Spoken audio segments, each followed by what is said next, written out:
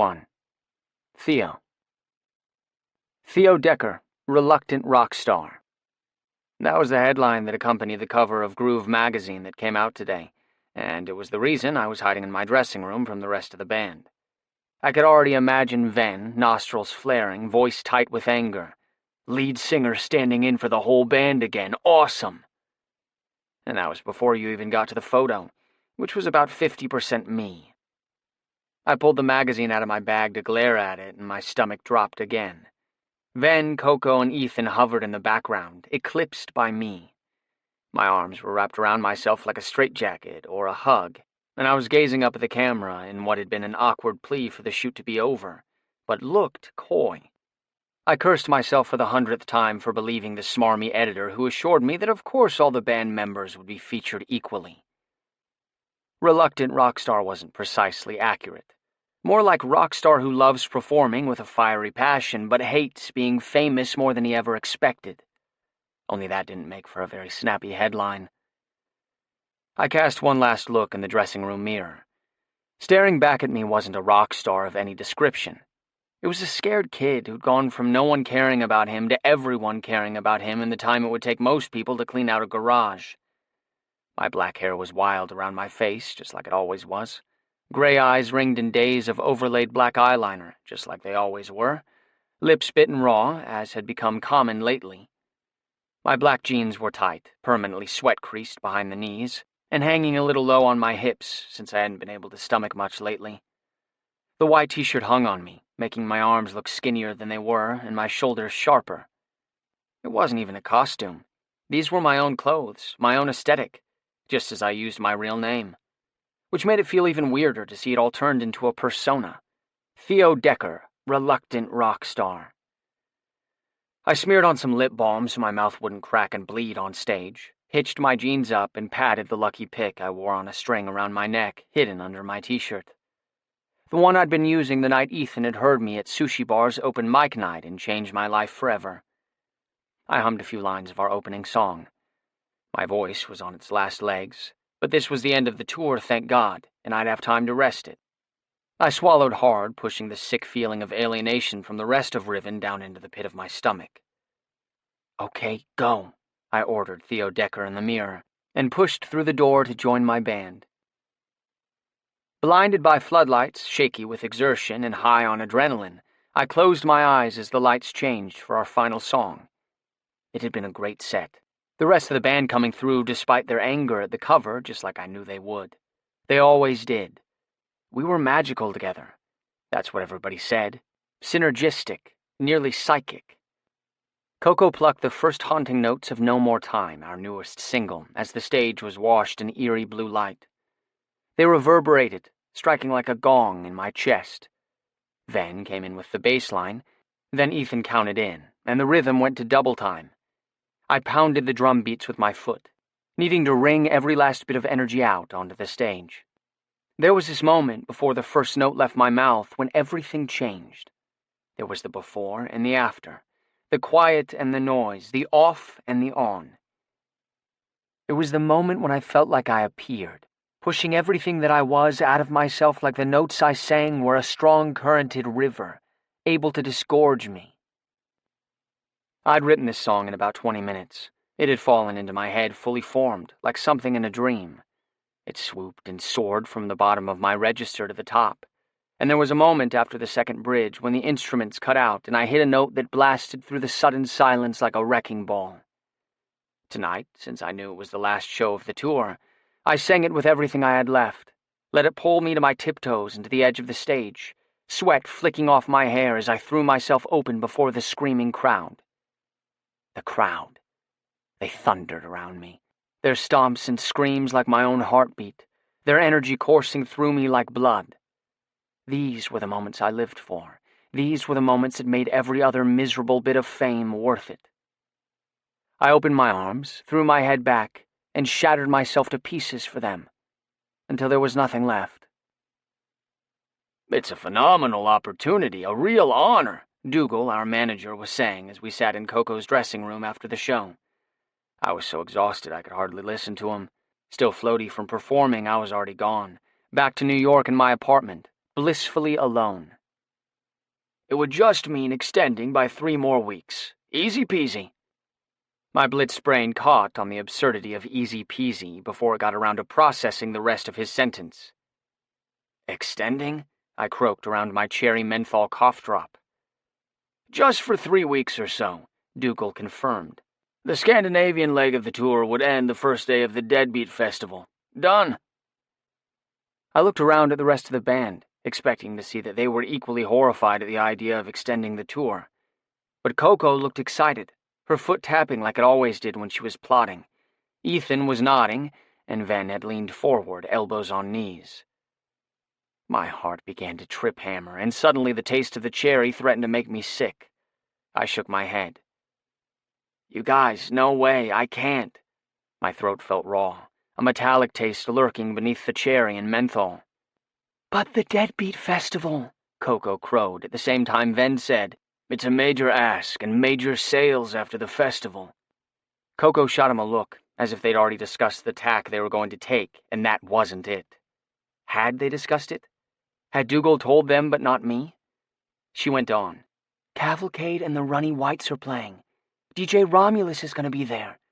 If it'd make people think of us as being in the same league as artists like them, how can we turn it down? Besides, it's only 3 more weeks. What's 3 weeks after 4 months? Then Ethan and Dougal nodded their agreement, and my heart sank. This date marked in my calendar had been the only thing getting me through the last month. The Boston show meant the end of the tour, the promise of home, of the familiar streets of my neighborhood, the warmth and solitude of my own bed, and the chance to just be, without being under constant scrutiny. I longed for it. But I couldn't say any of that to the band. They had been living for this tour. After all, it was what they'd always been working toward, long before they'd met me. I was opening my mouth to say I just didn't have another 3 weeks left in me, when Ven fixed me with a cool stare. Come on, bro. Everyone says you're the star. Well, stars have to pay their dues. And there it was. They were all looking at me. Coco's expression was pleading, Ethan's hopeful, Ven's a challenge, and Dougal's the studied neutrality of calculation. You all want to? I asked them, and was immediately met with a chorus of yeses. How could I let them down? We were a team. We were supposed to look out for one another. Usually we were friends, too. I needed to be on the same side as them, or being in Riven was beyond lonely. If I said no, I ruined it for all of them. Besides, Coco was right about what it meant for us to be asked to play the festival, to be asked to add dates to our tour. It meant we'd arrived. If only I wanted to be at the place where we'd arrived. Okay, I said, my voice a whisper. Sure, it's only 3 weeks. We had a day and a half back in New York to gather our stuff before flying to Europe. It was just enough time to be reminded of all the ways the tour wasn't real life, but not enough to actually feel rested before leaving again. The second the car dropped me at my apartment, I fell into bed, so relieved to know that no one would knock on my door or try to interrupt me that I slept for hours before waking, ravenous, around 10 p.m. I felt almost human again after a quick shower and a quick bowl of pho at the Vietnamese restaurant around the corner from my apartment, the one where I could sit at the counter with my back to the other diners and my hat pulled low so no one could recognize me. Since it was late, I decided it was safe to brave a walk after I ate. One of the worst things about being recognizable was that I practically had to run a recon mission just to know if it was safe to grab a damn slice of pizza. I couldn't pop out for a bite or go to a movie without risking being set upon by people snapping pictures or grabbing at me. I had to know the places where I could hide in plain sight, like the Vietnamese restaurant, or enter through an alleyway to avoid a crowd. More often than not, I didn't even bother, because getting caught in a flurry of photos and whispers left me frazzled, drained, and too anxious to want the pizza or the movie by the time the crowd had passed. But tonight, there was a gorgeous bloom of fresh spring air, and by the time I got back from the new leg of this tour, it would be summer, that edge of cool breeze rustling the leaves gone, replaced by the smell of garbage and too many bodies. So I walked. In the dark, with my hat shading my eyes and my jeans, chucks, and t-shirt, I looked like 100 other dudes. I walked aimlessly at first, relishing the simple pleasure of letting my mind wander after months of fretting over details, always with somewhere to be. But as anxious thoughts about the next few weeks intruded, I turned east and headed over the Brooklyn Bridge.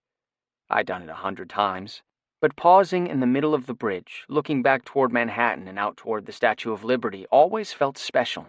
The wind from the water whipped my hair, and I stuffed my hat in my back pocket so it wouldn't get blown off, and pulled my jean jacket on. I was always cold these days, except when I was on stage.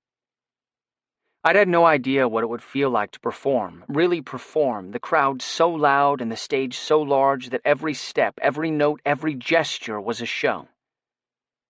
The first time I realized it, we were opening for Oops Icarus. It was our first tour, our first show. The rest of the band was nervous that people wouldn't know who we were, but I felt liberated by the relative anonymity. It was easier to believe this was just an experiment, and that if it failed, I wouldn't be that loser Theo who dropped out of college for a pipe dream like my parents said. When we ripped into our first song, I felt the prickle of all my senses coming alive. For once, I didn't feel like gawky Theo who cared too much about the music. I sang with everything I had, hair lashing my face, sweat trickling down my spine and gathering at the backs of my knees. When we ran off stage at the end of our set, Coco's eyes were wide, and Ven was looking at me with a grudging respect I'd never seen from him. Ethan clapped me on the back. That was when I knew they hadn't expected me to be that good, that they'd needed me for the songs I could provide, without thinking about what it would be like to have me around. It took the wind out of me, since they'd pursued me for the band single-mindedly.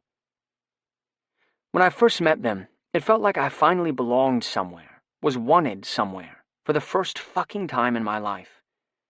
On stage that first time, under the hot lights and the ringing in my ears, with dust motes forming a constellation that connected me with the audience as if we could stay suspended in it forever, I felt it for the second time. I belonged on stage. I was wanted there, by the band, by the audience, and most surprisingly, by myself. I could lose myself in a way I'd never known, and by losing myself, I found pieces I could live with. And it's what I came back to every time I thought all the rest of it wasn't worth it. On stage, I felt invincible, but also so open. It was the impossibility of the combination that made it so potent. On stage, I was blown open, but held. Prospect Heights was turning into Crown Heights, and I was thinking of heading home, back to bed, when I heard something that stopped me dead on the sidewalk. The back door of a bar was flung open to the spring night, and inside, someone was playing a song that sent shivers all through me. It was mournful and angry and beautiful and raw, and the feelings of it roiled around in my chest until I was craning to hear more. I couldn't see who was playing, so I walked around to the front door expecting a crowd, but the place was nearly empty, just a couple of randoms scattered around the bar. And there he was. Back turned to the room, a man played guitar and sang under his breath, voice whiskey low and honey sweet. No crowd, no audience. He was playing for himself, one foot resting on the rung of a beat-up chair, tattooed fingers cradling his guitar like a precious thing. The notes he tore from that guitar twisted me up and set me buzzing with energy, like they were seeping into my skin. Before I was even aware I'd moved, I found myself beside him. "Sorry," I said when he stiffened and turned, sensing he was no longer alone. When he faced me, I swallowed hard. He looked like I'd pulled him back from someplace far away. But goddamn, was he gorgeous. He was taller than me, broad and thick with muscle, but his fingers on the guitar were poetry. Intense dark eyes, brown, or maybe a dark green, beneath expressive eyebrows, brown hair combed back, full mouth surrounded by a groomed beard. He looked like some half-mad sea captain who'd wandered ashore. "Help you, bro?" he drawled. I couldn't remember the last time I'd approached a stranger. Nowadays, people usually approached me, and I tried to avoid them. And before, it wasn't that I was shy exactly, I just never assumed people would welcome my approach. "Is that yours? The song?" He nodded. "I'm obsessed with it." The expression dropped into my head. What I used to say about songs, books, movies, I felt a kind of connection with that I couldn't quite explain, because it seemed in excess of the thing itself. "I love it," I said. I sounded trite and generic, but I couldn't have meant it more. The guy raised an eyebrow. Not unkind, just not very enthusiastic. "Thanks, man." Then he started to turn away, and I felt a dire need to prevent it. Because after months on tour, with music feeling oppressive, the joy that song called forth in me was such a welcome relief, such a gift, I couldn't let it go. And if he turned away, the tendril connecting me to this moment would snap, and I'd careen off into space, back out into the dark night, back to my empty apartment, back on tour to day after day of nameless, interchangeable cities, and night after night of nameless, interchangeable men. I put a hand out, plucked at his sleeve. It was a red waffle-knit Henley that fit him close to the skin, so what I'd intended as an impersonal touch instead let me feel the warmth of his body, the strength of his muscles, sinewy beneath the worn fabric. His nostrils flared and his eyes narrowed slightly.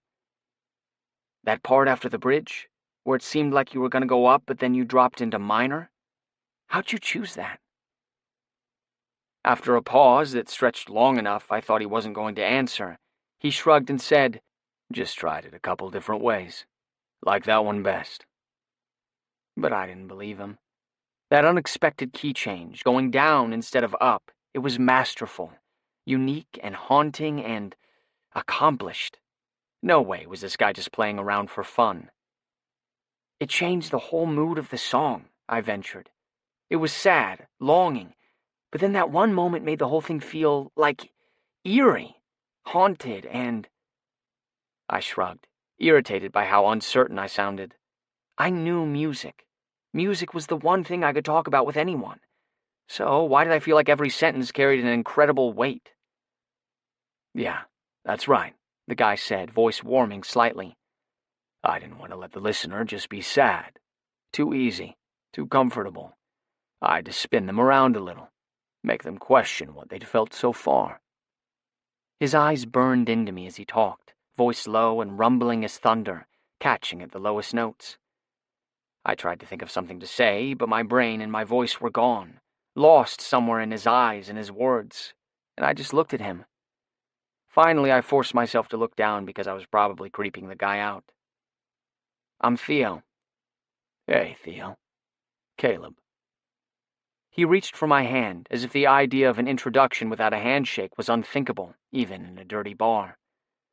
I could feel the calluses on the tips of his fingers, and his hand was rough and dry. He wore a ring on his middle finger, a thick, smooth band of metal that looked like the kind of thing you'd never take off. The hand I was holding had strummed that beautiful song out of his guitar, and I wanted to squeeze it so tight that some of that magic leached into me. I wanted to pull its beauty inside me. Chapter 2. Caleb. It was Theo fucking Decker, lead singer of Riven, in Huey's dingy bar, and he'd just heard me play, something I only let myself do in Huey's presence these days, casually and alone, no one listening who cared, no one around who remembered me, or who I used to be anyway. I had no idea how long Riven had been on the scene. I'd been out of it long enough that I no longer knew the lay of the land. Rehab and a complete tactical withdrawal from everything that reminded me of being a touring musician would do that. It had seemed like the band came out of nowhere, somewhere between my third stint in rehab and the most recent one, which ended a year ago, gaining the kind of popularity that was instantly divisive. Were they complex or overcomplicated? Great performers or too showy? Were they an organic band, or had they been engineered by the label because they were all young and attractive? Attractive? No. The man standing in front of me was beautiful. He had one of those faces that was put together flawlessly, and instead of appearing simple or fake, he was a different kind of gorgeous from every angle. He wasn't wearing the black eyeliner he was often pictured in, but his thick black lashes framed some of the most beautiful eyes I'd ever seen. They were caught between blue and gray, like frost over water, a startling silver color that looked striking against his dark brows and shoulder-length fall of black hair. High cheekbones, hollow cheeks, and a sharp nose, too perfectly formed for his messy look, like diamonds strewn in dirt. And his mouth was sinful, lush and expressive, and currently curving in a shy smile that was, shit, really doing it for me. He was a lanky fucker, the jut of shoulders, elbows, knees, almost aggressive. No clue what the hell he was doing in Huey's run-down bar at almost 1 in the morning, but something about what he'd said about my song had really gotten to me. He'd zeroed in on the exact moment that I thought made the song, and it was something I'd only figured out this week, after months of tinkering with the melody, without admitting to myself that I was writing it all. Theo had started talking again as I took my time admiring him. It had started as a compliment about my song, and turned into him describing some brilliant transition in a song he'd heard that haunted him. As he spoke, I remembered how dangerous it was to get involved with singers, because, in their mouths, everything sounded like music. His voice was pitched low, but it had a velvet texture to it that made me lean in closer to him, that made me want to take his mouth in a bruising kiss, and touch him in ways that would let me know if he still sounded like velvet when he screamed. "Listen, gents," Huey said, coming out from behind the bar. "I'm closing up early, so you gotta go." He was holding his phone. "Everything okay?" I asked. He gave me the look, and I knew what kind of call he'd just received. "It will be," he said, "or it won't be." "You crashing on the couch tonight?" "Just hit the lock when you come up." I nestled my guitar in its case, grabbed my small duffel from the floor, and gestured Theo in front of me so I could watch him walk out the door. He was slinky-hipped and graceful, his black jeans clinging behind his knees and at his clutchable little ass. He had a broken-brimmed black cap stuffed in his back pocket, and as we got outside he shoved it on, pulling it so low the brim hid his eyes. He shifted his weight from foot to foot, scuffing the worn toes of black Chuck Taylors against the pavement, and pulling his jean jacket around his thin frame like he was chilled. I only have tonight in the city before I have to take off for a little while." Theo was looking dreamily up at the sky, as if the pollution might part and show him the stars. "Any chance you want to take a long walk with me back to my apartment?" He bit his lip and frowned, his nose wrinkling a little bit. It wasn't explicitly a come-on, but I was pretty sure that's how this would end. He was ridiculously fuckable, and I wanted to watch him writhe while I touched him, hear him moan into my mouth. I wanted to see his careless hair tangled from being fucked into the bed. The fact that he wanted to talk about music had kind of sneak-attacked me. After all, I'd been telling myself for the last 15 months or so that I could live without it, that I could cobble together an existence from the scraps I had left. Make an actual life? I hadn't even gotten far enough to imagine what that might look like yet. But here, all of a sudden, was a siren, tempting me with just that, and I'd never been very good at resisting temptation. "Yeah, I could do that," I said. We walked in silence for a few blocks. The wind had picked up a bit, and Theo kept grabbing at his hat to keep it from blowing off. "That's so people don't recognize you?" I asked. His head whipped toward me. "I recognized you," I said, shrugging. "It just makes things easier," he mumbled, and something in his voice sounded hopeless. "Yeah, I get it, but I think you're probably safe at this time of night." "Well," I amended, "safe from being recognized. I hope you're not counting on my ass to save us if we get jumped, though. I'm too old for that shit." He snorted. "Never fear, I'll protect you," he said in a cartoon superhero voice, and I laughed. A few blocks later, he said, "So, you recognize me?"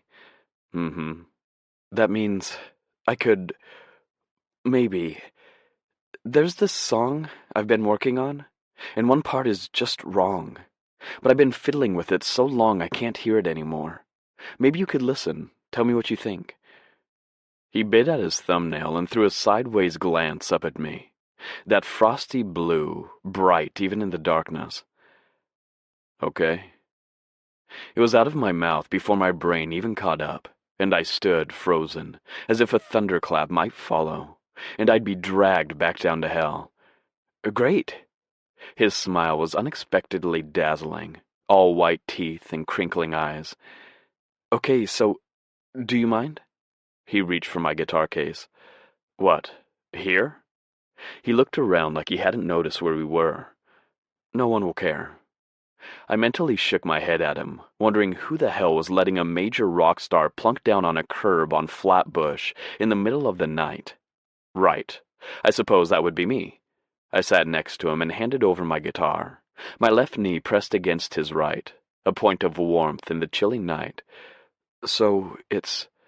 He started to play, singing wordlessly, his right foot tapping out the percussion part he must have heard in his head. He hummed what was clearly the chorus. Then, here I have it go back to...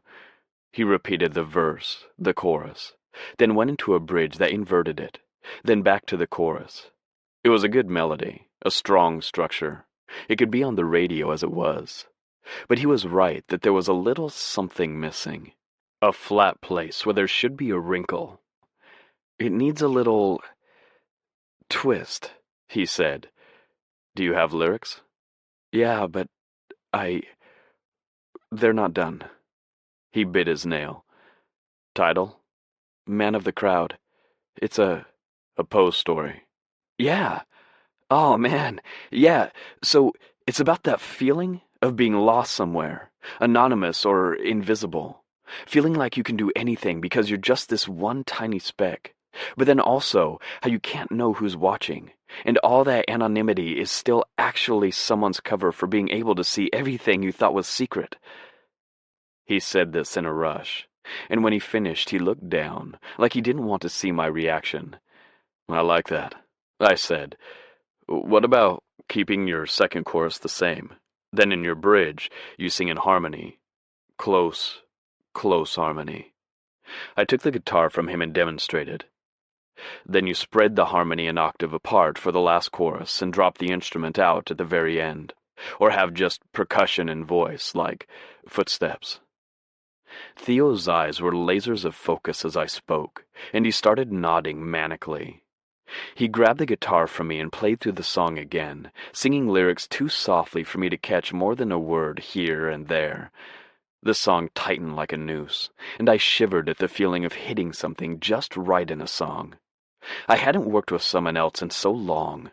It felt like a phantom limb, familiar, but so very far away. Fuck, Theo muttered. That's perfect. It was. It was absolutely perfect. He turned to me, eyes dreamy and satisfied. Thank you. His gaze darted down to my mouth before he met my eyes again, and I knew. Oh, yeah. I would have that mouth tonight.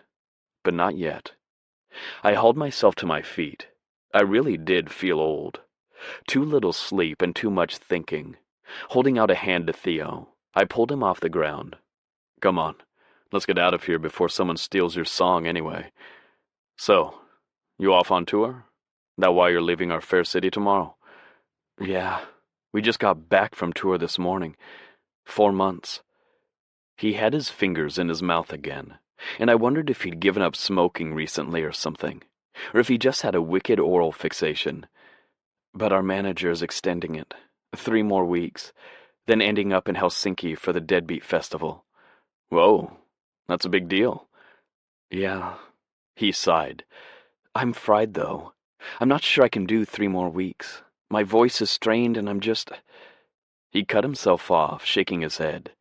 Jesus, I sound like a real asshole, complaining about getting paid to play music. Don't listen to me. He looked so forlorn, hugging his arms around himself and chewing on his lip. Nah, I know what you mean.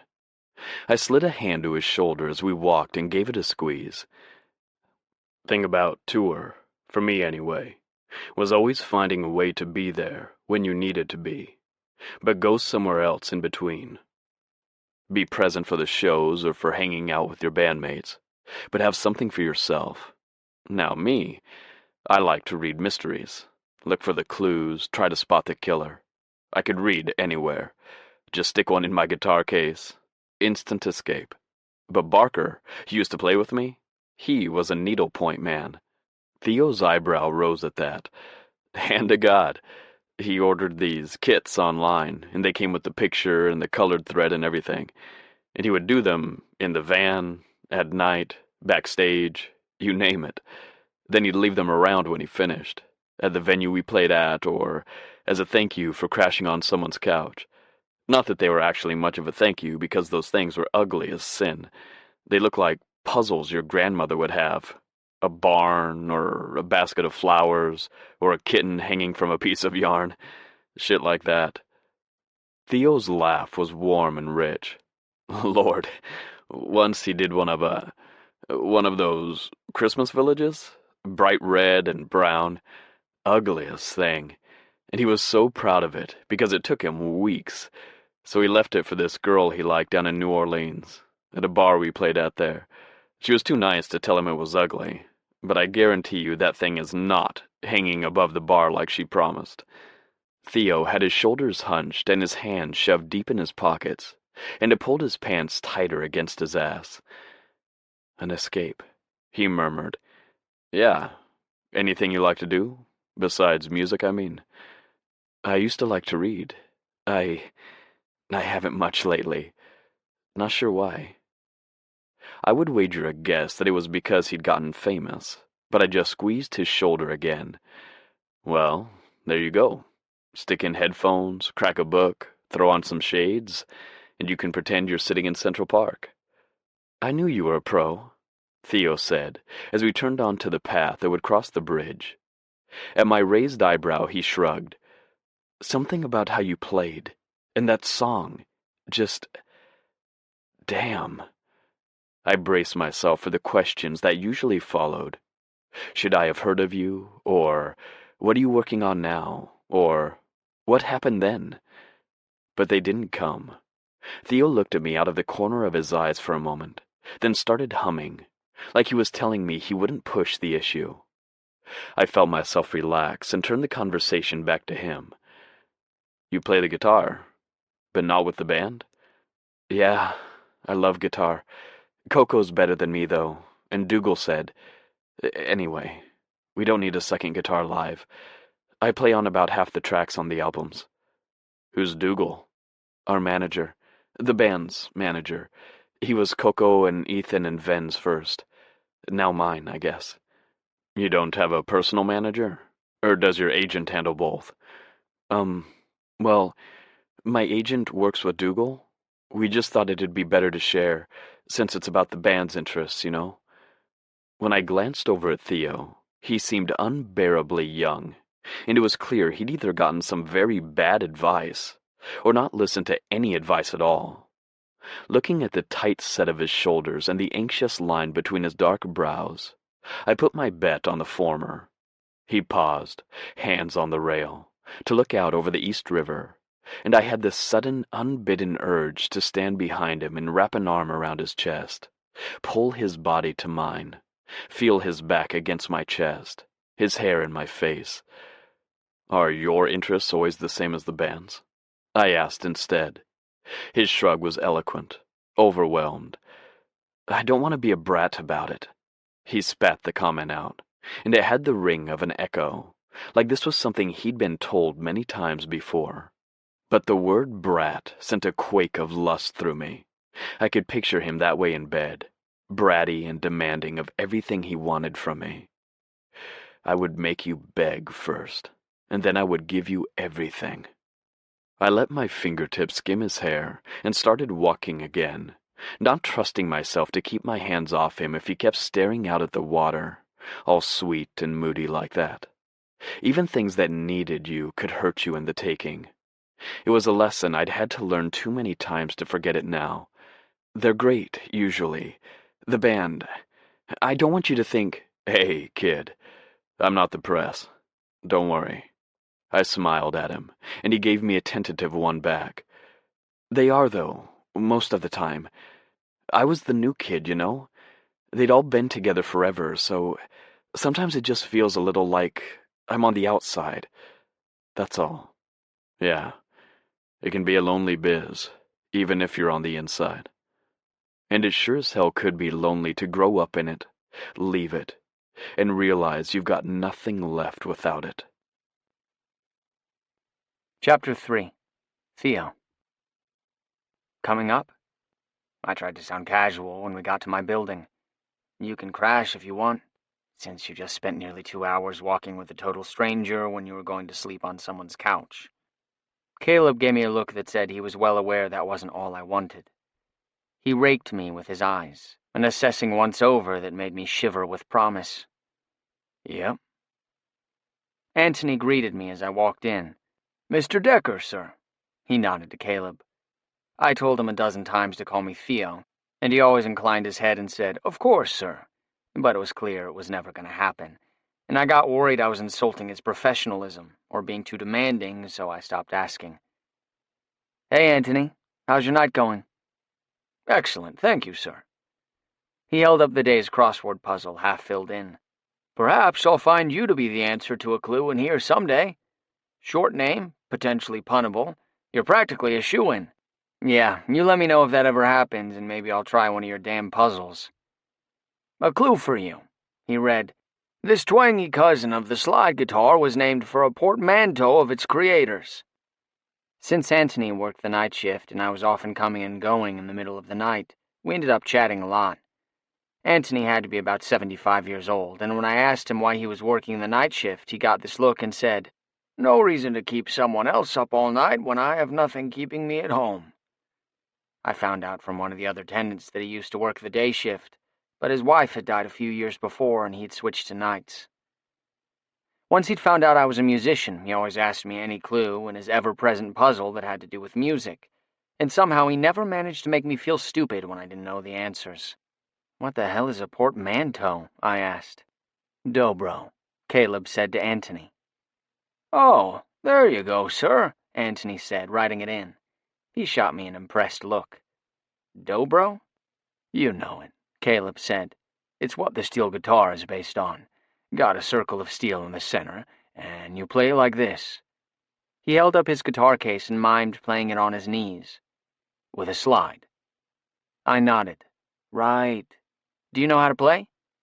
Nah, but a friend of mine does. After a beat of silence, Anthony said smoothly, Here's the elevator, sirs. Have a good night. I thanked him, and Caleb echoed, Thanks, man. In the elevator, I could feel Caleb's eyes on me, and the air was thick with tension. I glanced up at him and couldn't look away. The sound of my breathing amplified in the small space. The ding of the elevator shockingly loud.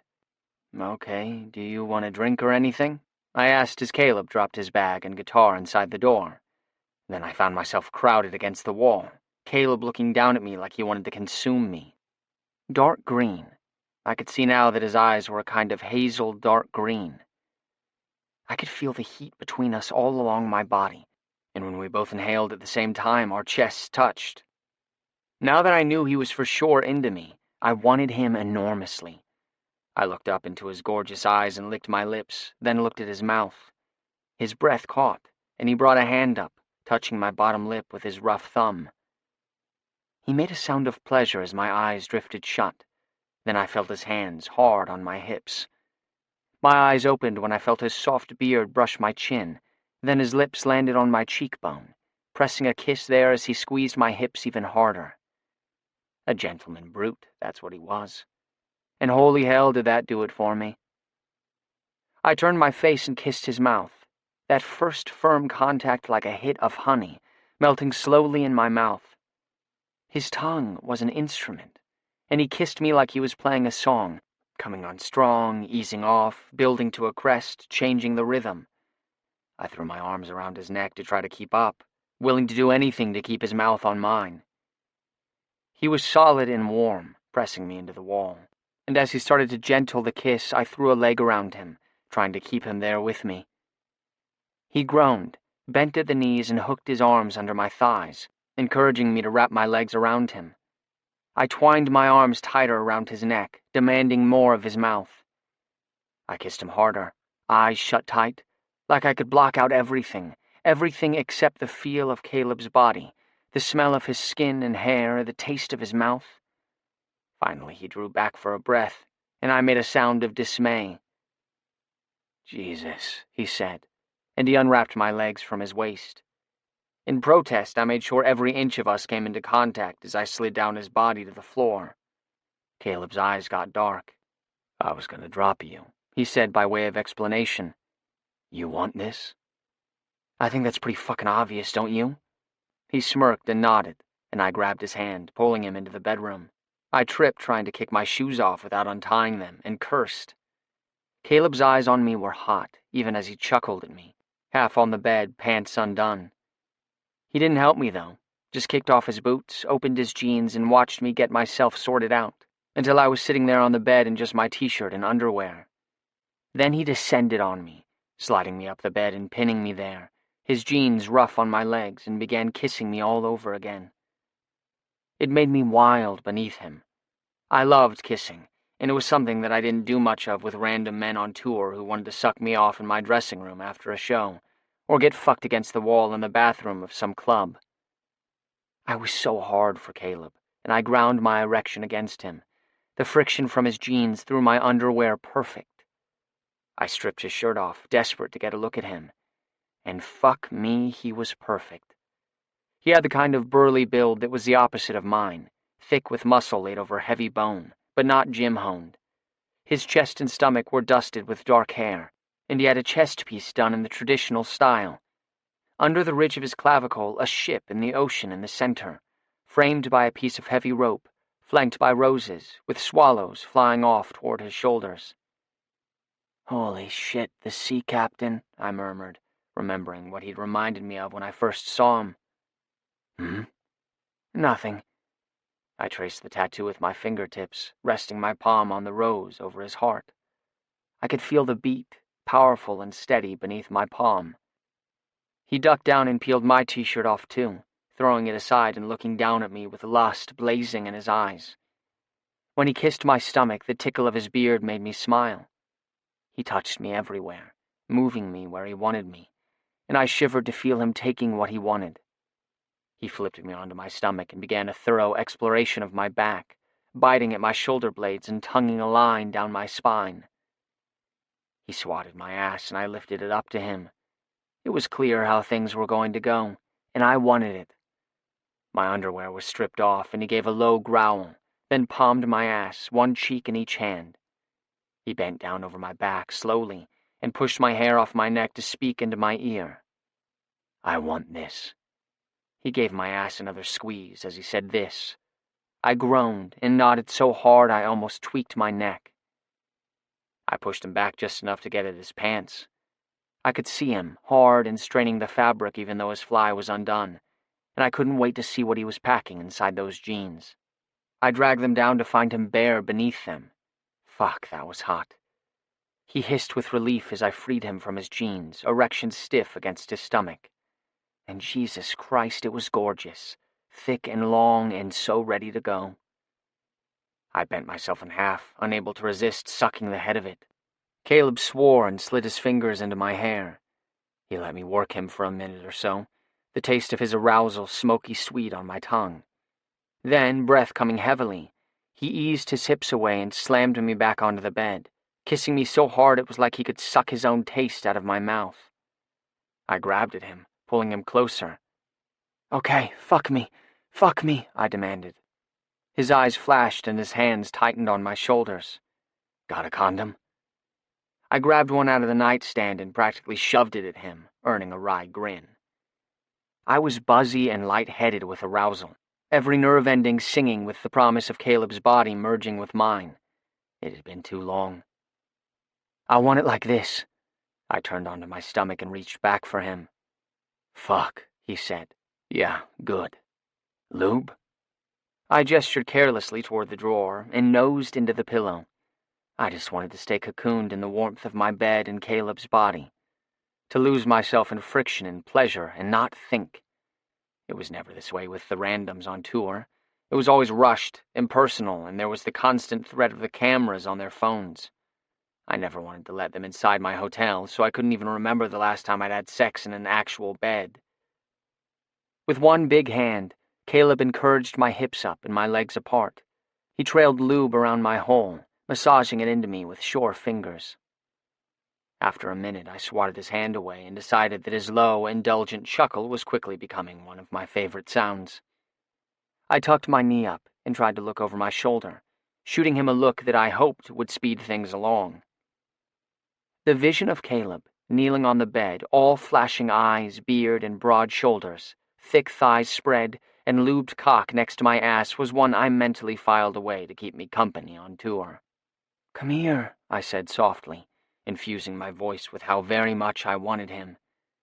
His eyes closed for a breath, and he slid a hand around my hip and pushed my legs open wider, which nearly had me moaning for him.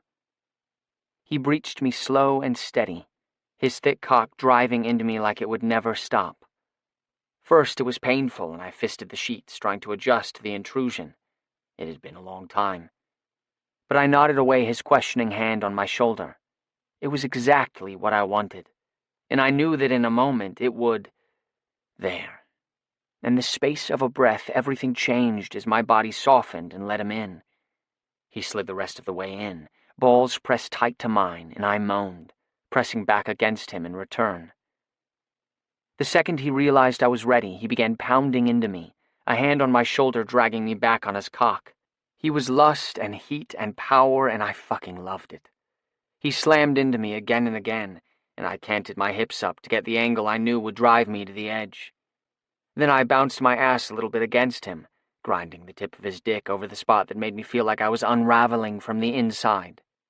Caleb made a sound that was half groan and half growl, and held my hips so he could maintain the angle and still pound into me.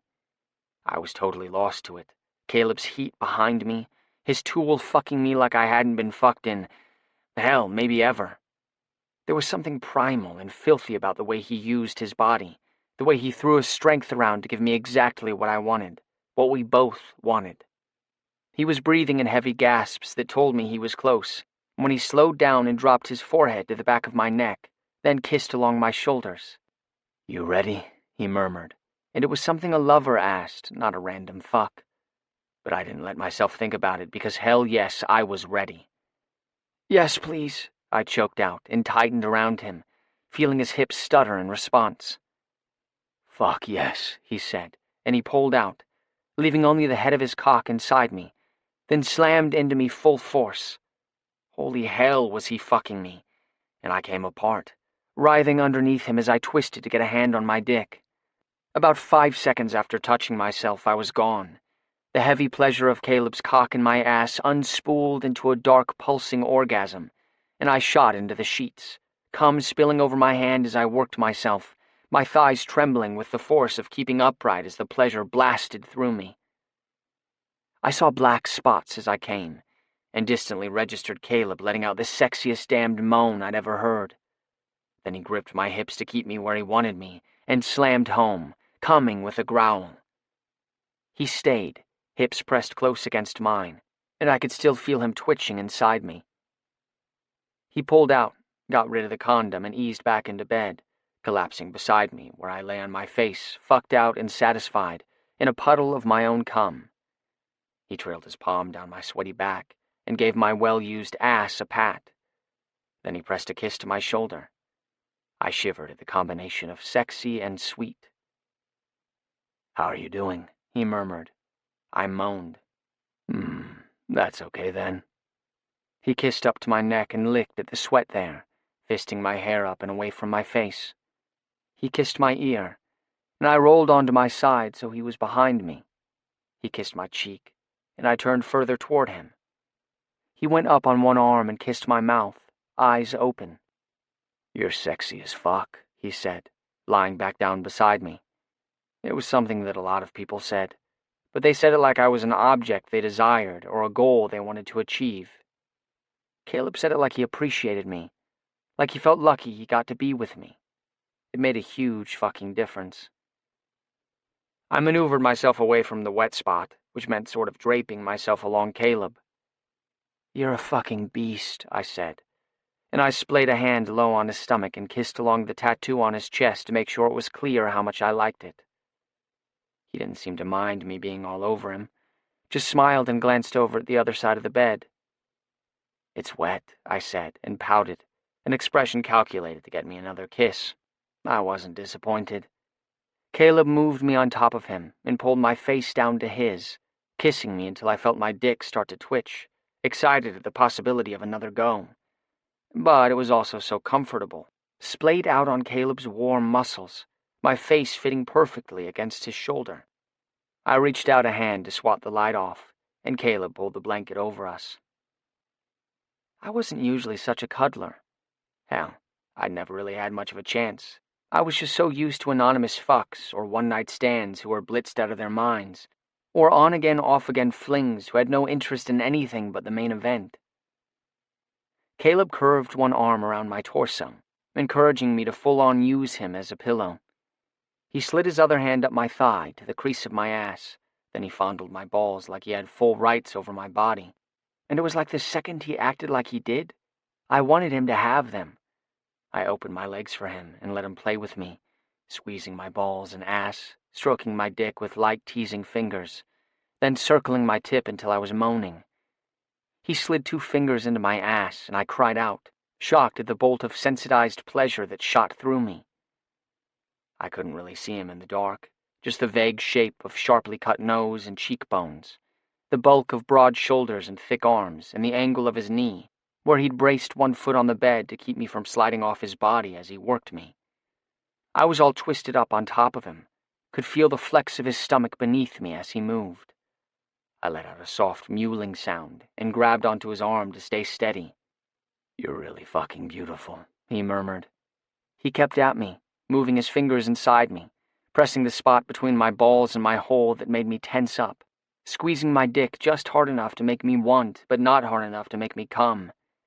And I just lay there, racked with pleasure, letting him do what he wanted with me, play with me as he pleased.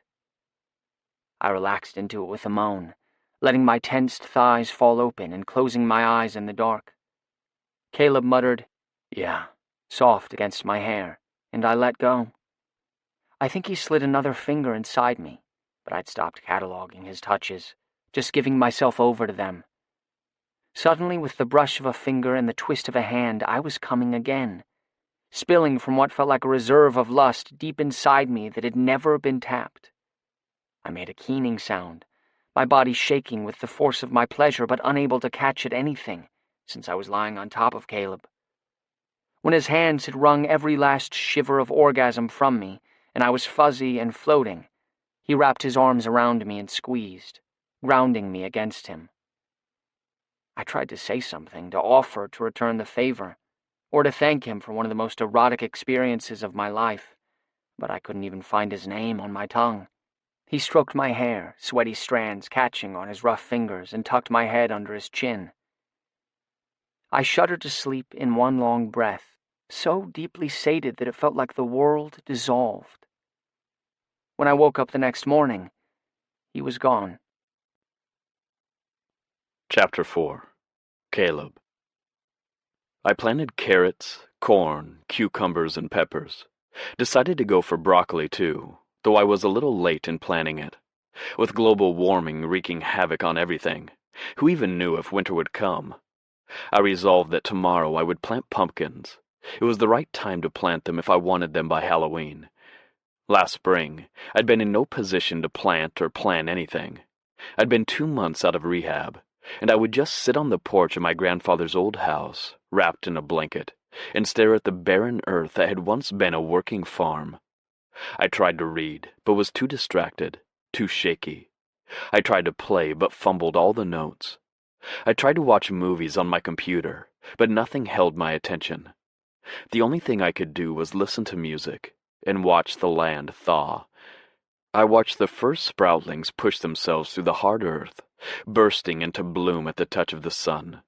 I watched the leaves unfurl, each morning lusher and fuller than the last. I watched the grass shade from brown to yellow to a taunting absinthe green, as the snow melted and the rotting leaves sank into the soil.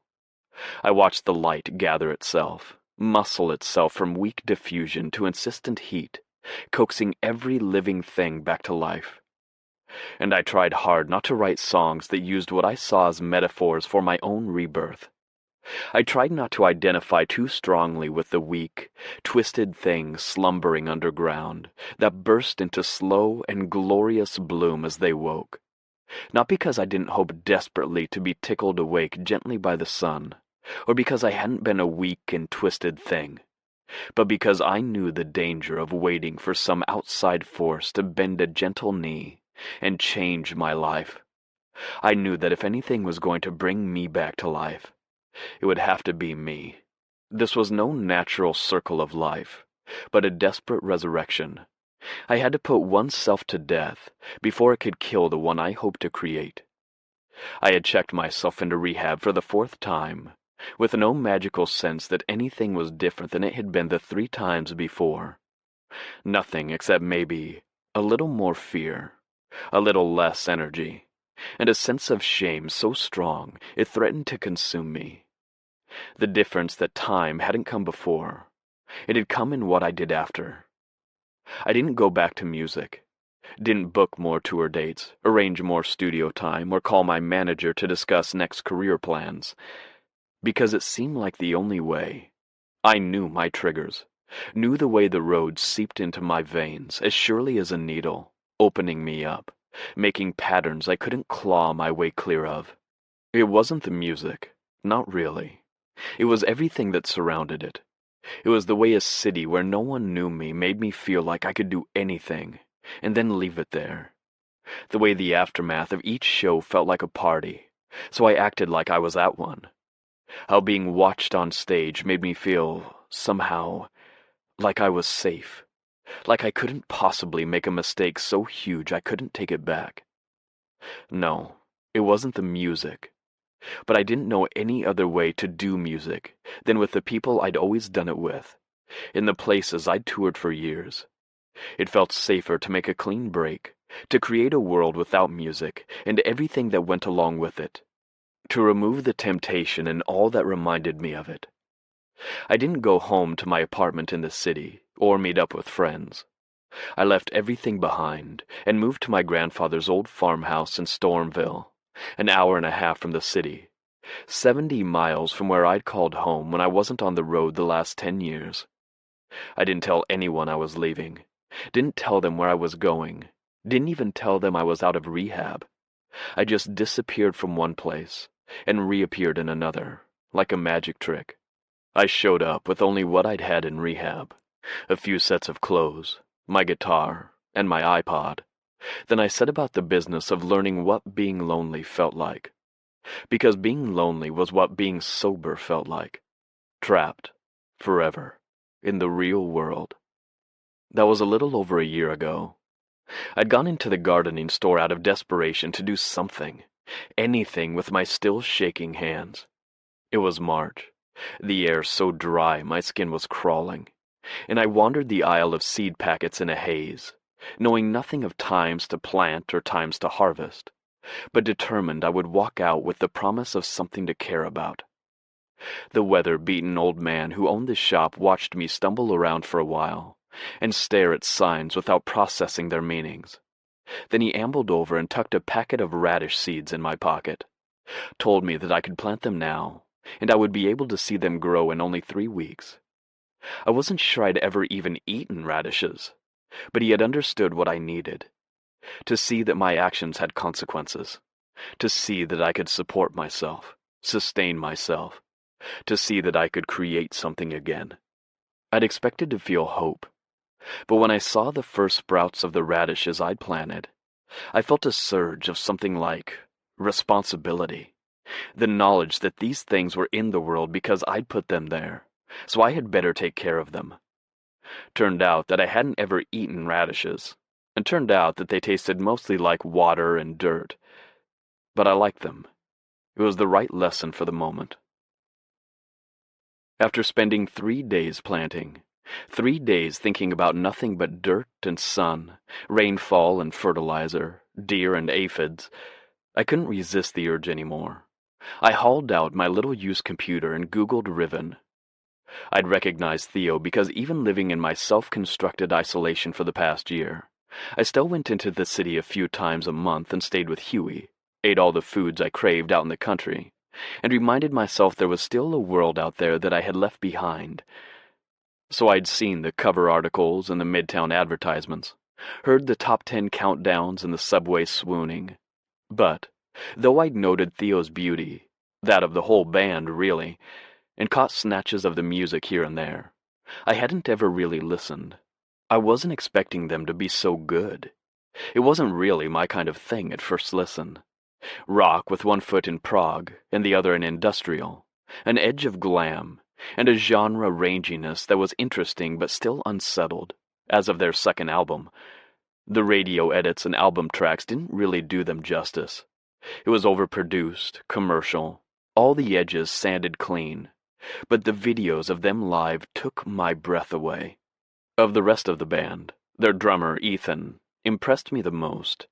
He seamlessly integrated beats from country, blues, jazz, even big band music into his repertoire, intricate rhythms snaking around each other.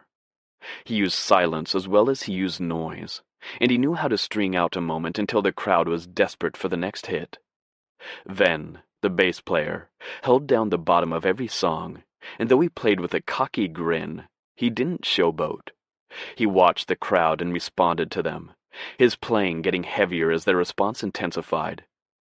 Coco ran and jumped and headbanged with passion through every song because she played effortlessly.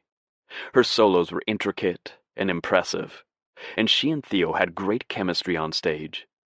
Theo. His voice had a virtuosic resonance that let his sustained notes rip through the loudest instrumentation, but it was complex.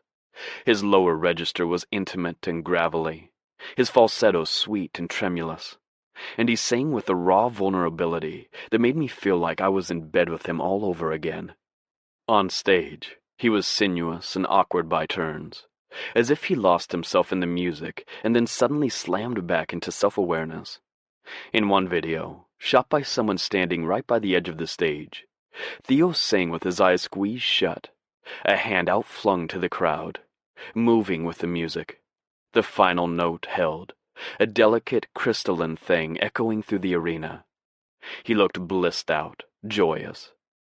Then the roar of the crowd began, and I could see, even in shaky video, the moment when he opened black-lined eyes, came back from wherever he went when he was singing, and became another person.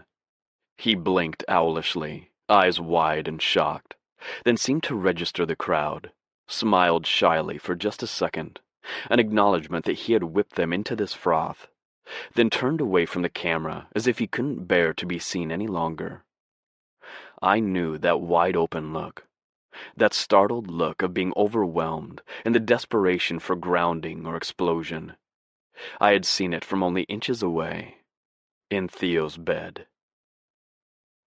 Reese arrived around dinner time, which wasn't a coincidence. Reese was always hungry. He showed up twice a month or so. Each time was something he needed to discuss or needed my help with, or the claim that he was in the mood for a drive. "Been planting, huh?" he rumbled, jumping down from his battered blue Ford F-150, and gestured to the freshly turned earth. He caught me up in the kind of hug that could crack a rib. Reese was a Viking of a man, even taller than me, with a kind of breadth that had him constantly pulling in his shoulders, to avoid banging into things. His dark blonde hair was raked away from his face carelessly, and his eyes were the clear ice blue of mountain glaciers. He wasn't exactly handsome, but he had a confidence that was more galvanizing than beauty. He followed me inside and hoisted himself up to sit on the counter as I cooked. It groaned beneath his weight, but he seemed unconcerned. "Enough for two?" he asked, winking at me. "Why don't you get your husband to cook for you?" I muttered. "Aw, come on now, don't be like that. You know I love you both." He tried to wrap his legs around me as I reached past him for a wooden spoon. Yeah. So what is it this time? Got an email you need help composing? A story you want to tell me that wouldn't be the same over the phone?" My voice sounded sour even to me, and I dropped my chin, hands on my thighs. Reese was my oldest friend. We'd played music together since we were 20 years old, and he knew me better than almost anyone. He was quick to anger, quick to forgive, and loyal to a fault. He'd stayed my friend even when I was a fucked up mess, and he'd forced his way back into my life after, when I'd isolated myself from everyone, pushing firmly and steadily, like a knee between the thighs, until I let him settle there. "Hey now." He set a heavy hand on each of my shoulders and tugged me around to look at him. "What's got you all messed?" The wariness in his eyes killed me. It was a wariness I was familiar with. Of course it was. You couldn't disappoint people over and over again without being very fucking familiar with that expression. I patted his hand and tried to smile. "Sorry, bro," I said. "Just in a mood. I'm glad to see you." Reese's grin was bright and immediate. "Great, 'cause I need your help. Not," he cut me off, "with an email, no. With a song. Well, a couple songs." He fumbled with his phone as I dumped the food onto 2 plates and herded him into the kitchen table. "What is this exactly?" he asked, poking at the food with a thick finger. "Eggs?" He raised an eyebrow. "With stuff in them." It wasn't as if Reese wasn't fully aware that I was a shit cook. He squinted at his plate for a minute, then shrugged, doused it with hot sauce, and started shoveling in the food with one hand, while pawing at his phone with the other. He finished eating in the time it took me to take about 5 bites, so I let him explain as I ate. He was working on a new album, his first solo album, and he wanted me to co-write and record 4 of the songs with him. No, was my first thought. A strident, uncompromising no that left no room for error or regret. My addiction was a slippery slope, and music had always been inextricable from the initial nudge that sent me careening down it. But I'd helped Theo with his song the other night, and all I'd felt was a kind of tickle in the places where the music had always lived, like the first tingle of waking up. Besides, this was Reese. Chances were he was more likely to mother hen me to death than expose me to anything that wasn't squeaky clean. I stayed silent long enough without dismissing his request that Reese saw his opening. "You'll be perfect, man. I want to play you some of the stuff I've got so far, okay? But this stupid thing..." He banged his iPhone on the table. "Shit doesn't work." I grabbed the phone from him before he broke it. Reese's electronics, well, most of his possessions, actually, were forever falling victim to his accidental brutalities. "It's not your phone. It's that we're in the middle of farm country, and there's not a good cell signal out here. Use my computer." "Oh, right." He woke the computer up, and I cleared the dishes while he found whatever he was going to play me. You know I don't like to judge, bro, but your newest obsession is a little... different?" "My what now?" He tilted the computer to show me the embarrassing number of tabs open to Riven videos and articles. That's not... I don't have obsessions."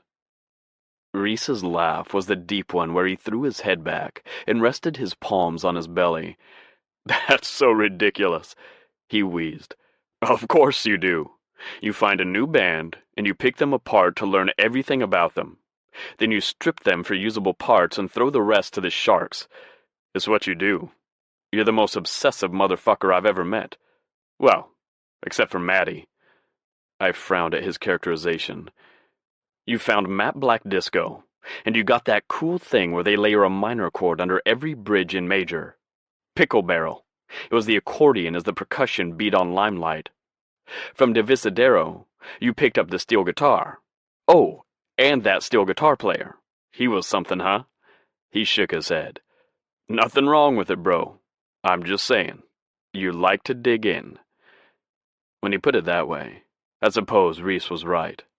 Matte Black Disco had opened for me when I toured behind my 3rd album, and had found myself tweaking my songs at the bridge because the combination of chords just lit up my ear. It was one of the reasons I'd loved touring so much. keeping the songs living, shifting things. Yes, there was the version of them that was on the album, but that was just the way I'd laid it down that day. On stage, on tour, in different cities, the songs came alive. It was a dance, a call and response, an ongoing conversation, and every song, every band, every sound I encountered had the potential to transform a song, give it another version of itself.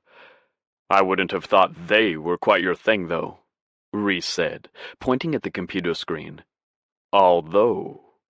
He leaned closer, and I felt the irritation creep under my skin. Oh, I get it. Okay, I see. Sorry, never mind. Wow, he is beautiful. Damn. And totally your type. Okay. I grabbed the laptop out of Reese's hands and closed all the tabs. Show me what you're gonna show me. And I don't have a type, I grumbled. He held up his palms in a peacemaking gesture and clicked over to his email to play me the MP3s. They were good, just like everything of Reese's. He'd spent most of his time playing with other bands or writing songs for others, but it seemed like it was time for his own album. He was more settled since he'd married Matt, and his songwriting had matured. I could imagine this album just from the 3 songs he played me. 1/3 smoky and wistful, 1/3 playful and teasing, and 1/3 classic and gritty. It would work. It would definitely work. He could see in my face that I wanted to do it, and he leaned close, a brother in arms. I don't want you to do this if it feels risky to you. I want you with me on this, of course. But it's not worth it if...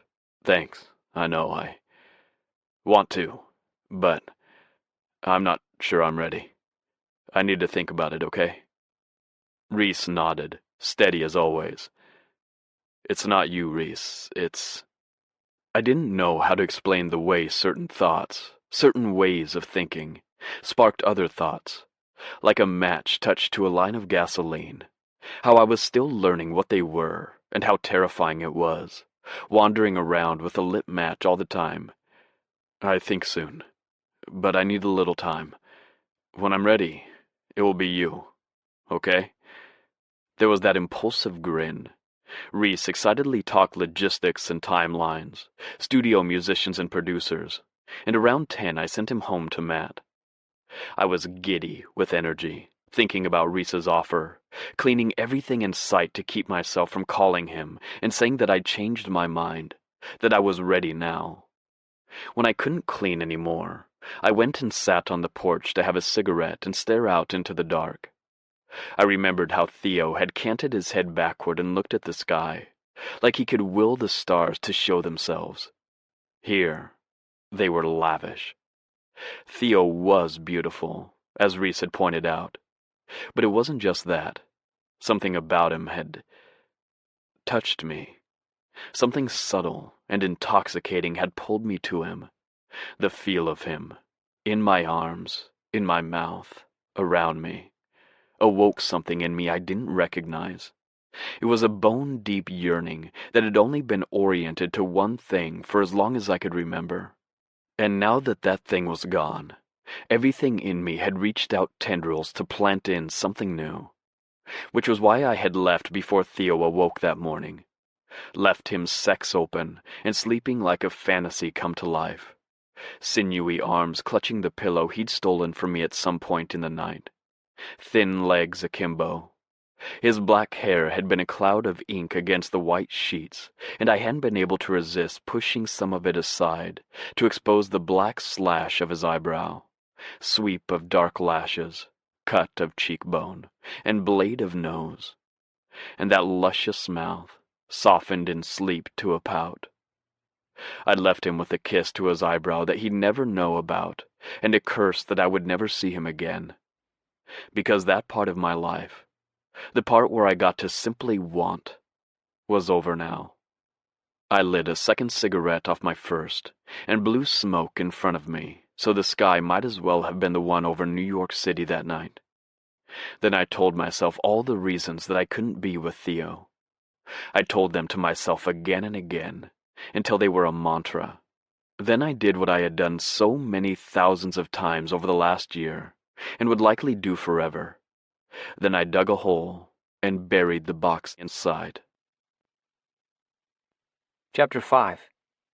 Theo. I crept along the winding country road, my ears still buzzing from the tour, watching the blue dot on my phone move closer to the destination marker, and for the 100th time in an hour, considering turning around. Caleb had fucked off while I was asleep the morning before I left for the tour. Chances were great that he had no interest in seeing me again. Chances were also great that he was going to think I was a creepy stalker if I knocked on his door. When I'd woken that morning, it had taken me a moment to realize anything was strange.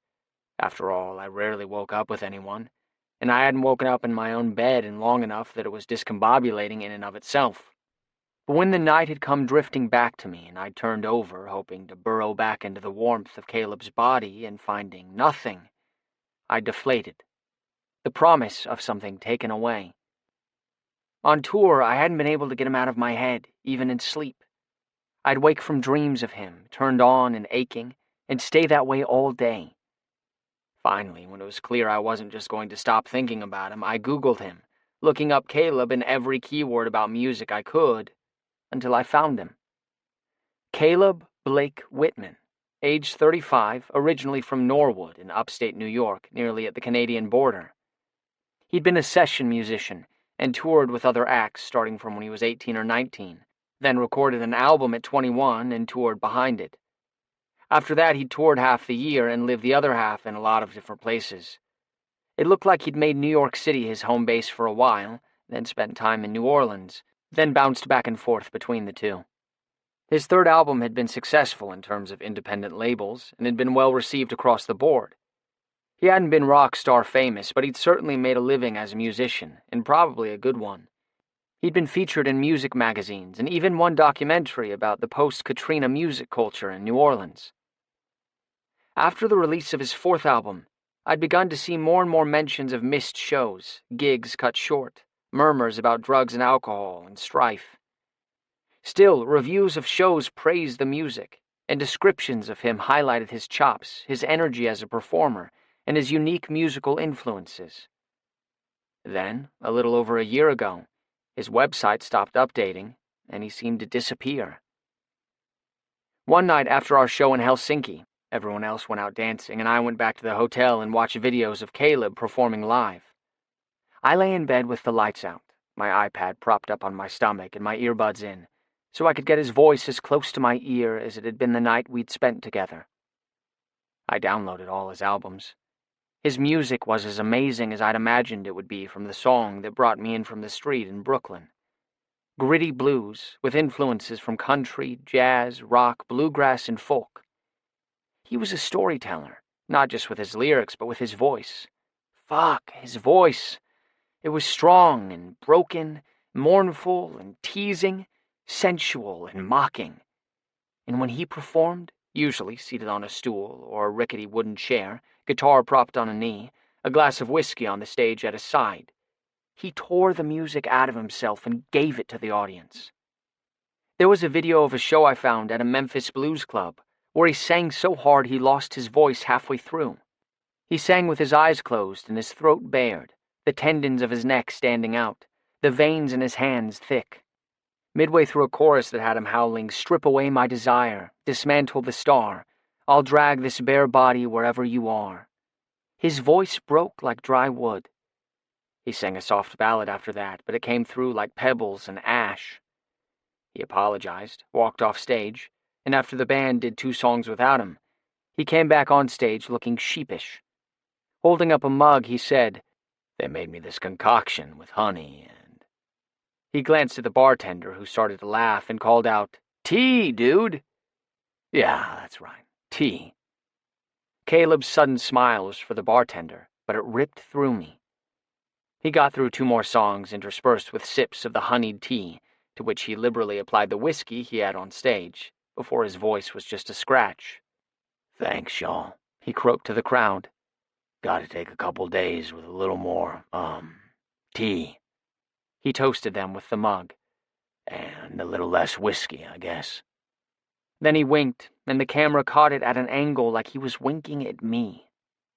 It was outrageous how much I wanted him. The thing was, I was pretty sure he'd wanted me too. I might not have been great at small talk or pleasantries, but I'd always been good at sensing a vibe, and every signal Caleb had sent me felt like he did. With that in mind, one night when I'd stumbled off stage shaky and dripping sweat, but high from the crowd, I grabbed my phone and tapped off a quick email to my agent Lewis before we rushed back out for the encore. An email that I forgot about until I was in the lobby of the Stockholm airport 2 nights later, spacing out at the wall of fluorescent light pulsing in 3/4 time, and got a response from Lewis with a note and an address. I had to scroll down to the sent email beneath it to see that I had asked him if he could find me an address or phone number for Caleb Blake Whitman, formerly of Neutral Ground Records. My vision swam and my heart pounded with a mixture that was 75% embarrassment and 25% possibility. But I didn't delete the email.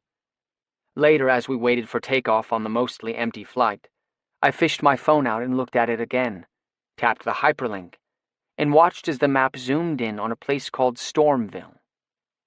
Stormville.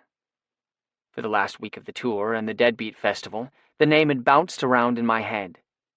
It sounded like the place a supervillain would live, or the terse detective in one of the Swedish mystery shows that had played on a 24-hour loop in our hotel rooms on tour.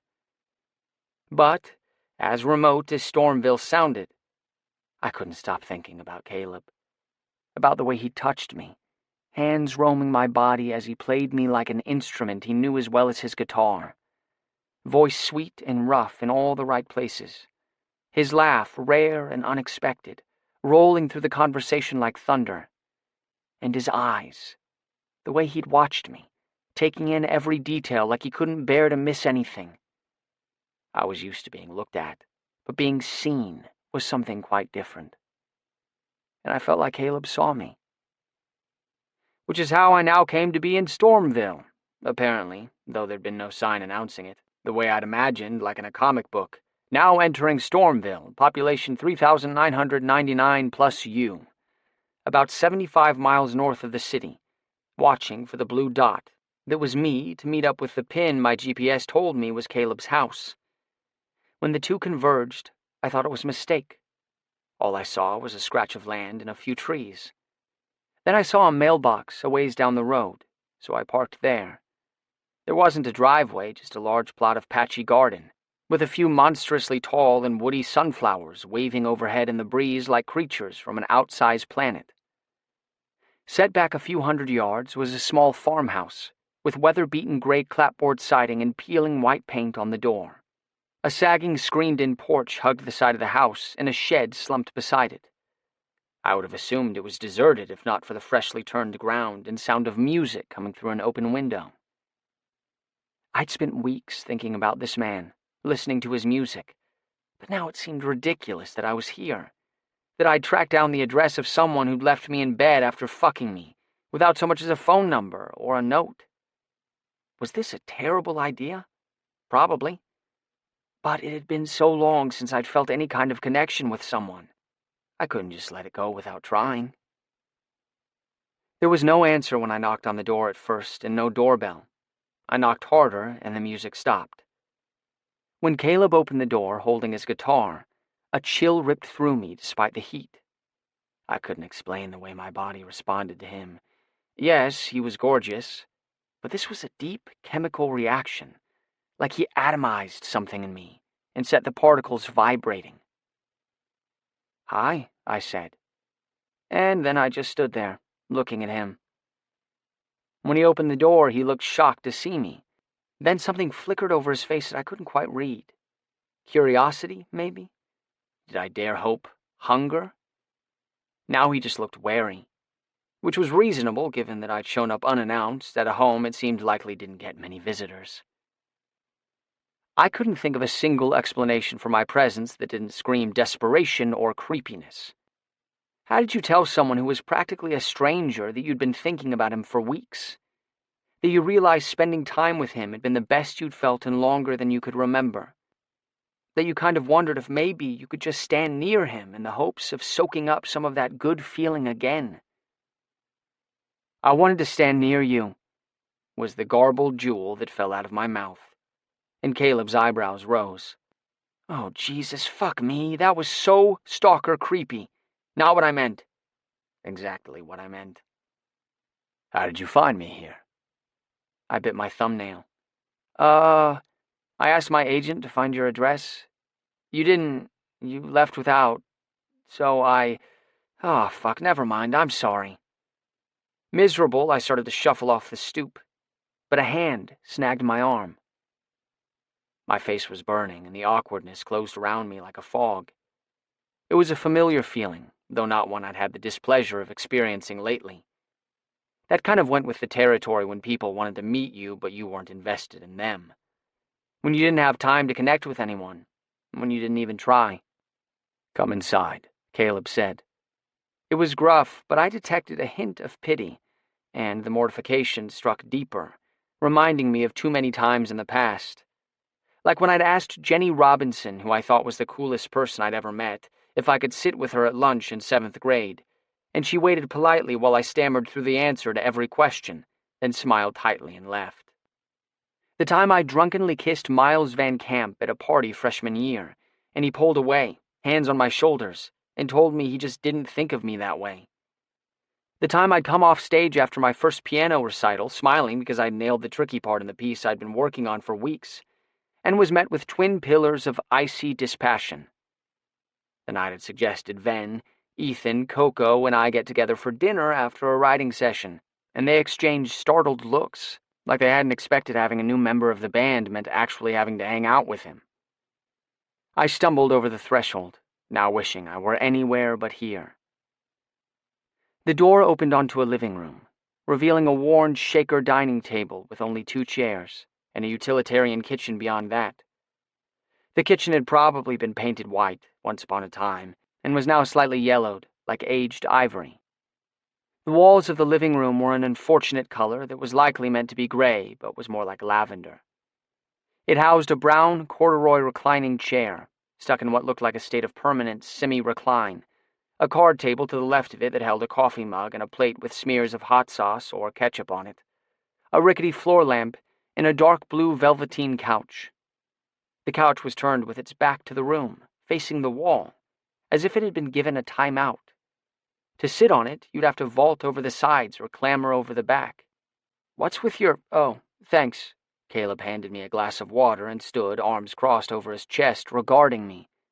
Your couch, I finished weakly. Caleb pulled it out from the wall and spun it around, powerful arms and shoulders flexing beneath his worn white t-shirt, tattoo peeking out from the neck. At his gesture, I sat down next to him. He was looking at me warily, like he couldn't quite believe I was here, and fair point to him, since I'd shown up out of the blue. There was something else there besides suspicion, though.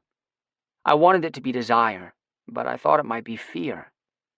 Theo. My name tore through me, a tender invasion. Talk. The water glass was the kind of old-fashioned, beaded yellow glass they'd used at my friend Eric's house when I was a kid. The color made the water look brackish, medieval. Eric had been one of the only real friends I'd had who actually liked doing the things I liked doing, who I could talk to in more than insults and jokes. He'd moved away when I was 14, and I'd never seen him again. The cup disappeared and Caleb slid a hand into mine to replace it, squeezing for just a moment before letting go. Talk, he said again, but everything was swimmy, and it all sounded ridiculous. You know that thing, I said, voice scratchy and tight with nerves, where there's a melody and you know you can construct a harmony because, duh, you always can? So you try a bunch of different things, and some bits are right and others suck, and some of it is better with no harmony, and you work at it a lot before maybe you get something okay? I was talking to my knees, but when I glanced up at Caleb, he nodded.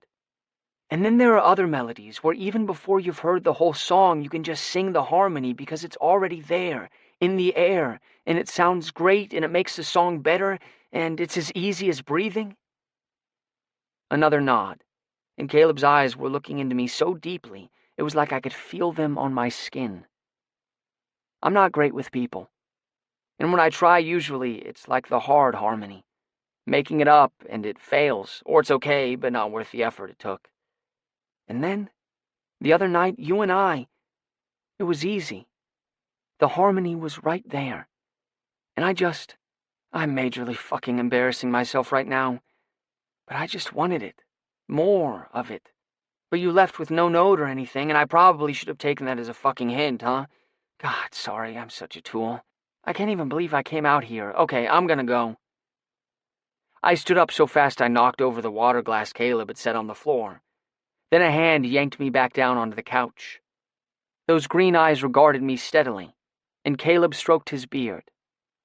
Finally, he nodded once and said simply, "Okay." "Oh, okay?" "Yeah, but if you're staying for a bit, you can help me in the garden. My squash and peppers are up. And the onions." Could it be that easy? Sure? Chapter 6. Caleb. When I opened the door to find the man I'd thought about and watched videos of for the last few weeks standing on my doorstep, I had a moment of dislocation so strong it was like waking up on tour and realizing you were in an entirely different city than you'd thought you were in. The trappings similar enough that you'd read familiarity where there was only foreignness. The blur, I'd called it back then. "I've got the blur, man," I'd say to Reese, and he'd nod and say, "Memphis," or "London," because he always knew just where we were. To open my grandfather's door on Theo Decker had given me the blur like I hadn't had in more than a year. All this time, I'd thought the house, the land, the trees, those ugly fucking sunflowers, had a clarity to them that my life before had lacked. But they all stood dimmed and fuzzy in comparison to the sharp edges of the man before me. He was the most in-focus thing I'd ever seen. And I let him in. Opened the door and let him slip inside as sharp and sweet as a needle. I let him in because the idea of turning him away was more than I could bear. The quiet isolation of this place had been a necessary precaution, then a balm, when my every nerve was raw and each sensation felt like an amp turned to 10. It took Theo standing there, silver snap eyes hopeful and sheepish, all sharp angles and messy hair and bitten lips, to let me feel, really feel. And what I felt was a wave of longing so strong it nearly knocked me on my ass. Longing like that isn't born of lust. It's born of loneliness. It's born of lack. It's born of knowing the depths inside yourself that can gape wide enough to lose yourself in forever. And it's about the hope that maybe, somehow, something has come along that makes you want to turn away from the abyss and face the light. Watching Theo in the garden was a trip. He wore black jeans that had broken in to skim his body like a second skin, another pair of old Chucks, red this time, and a Warhammer concert t-shirt that had probably once been black, but was now laundered to gray. His hair was like wild black feathers curving around his finely drawn face, eyes made fathomless by the remainder of what must have been days of caked-on eyeliner, black nail polish chipped and bitten, and a tangle of black strings tied around his left wrist. On his knees, in the dirt, he looked like a crow, gleaming black in the dusty sunlight, sharp beak scratching at the dull ground.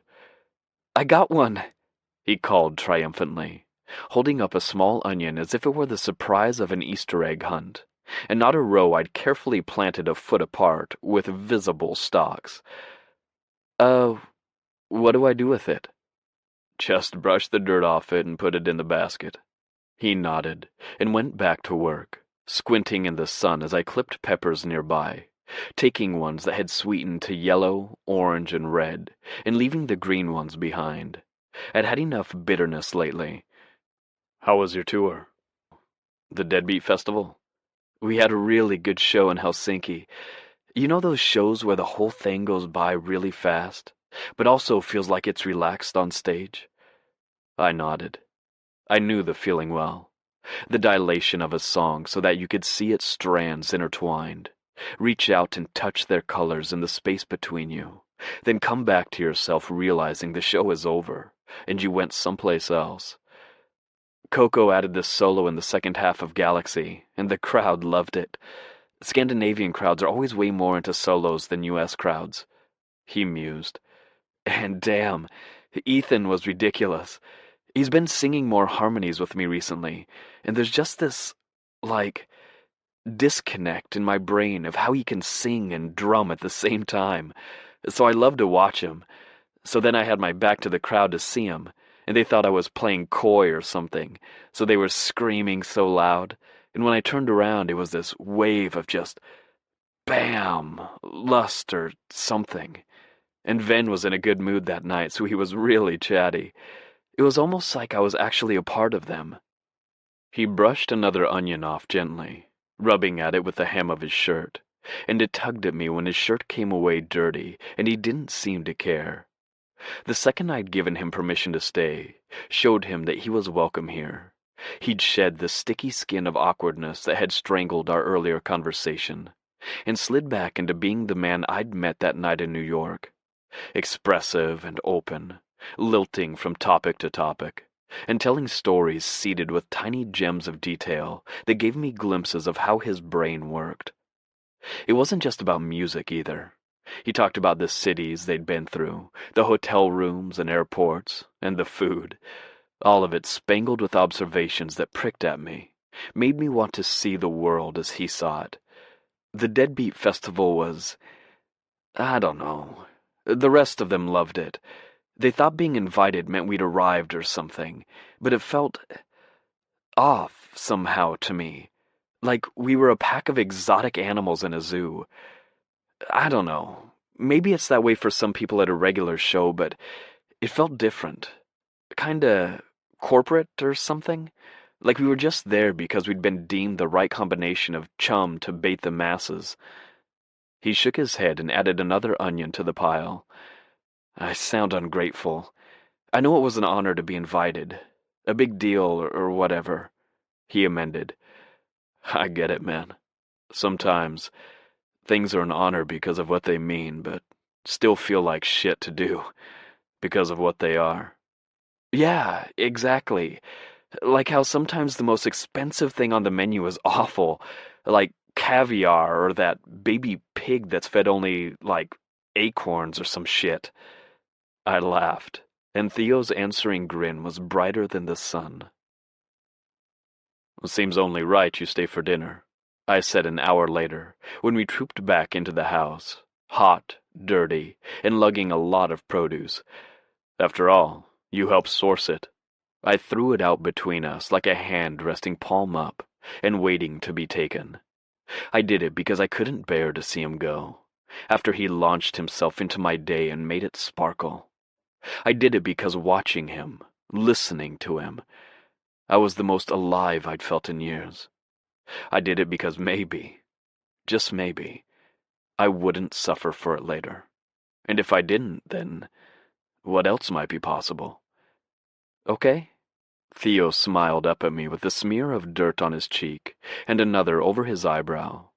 He looked alive and so beautiful it took my breath away. I found myself cataloging his features in an attempt to find what made my heart beat faster and my insides turn to jelly. His blue-gray eyes were bluer in the sunlit afternoon than they'd been the night we met, and they seemed to glow against his dark hair. His plump lower lip was a little chapped from the sun, and I wanted to bite at it to feel him tumble against me in a fall of sinewy limbs, soft hair, and hot breath. I should shower. He held up hands and forearms streaked with dirt. Isn't it funny how if you grow it yourself, food's actually filthy? I led him to the bathroom and got him a towel and some old clothes of mine that would certainly be too big for him. Then I forced myself to go back into the kitchen and not picture his lithe body moving under the fall of the shower where I jerked off thinking about fucking him at least 10 times since the night it had happened. When he came back into the kitchen, squeaky clean and warm, my cut-off sweats hanging precariously on his hip bones, and my white undershirt thin enough to see through to nipples and tattoos, I almost cut my thumb off staring. The tension sizzled between us as he stared back. I'd stripped my dirty, sweaty shirt off and washed up at the sink, and was now cutting potatoes in just my jeans. We stood, eye-fucking each other, until the oil spat in the pan. "What are you making? Should I help?" "I shouldn't help, really." Theo hitched himself up and sat on the counter exactly where Reese had sat the last time he was over, and I amused myself imagining them both here at the same time. Reese's matter-of-fact truths, dancing with Theo's colorful ramblings. Hash kind of thing. The peppers and onions from the garden, with eggs. And no, you're fine. Yeah, I tend to not help well. I get annoyed. I don't like cooking, just eating. I'm not great at it, but I can get by. I didn't mention that nearly everything I cooked was some variation on thing mushed over heat with eggs. I plated the food and set the ketchup and hot sauce on the table. Reminded again of Reese and his invitation for me to write with him for his new album. I'd been fiddling around with a few things since he'd come by, and should probably text him to tell him I had stuff for him to listen to. "Can't believe you grew this," Theo was saying, gesturing with a fork full of potato, onion, and pepper. "In the ground. Damn, this is good. Thanks." He was eating food I'd prepared, and even though it wasn't much, it felt good to do something to take care of someone. Felt like it had been a while since it hadn't been the other way around. "You said earlier that it felt almost like you were part of the band. Do y'all not get along usually?" He'd mentioned feeling outside the group back in New York, too. "We get along," Theo said slowly, as if testing the accuracy of the statement on his tongue, along with the hot sauce he'd liberally doused his food with. "It's more that they fit together really well. They met freshman year of college and formed a band that summer. Coco sang lead. Their stuff was more straightforward rock, I guess. Riven's music, I could say now, because in the middle of a sleepless night I'd downloaded both of their albums, was also rock, but created its unique sound by drawing from heavy industrial drum lines, the soaring vocals of opera and glam rock, and jazzy changes. They worked so hard to get signed, and they had great chemistry. Plus, they're all attractive, which doesn't hurt. It was undoubtedly a factor. Coco Swift was small and energetic, with long braids that whipped around as she played. Her dark skin was flawless, and she had the kind of perfectly symmetrical features and high cheekbones that looked almost unreal. Ethan Dusky was white, with light brown hair and blue eyes, and looked like a yachting ad come to life. Venedictos Petros was Greek, with flashing dark eyes, glossy dark hair, and bright white teeth that gleamed against his olive complexion. Theo outshone them all. Of course, I might have been biased. They got good feedback from a few agents and labels, but Coco isn't really a singer, you know? She's pretty good, but she never really loved it. She just wanted to play guitar, and she and Ethan are decent songwriters, but their stuff was just a little... generic? I offered. Yeah, but they wanted it so bad, and they knew a ton about the industry, so they decided they would just get a singer who wrote songs, and then they'd be golden, and that ended up being me. "You don't sound that enthusiastic," I said. He shrugged and bit his lip. "We get along best in the studio because we're all kind of perfectionists, so we want to get the tracks laid down right.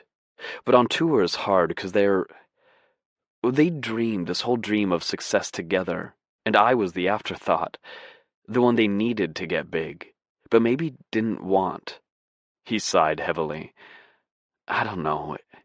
It's not like they hate me or anything, it's just..." He shook his head like he couldn't explain it. "I kind of hate it," he said softly.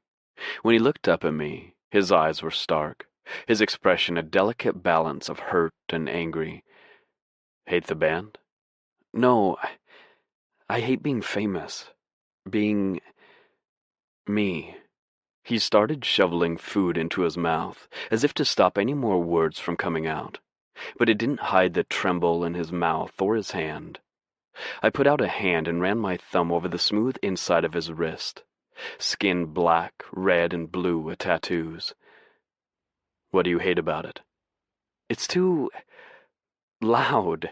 Not the music. That's the part I love. The people. It's like they're too in my head. Their voices, their opinions, their grabby hands. They want something from me, you know? I don't like them looking at me, or it's like they make me into this puppet, a doll, a version of myself that isn't real and that they get to control. Doll Theo can do whatever they want because they made him up. It fucks with my head, kind of. It makes me feel all slimy. And then he trailed off and shook his head. What? And then I remember that I did it to myself. Like, I joined the band. I recorded the music. I was so excited when people liked our shit. So, like, really, what am I complaining about? Getting what I wanted? First of all, you didn't know what being famous would be like, so you had no clue whether you'd like it or not. And you certainly didn't choose it. You just made music. If I learned anything in this business, it's that getting what you thought you wanted doesn't necessarily feel anything like what you thought it would. And second, I slid my hand into Theo's and squeezed. You're allowed to feel however you feel. Not admitting it doesn't make the feelings go away. You learned that in this business too? Theo asked, his eyes wide and vulnerable. I disclosed the thing that needed to be on the record before we could go any further. It would be painful if he left now. It would be unbearable if he stayed and left later. That I could already tell, and it terrified me. No. That I learned in rehab and NA meetings, and from my friend yapping in my ear over and over again. Fucking Huey, all insistent on me being in touch with my feelings and shit. I forced myself to glance up at Theo. His eyebrows were drawn together in concern, but he didn't look disgusted by me, which was a welcome change. Yeah, I kinda figured when I saw you were super successful and then disappeared. I mean, I might have looked you up. Online. On tour. A lot. Relief flooded me at Theo's casual reception of my drug problem, though I hoped that was open-mindedness and familiarity with the business, rather than the impression it wasn't a big deal. I decided to let it go and focus on the part where he'd apparently been as liberal with YouTube about me as I'd been about him.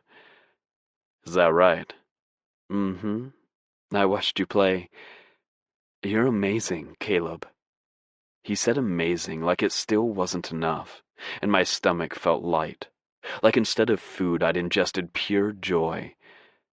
That song you did in Memphis? He hummed a few bars of Down at the Heels. That song haunts me, man. For real. I must have listened to it 10 times trying to figure out how it just... Fuck. Cut sideways. I don't know. And your voice is... sexy as hell. He was making eyes at me, and fuck, could the man make eyes. With his dark hair drying in messy curves around his face, and the remnants of eyeliner still darkening his lashes, I wanted to keep looking at him forever. I might have looked you up too, I allowed, delighting in the flush that spread over Theo's cheekbones at that massive understatement, the pleasure in that quirk of his mouth. You're like a snake shedding its skin on stage. You mean 'cause I'm less awkward than in real life? No, I mean, because you move all liquid and prowling, and you eye-fuck the audience, kinda like you're doing to me right now. Is that bad? He murmured, and cut a look at me that made my stomach clench and my balls tighten. I thought we were pretty hot together before. He didn't sound quite as confident now. Course, then you left, so... When he shrugged, He seemed to shrug with his whole body, a lost thing wanting to be found. I leaned forward and caught his shoulders in my hands. His lips parted and his eyes widened at the proximity. I didn't leave because it wasn't hot between us. I let my desire for him spill into my voice. It was definitely hot. His pupils dilated and his eyelids grew heavy. I could practically feel the lust coming off him, and I definitely wasn't unaffected. I left because you make me want things, and it's easier not to want anything. Safer. You don't seem like the safe type, he murmured. I snorted ruefully. Yeah, I'm not. Hasn't served me all that well. Theo nodded, then slid forward in his chair, put his hands on my knees. Just a firm pressure, but it felt like more. I feel better around you, he said softly. Like here, with you. I feel like I can actually just be myself instead of that person that everyone sees me as. You see me. Just me. And I like you. And yeah, I kind of want to fuck you constantly. He shot me a look, and I couldn't help but smile. But your call. When he removed his hands, I felt like I might float away. I swore under my breath. I wanted him. Of course I did. But I'd spent the last year learning to mistrust the things I wanted. Learning that chances were, if I desired it, it was going to kill me eventually. It was hard to reconcile that lesson with the man in front of me, offering himself with one hand and protecting me with the other. I just needed to know that I wasn't powerless in the face of the things I wanted, that they weren't uncontrollable forces that would suck me under like sand in the surf. I needed to know I could exert some will. I want that too, I murmured. The fucking you constantly part, I mean. I winked at him. I think I just not tonight, all right? It kills me to say that, especially with you all. Shit, look at you. I pulled away from him a little, as if the distance had any hope of quelling the combustibility of the air between us. I just need to think a little bit. Make sure I'm making a choice. You can stay, if you want. A long drive back to the city. But I'll crash on the couch. God knows I've done it often enough before. Okay?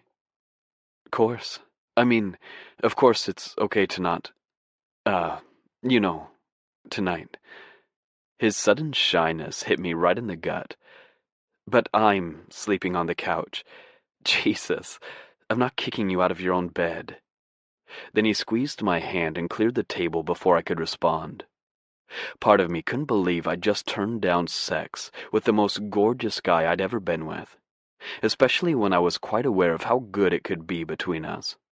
But, as with Reese's offer, I felt a deep need to slow things down, to do the opposite of what I would have done before. Not forever. There was no timeline in my head. I just needed to make sure I was acting rather than reacting, that I was making a choice instead of allowing the tides of other people's feelings to pull me under. All or nothing was a cliché, but it felt dangerously accurate to describe the way I tended to operate, barreling full speed into anything I took even one step toward. When Theo asked for a blanket and settled on the couch after we'd talked for a bit, I draped one over him and retreated to my room. It felt like there was some kind of force magnetizing my attention to the living room. I could hear Theo tossing and turning for a while. Then I heard low humming and the sound of the porch door opening. I followed, to find him standing on the porch, looking out at the stars as I'd done so often in the past year. Couldn't sleep? I asked softly, so I wouldn't startle him. He was wearing only black boxer briefs, and I couldn't peel my eyes away from the straight line of his spine, the wings of his shoulder blades. In the dim light, his tattoos looked like they were being projected over the canvas of his pale skin. I wanted to reach out a hand to make sure they were real. Your couch is uncomfortable as shit, he said, low, with no resentment at all. And my clock is still all fucked up from being on tour. I grabbed a pack of cigarettes from the ledge and held it up. Bother you? He shook his head and gestured for one before I put the box down. Bad for your voice, I said. He shot me a quelling look and smirked. We smoked in silence for a while, Theo with an arm wrapped around his waist. The position looked natural, like he had been made to hold himself together in the absence of anyone else. When we went back inside, we didn't need to speak. He followed me to my room and got into bed beside me. He pressed a fierce kiss to the back of my neck, then rolled over and threw an arm under his pillow, curling into a coma with his back to me. I lay awake beside him for a long time, watching the moonlight dance across the messily plastered ceiling, half hard, and feeling comforted by the fact that I could choose to do nothing about it. Sometimes he would shift in his sleep, and I'd catch a whiff of his scent. He made small sounds, light snores, and a few muttered words I couldn't make out.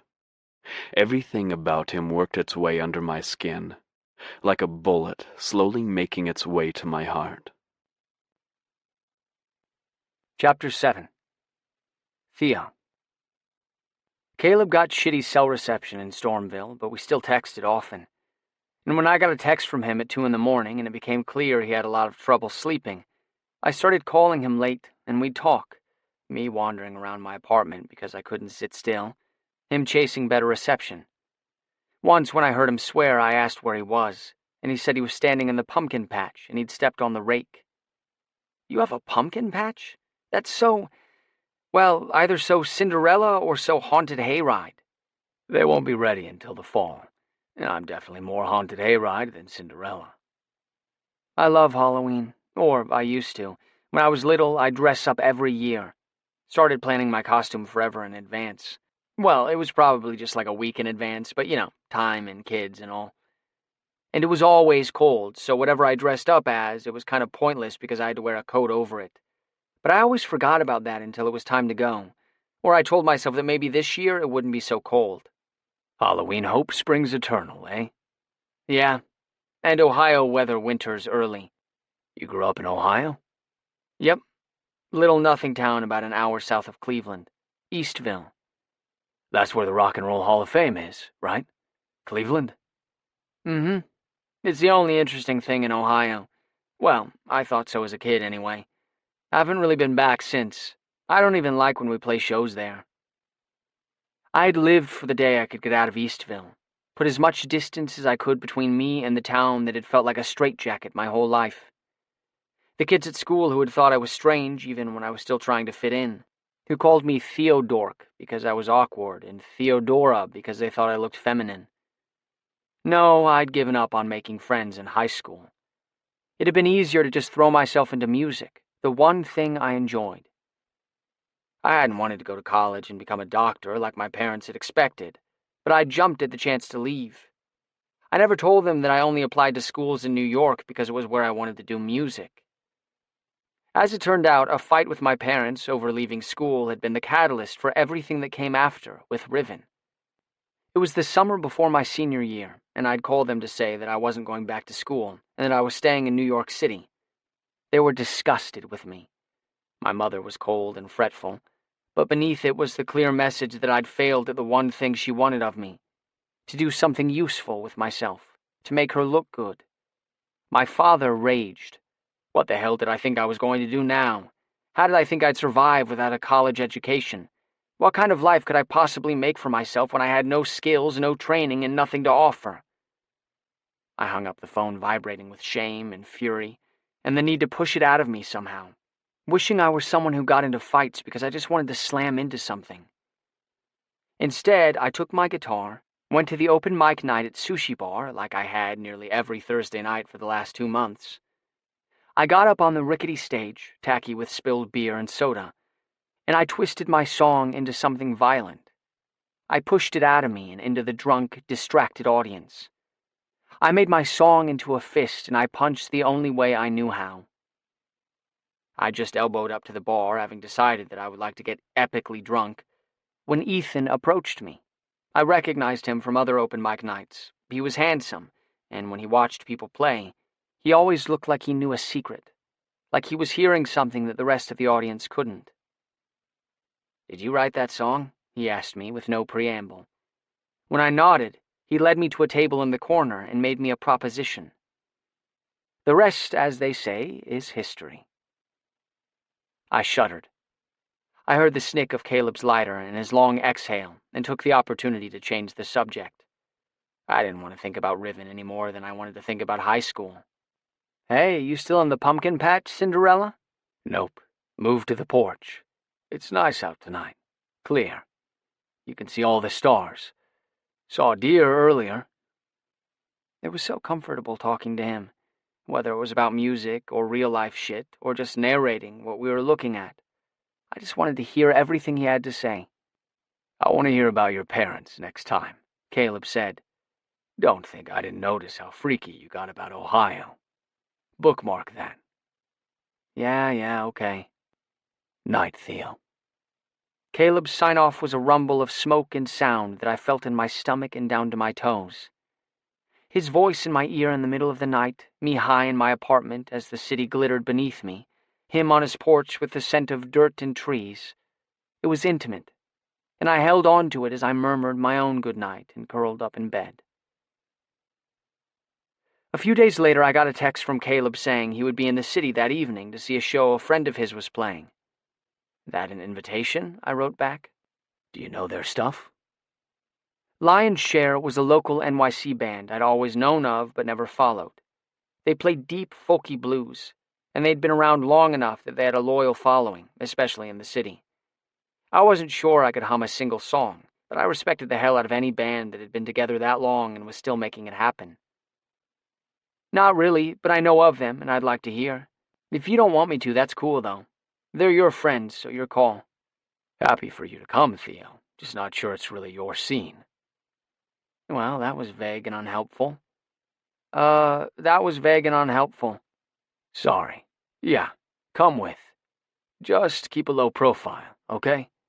Don't want to pull focus from the show." Shit, that made sense. "Sorry, I didn't think about that." Frowny face. "I don't want to fuck things up for them." It was a testament to how comfortable I'd felt with Caleb, since keeping a low profile was something I spent most of the time I wasn't on stage doing. "How about you wear a hat and we just stay in the back, huh?" I sent back a grinning emoji, and was on my way to go shower when his text came through. "And not that raggedy black one. Doesn't actually do shit to hide your damn pretty face." I grinned for real at that, and snapped a picture of myself to send back an answer. The Firefly Club was at 133rd and Lenox, and the sign outside informed me that Billie Holiday had played here. I pulled my hat down lower over my eyes as I waited for Caleb in the moonlight, but suddenly felt pretty sure that being recognized wasn't going to be a problem. In fact, the bigger problem seemed to be that I was embarrassingly underdressed. I'd thrown on threadbare jeans and a worn white V-neck t-shirt, shoved my feet into black ankle boots, and jammed the wide-brimmed hat over my still damp hair on my way out the door, expecting a typical dark, crowded bar where the more nondescript my clothes were, the better I'd blend in. I felt like an idiot as I leaned on the corner next to the club and watched a steady parade of sharply dressed people stream in. The audience was mostly black and mostly a bit older, 40s and 50s, with some younger folks and much older mixed in. I messed with my phone nervously, wondering if I should try and find a store to buy a different shirt, but Caleb came up before I could Google any. His smile made me forget about everything momentarily, as did his warm hand on my shoulder. "Okay?" he asked, and I leaned in, wanting to smell him. "I'm seriously underdressed," I said. "I feel like a dork." Caleb was also wearing jeans, but they were nice dark denim, cuffed neatly above worn brown wingtips. His brown and blue checked shirt was tucked in, giving me a very welcome view of his incredible ass, and the sleeves were rolled up to his elbows. A tight-fitting brown and gray vest hugged his torso and drew my eyes to the bulge of his biceps and the breadth of his chest and shoulders. I could just see the top of his tattoo at his unbuttoned collar. "Damn," I murmured. "You look good as hell." He ducked his head and muttered his thanks.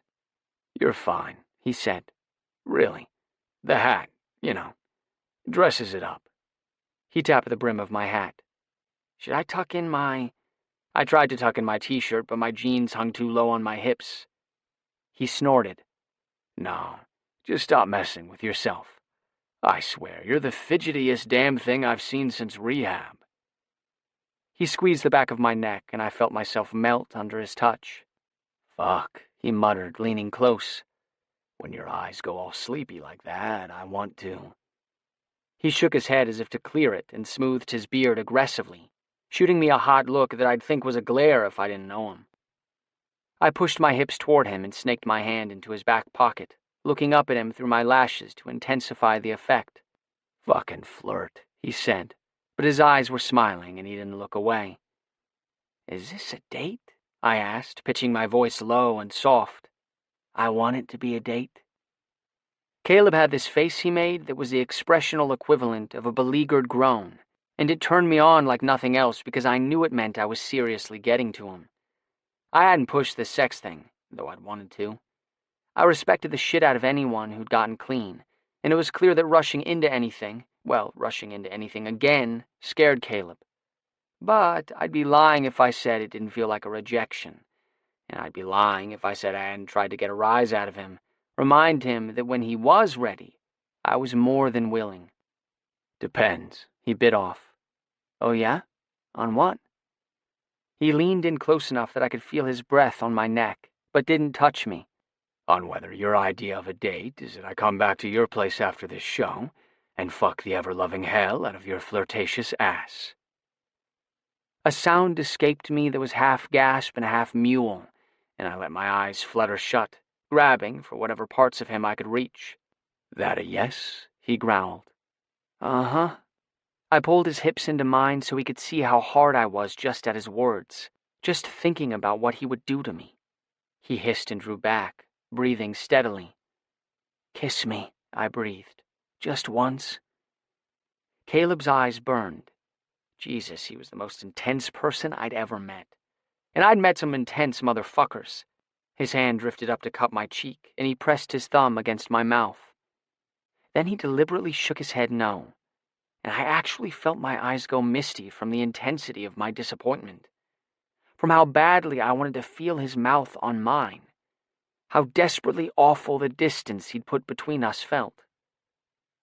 I blinked the tears away quickly, and Caleb offered his hand instead of his mouth, nodding toward the door. Inside, it was like stepping 60 years back in time. The bar at the far side of the room gleamed in the dim yellow light, its dark wood surface pocked with time but polished to a shine, ornately carved wood framing mirrors flecked with desilvered spots continuing up to the ceiling behind the bartender, who was a tall, impeccably suited black woman in her 50s with a shaved head, tortoise-shell glasses, and warm greetings for patrons she'd clearly known for years. On the brick walls hung signed pictures of every jazz and blues great I could think of, and a number I didn't recognize. The conversation around us was jovial, friends meeting in a place where they felt at home, catching up, talking about Lion's Share, and times they'd seen them in the past. Everything about it felt warm, from the lighting to the mood, and I found myself struck by a sense of loss for something I'd never had. I'd never had this kind of camaraderie with a group before. The kind of casual rapport that came from seeing the same people at something you shared a passion for over and over for years. Hell, I'd never really had much of a rapport with people, period. As a performer, I'd never played to a crowd like this. I loved the electric crush of our arena crowds, but it was like we'd missed a step in between. Most bands started small, gained local success, and played progressively bigger gigs. We'd been the lightning strike story of getting plucked from the crowd before we'd ever played many shows, and getting a deal with a major label. When just 2 months after Ethan had introduced me to Ven and Coco and we'd become Riven, Dougal had scooped us up, promising stardom. I'd immediately disregarded it. I'd told the band that we should be careful because he was probably full of shit. They'd gaped at me, and I realized they knew who Dougal Richter was because he was somebody in the music industry, and I hadn't known. 6 months later, and our first album was recorded. We were on the cover of major music magazines, and we were opening for Oops Icarus at arena shows. Our album went gold, We got our own headlining tour, and I began to be recognized on the streets within a year. Coco had said it felt like magic. Ven fist-pumped a lot, saying, "Fuck yeah!" And Ethan burned with a deep satisfaction that he didn't need to give voice to because it was written all over his face. And me? I couldn't deny that it was satisfying, amazing even, to have people love our music so much. I was so gratified whenever I saw people touched by what we made. And the performances themselves I loved. But I felt like I'd waded into calm waters only to be pulled out to sea by a powerful undertow. Choked breathless, unprepared, defenseless, looking around in panic as the shoreline receded farther with each wave. Caleb said hello to a few people as we walked in, but when we made it to the back of the room, he leaned against the brick and closed his eyes. "You okay?" I asked, leaning next to him. "Yep, all good," he said. "Just a lot of past in this room." I slid my hand into his and squeezed, hoping to remind him of the present. He squeezed back, though he didn't look at me, and we stayed that way, holding hands under cover of dark, until the band began to play. Lion's Share was masterful, the kind of musicians who felt the music so deep down in their bones and had been playing so long that it was like their instruments were extensions of their bodies. They were comfortable on stage, bantering with the crowd and fulfilling requests. Their pianist played with his eyes closed and never looked at the audience. The lead singer and acoustic guitarist was smooth and accomplished, fingers and voice running up and down the scale effortlessly. The bassist played with his whole body, shimmying and swaying along with the undercurrent of the music.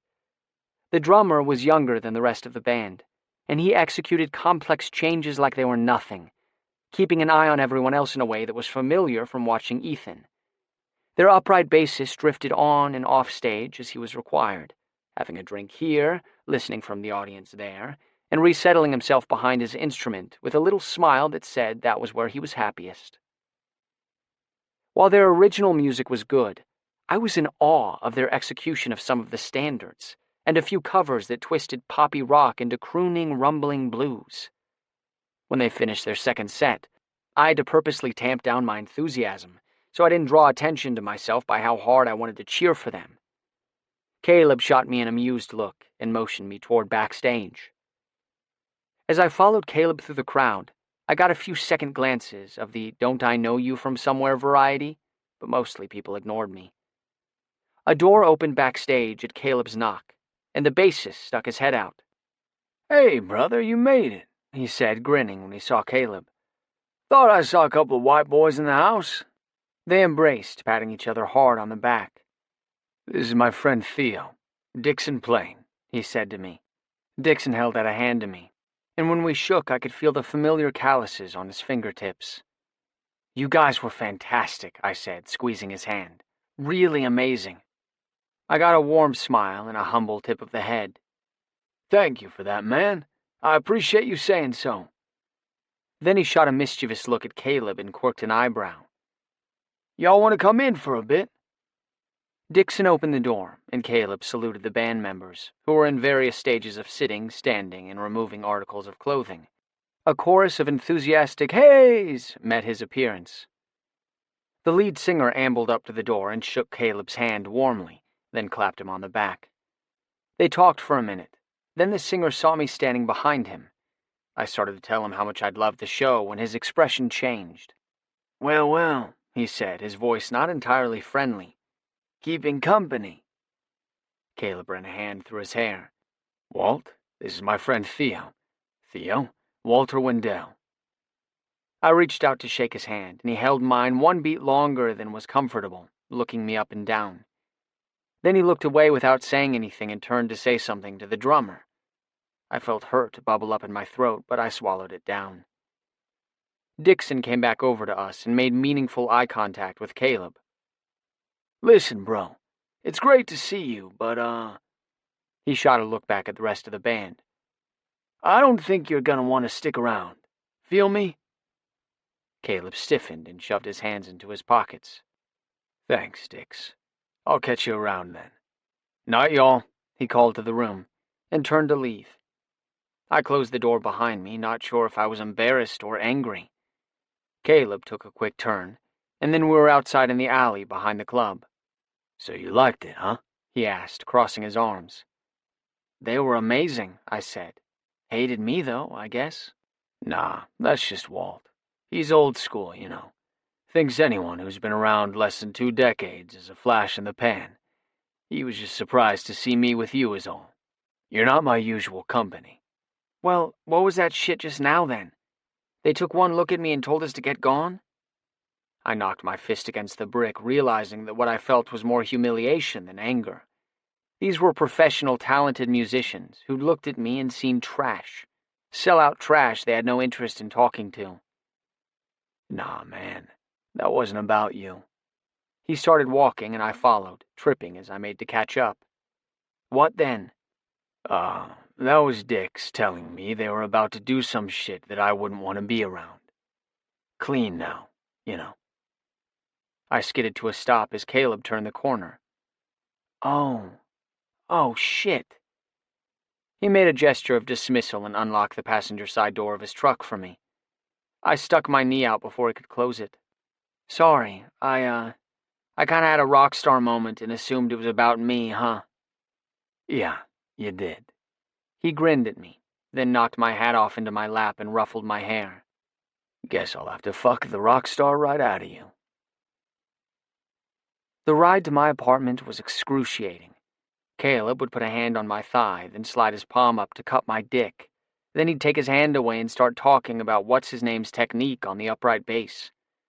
He'd rub over my stomach and brush fingers against the tight buds of my nipples as he leaned to point something out to me through my window.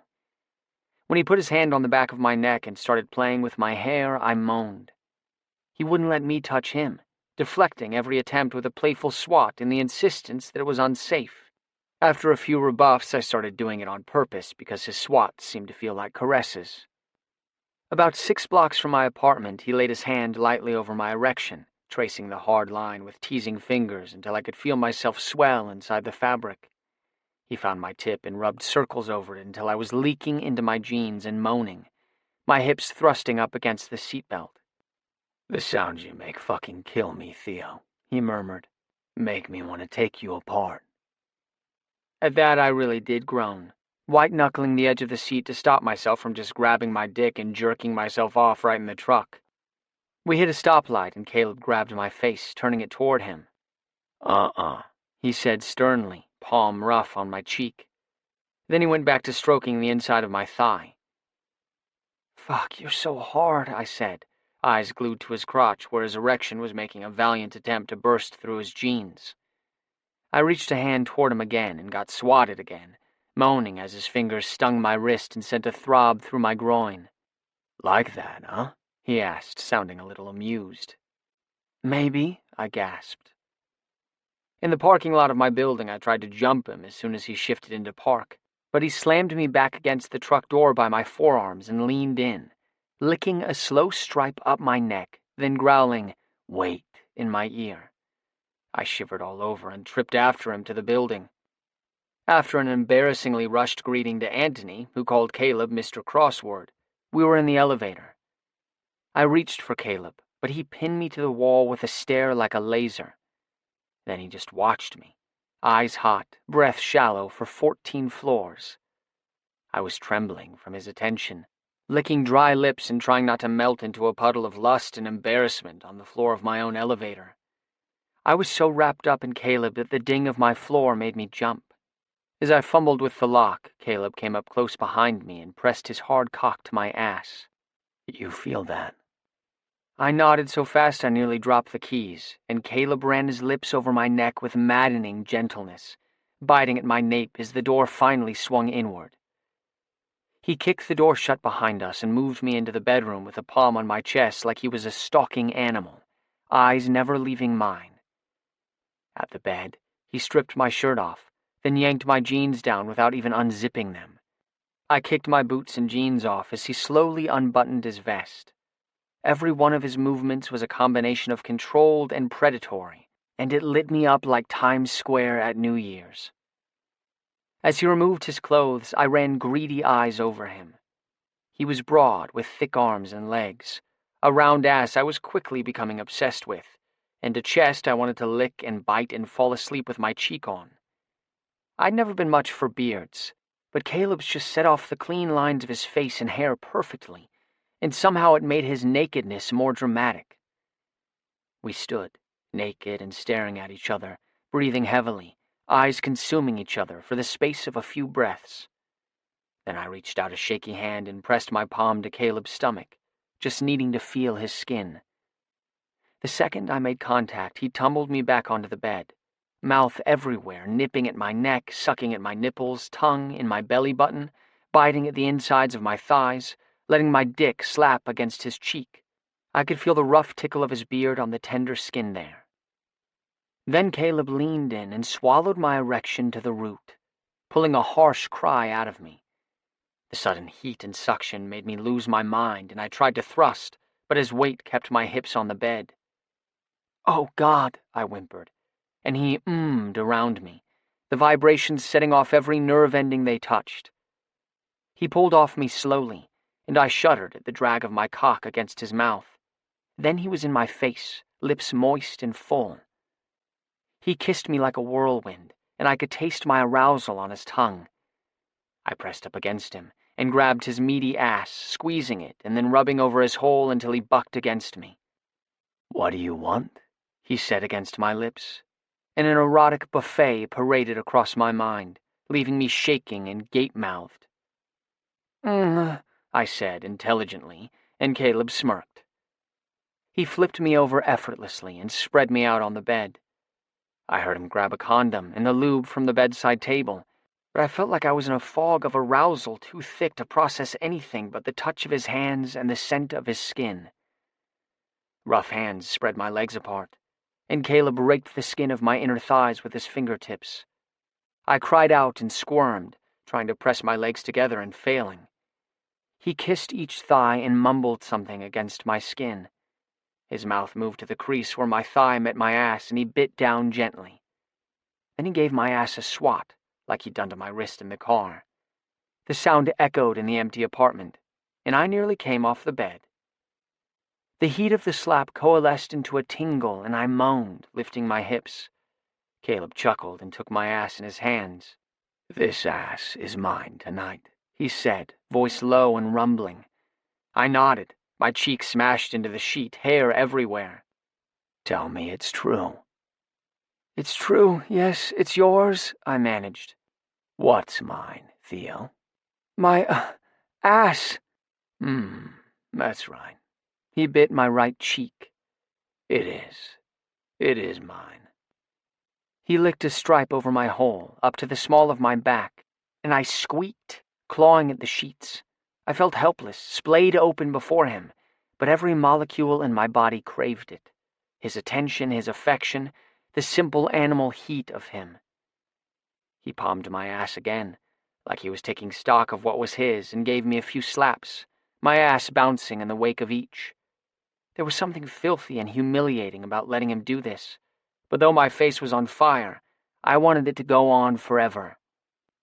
After a few minutes, I buried my face deeper into the sheets, moaning, and tried to push up on my knees, but it was too much, and I only managed to half look back over my shoulder at Caleb.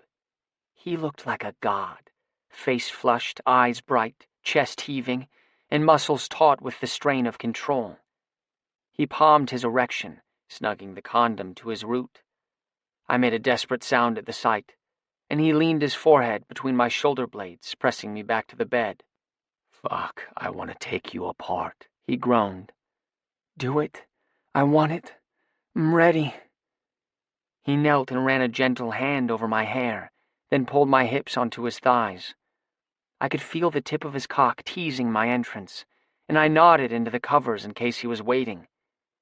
Caleb surged forward and sank into me in one powerful thrust, seating himself deep before my body had a chance to react and keep him out. I cried out, scrabbling at the covers, but he caught my hands in his and stilled us both. He felt impossibly large inside me, and I sucked in deep breaths, trying to adjust to the intrusion.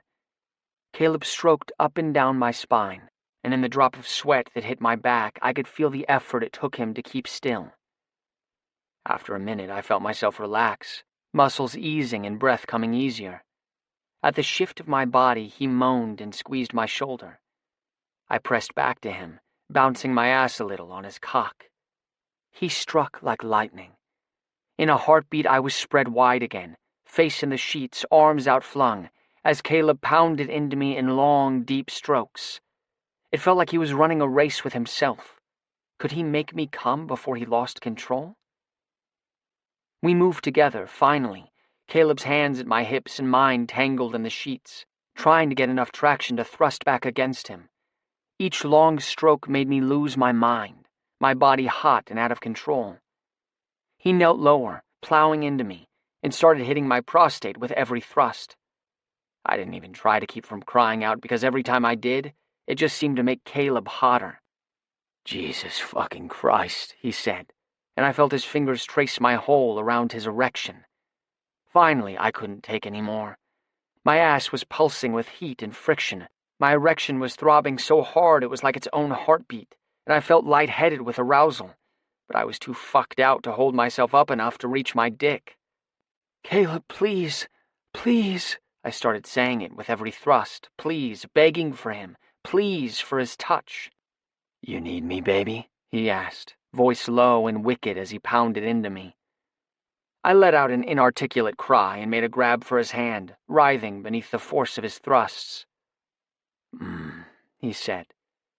He hitched my hips up and slid nearly all the way out of me. When his hot hand curled around my pulsing dick, I nearly screamed, so sensitized that his light touch felt like a stroke. "Fuck yes, you're so hot, squirming while you take me."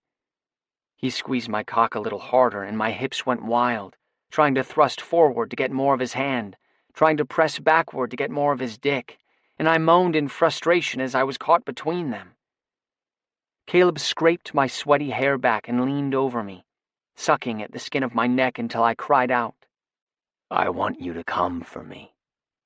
His voice in my ear was a menace and a promise, and I fucking loved it. I groaned my response, and Caleb started fucking me again, this time stripping my dick to the rhythm of his deep thrusts. I lost it in seconds, my orgasm blasting through me and taking me apart. My dick spewed over Caleb's fist, and my ass spasmed so hard around his cock that he felt twice the size. Dark pleasure unspooled deep inside me and rocked through me, leaving me wrung out and shaking as the waves subsided. Caleb was groaning, thrusting wildly above me, and as he came, he thrust so hard it slid me up the bed, leaving us in a sweaty, cum-streaked tangle. He moaned brokenly into my neck and pulsed his hips a few more times, as the last of his peak shuddered through him. I could feel him inside me. Tender flesh spitted on his length like he'd claimed the territory and would always be there. I bit down on what I thought was his wrist because I needed something, anything to hold on to, and let myself go limp and trembling against him. We muttered incoherencies into each other's skin, and I meant to thank him for letting me come to the show tonight, for giving me the music and then taking me out of myself. But I didn't have the words. Chapter 8. Caleb. What the fuck's wrong with you, bro? What? Nothing. What? Reese dropped heavily into the sprung chair on the porch, wiping his forehead with his bandana and squinting at me like I was a puzzle he couldn't quite suss. You're all... He made a series of illegible gestures, like he was casting a spell in the air between us. Weird. Very enlightening. No, but... You're not... You're still... No, I'm not using. Yes, I'm still fine. I tried to keep the irritation out of my voice, since it was a perfectly reasonable question. How long would I need to stay clean before that wasn't the first thing that would cross Reese's mind? Sorry, man. You're just all... spacey or something. Distracted. And since I'm totally fascinating, you know, gotta wonder. I toasted him with my lemonade and scowled at the garden we'd just come from. A basket of sun-hot tomatoes rested between us. There's this guy, and I'm stupid into him, but I think it's a disaster. And another disaster is about the last thing I need right now. But I can't stop.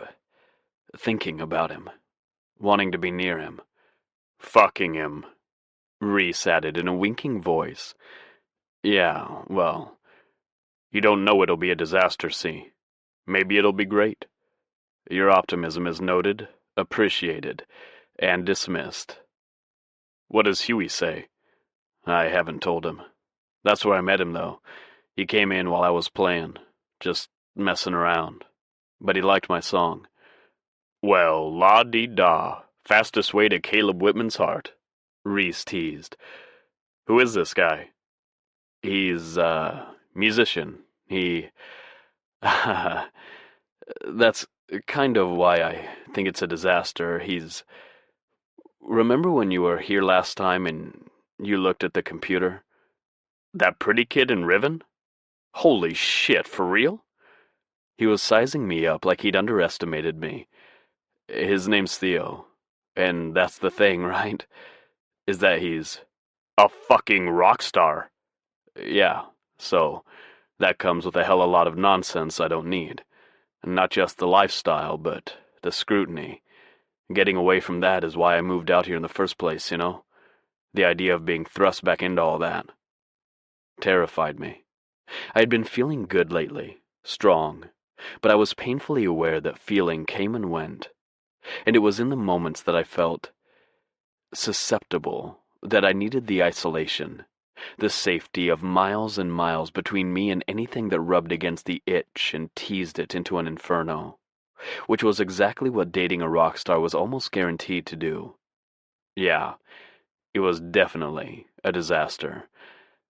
Besides, I added, he'll probably get bored soon. I'm just this guy who does nothing and lives on a farm in the middle of nowhere. Who the fuck would want any part of that? The wood of the porch was cracked and brittle from years of expanding and contracting throughout the heat and cold with no wax or stain. I should probably do something about it before the whole thing fell to pieces. If I thought you actually wanted to hear it, I'd tell you all the reasons someone would want to be with you. I am intimately familiar with them after all. I grumbled, but kept my gaze on the floor. But since I know you don't, I'll say this. You're in an in-between place right now, man. You're figuring shit out in a lot of different categories, and I know that feels like you're doing nothing. But you won't be here forever. Whatever you decide to do about my album, he elbowed me, you've still got the music.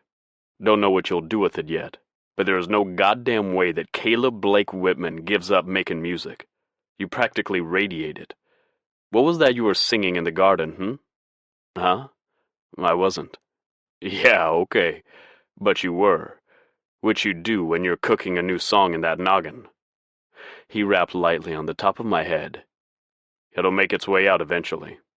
Maybe it'll be for me. Maybe not. But it's all still in there, bro.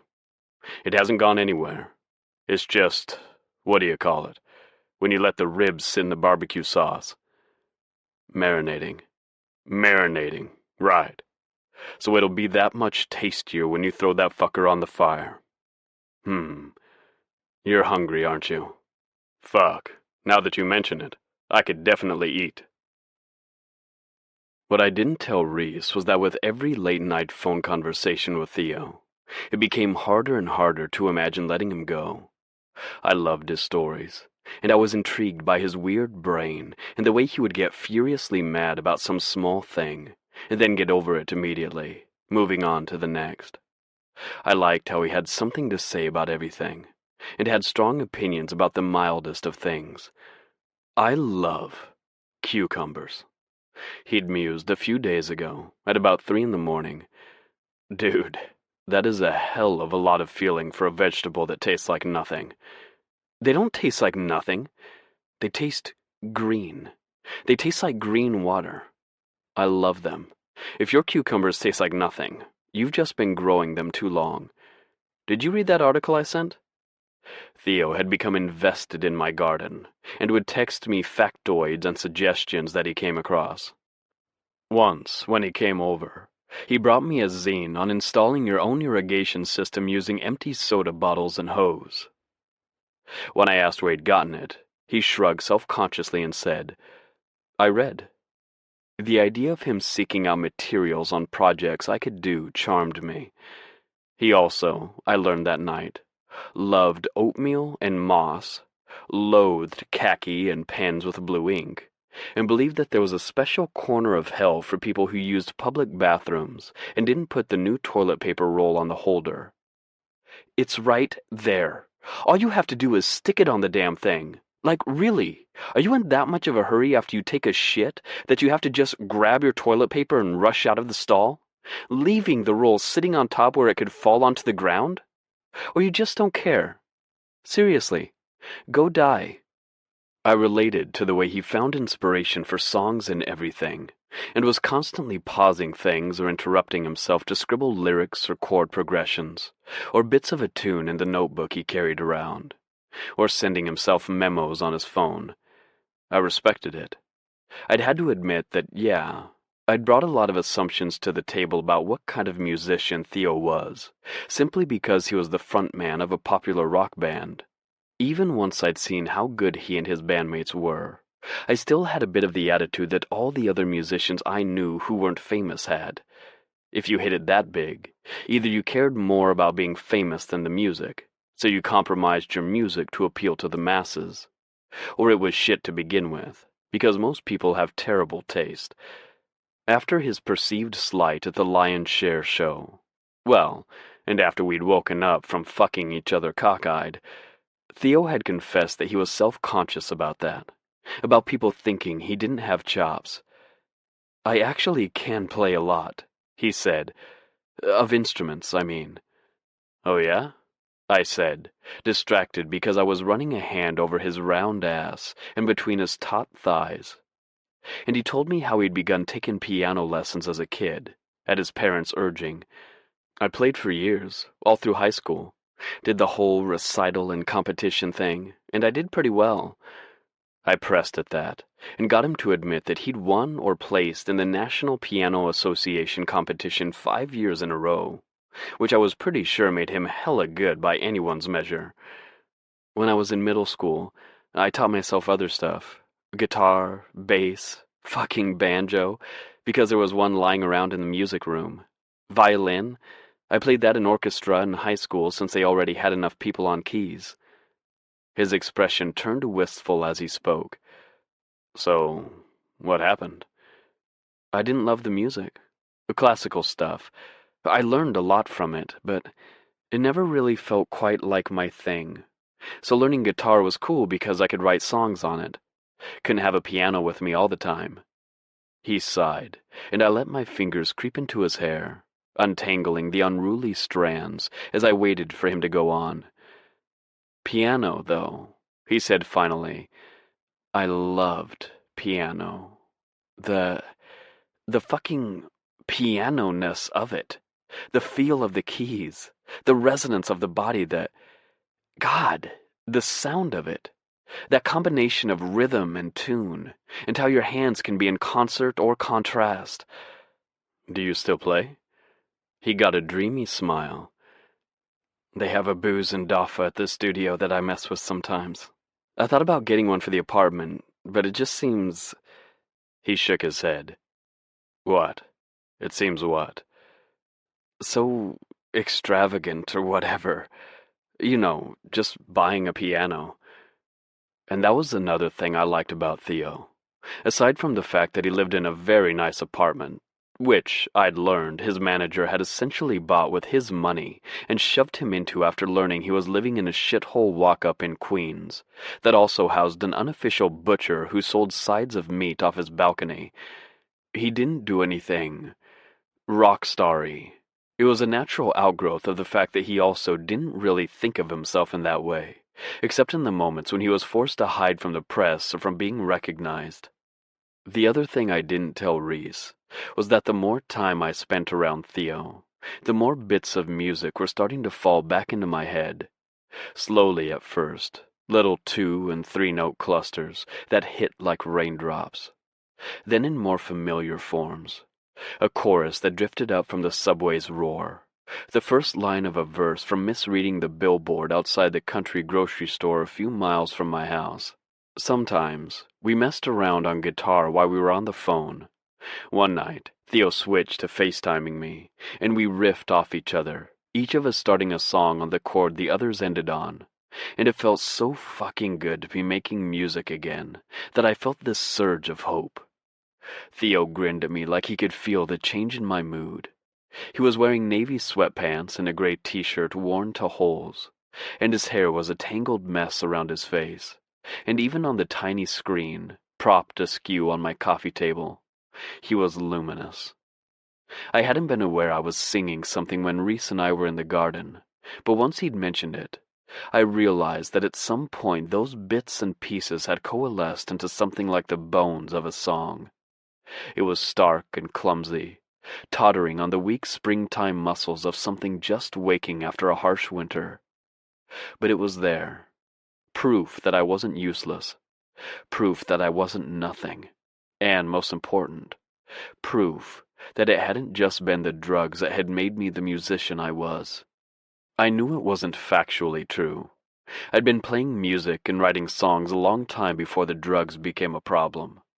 But knowing it factually counted for very little against the fear that somewhere in there, I'd wiped out the part of me that could create without them. It had crept in so slowly I'd hardly noticed it. Drugs, alcohol, partying. It was all part of being on tour. All part of playing in smoky bars and finishing your day at 1 a.m. when the only thing to do was go to another bar, or hang out on someone's tour bus, or in their dressing room, or hotel room. And everyone did it. So I thought nothing of it. It was as natural as picking up a guitar and starting a song, knowing everyone else would join in. That was the part that was always hardest to take. That something others did casually and without thinking could have such a hold on me. It felt ridiculous at first, and I dismissed it. How could this thing suddenly be a problem? How had it happened? It felt unfair, silly, stupid, and I'd refused to accept that such a problem was suddenly my life. I'd always been in control, always made decisions, took responsibility. I was the one who calmed down musicians freaking out about going on stage, or soothed ruffled feathers when egos butted. I was the one who always remembered to budget food money and oil checks for our touring vehicles. I called my mother on her birthday and always mailed my rent on time. It was absurd to imagine that I had woken up one day so far down that everyone had seen the crash but me. Theo came bursting through the front door as I was pulling on clothes after a shower. "Hey!" He was flushed and buzzy as he grabbed me. "Guess what?" He bounced in front of me. "So, I met with the band today to map out our studio time."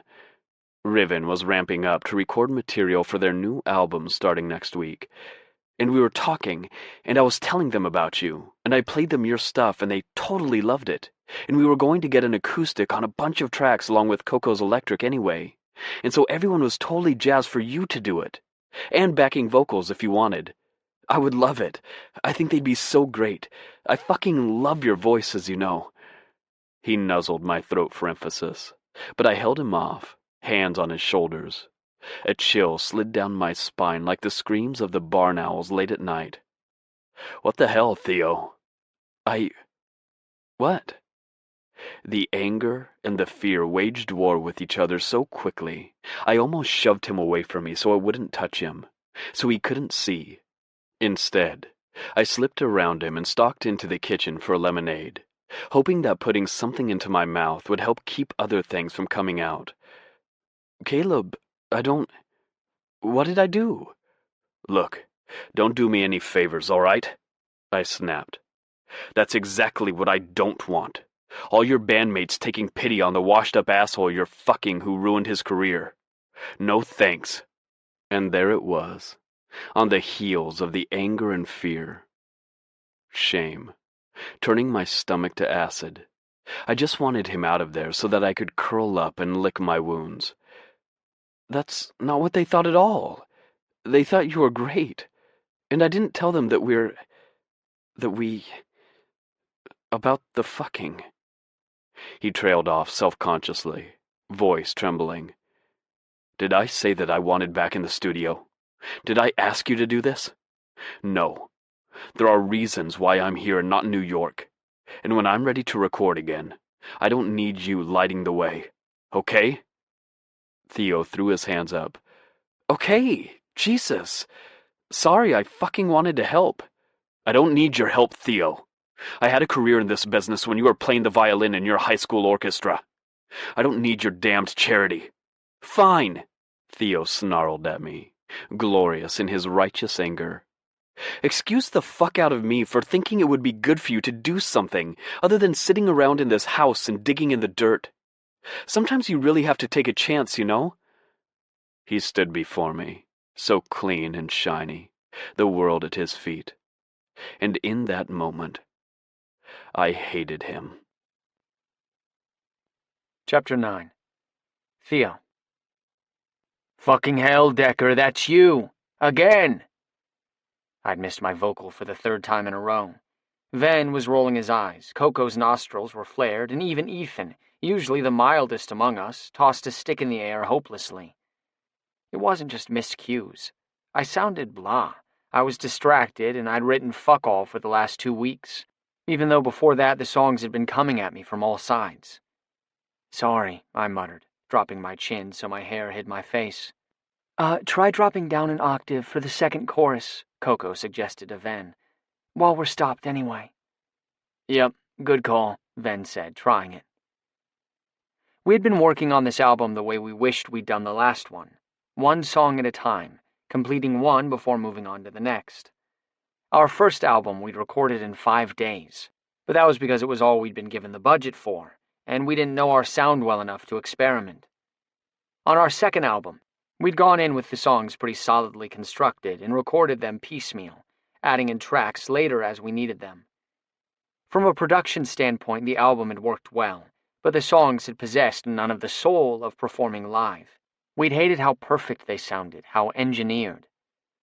This time we had the money and the time to do it the way we wanted. And not only was I too miserable to enjoy it, I was also fucking it up for the others. The first 2 days we thought we were just warming back up. I'd brought in the 2 songs I'd written to start us off, promising I'd have more soon. But even though the songs had seemed promising when I wrote them, and Caleb had said they were great when I played them for him, once we got into the studio it all fell apart. We were missing something vital, some energy or spark to tie the whole thing together. That shit comes when it comes, man, Ven had said on day 2, when I'd raised my concern. We'll know it when we hear it. For now, just trust. Ethan had nodded. It's true. We'll just be playing and something will hit us that we want to pull through the whole album. But then day 3 happened, and day 4, and it was crap. I was crap, and my bandmates started exchanging looks I pretended I didn't see. Now we'd been at it for a week and hadn't laid down even one solid track. Sorry, guys, I said for what felt like the 100th time. I'm gonna just take 10. I left the studio to muttering and the feeling of eyes on my back. I pushed through the doors and slunk through the rabbit warren of carpeted hallways until I got outside. The warm breeze after the close air of the studio was welcome, and I tucked myself into a crouch against the sun-warmed brick around the corner of the exit. Fuck, what are you doing, Decker? I pulled at my hair, trying to get my head around what the hell was wrong with me, and I found myself wishing for about the 1,000th time in the last week that Caleb were here. But Caleb wasn't here, because I'd been an idiot. I'd let my excitement at the idea of having Caleb on the album overshadow the fact that he clearly wasn't in a place where he'd want to be in the studio. I didn't know a lot about the specifics of Caleb's addiction. He hated to talk about it. Said he'd talked about it enough in rehab to last a lifetime. But I got the sense from other things he'd said that it wasn't the real reason. The way he talked about his life as if it were over. The way he spoke about music as part of the past, wistfully, like a lover who had left him. The last thing I wanted to do was to hurt him or make his life harder. But I hadn't done it on purpose, and he'd just shut down. He'd pushed me away, and I could see him battening down the hatches, preparing to weather the storm alone. If only he'd given me a chance, I would have stayed, helped. Instead, he'd made it clear what he really thought of me. That I was a kid, a fake, an egotist. That he'd be just fine without me. It was a sickeningly familiar feeling. If I let myself think about how much Caleb's rejection hurt, I'd never be able to get through the rest of the day. I took a deep breath and closed my eyes, playing piano on my folded knees. I ran through a few scales, arpeggios, Hanon exercises like I always had as a kid. They calmed me.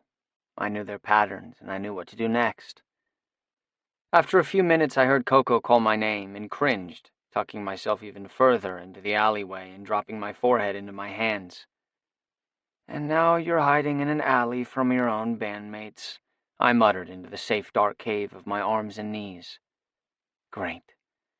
Whatever, maybe just for 10 more minutes. The front door was unlocked, and I slid into the cool shade of the living room. As the door thunked shut behind me, something moved on the couch. Caleb?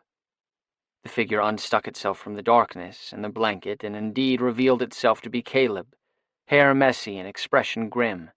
The couch was oriented as it was the first time I'd been here, pushed against the wall so it formed a sort of fort you'd need to climb into.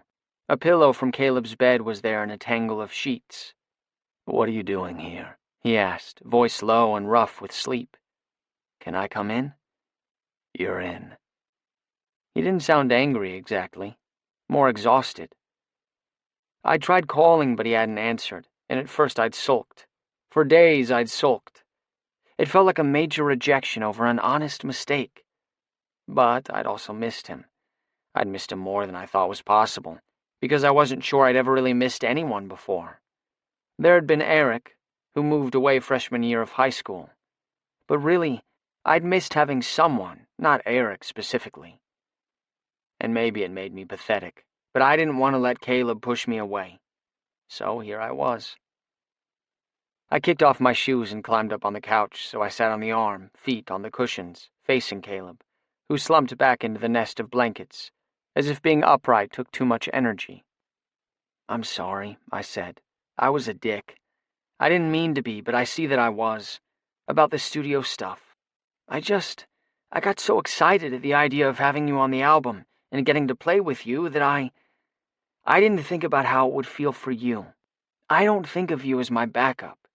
You have to know that, right?" I touched his ankle, the only part of him in easy reach. I heard a sigh from deep inside the tangle of bedclothes, and Caleb propped himself up.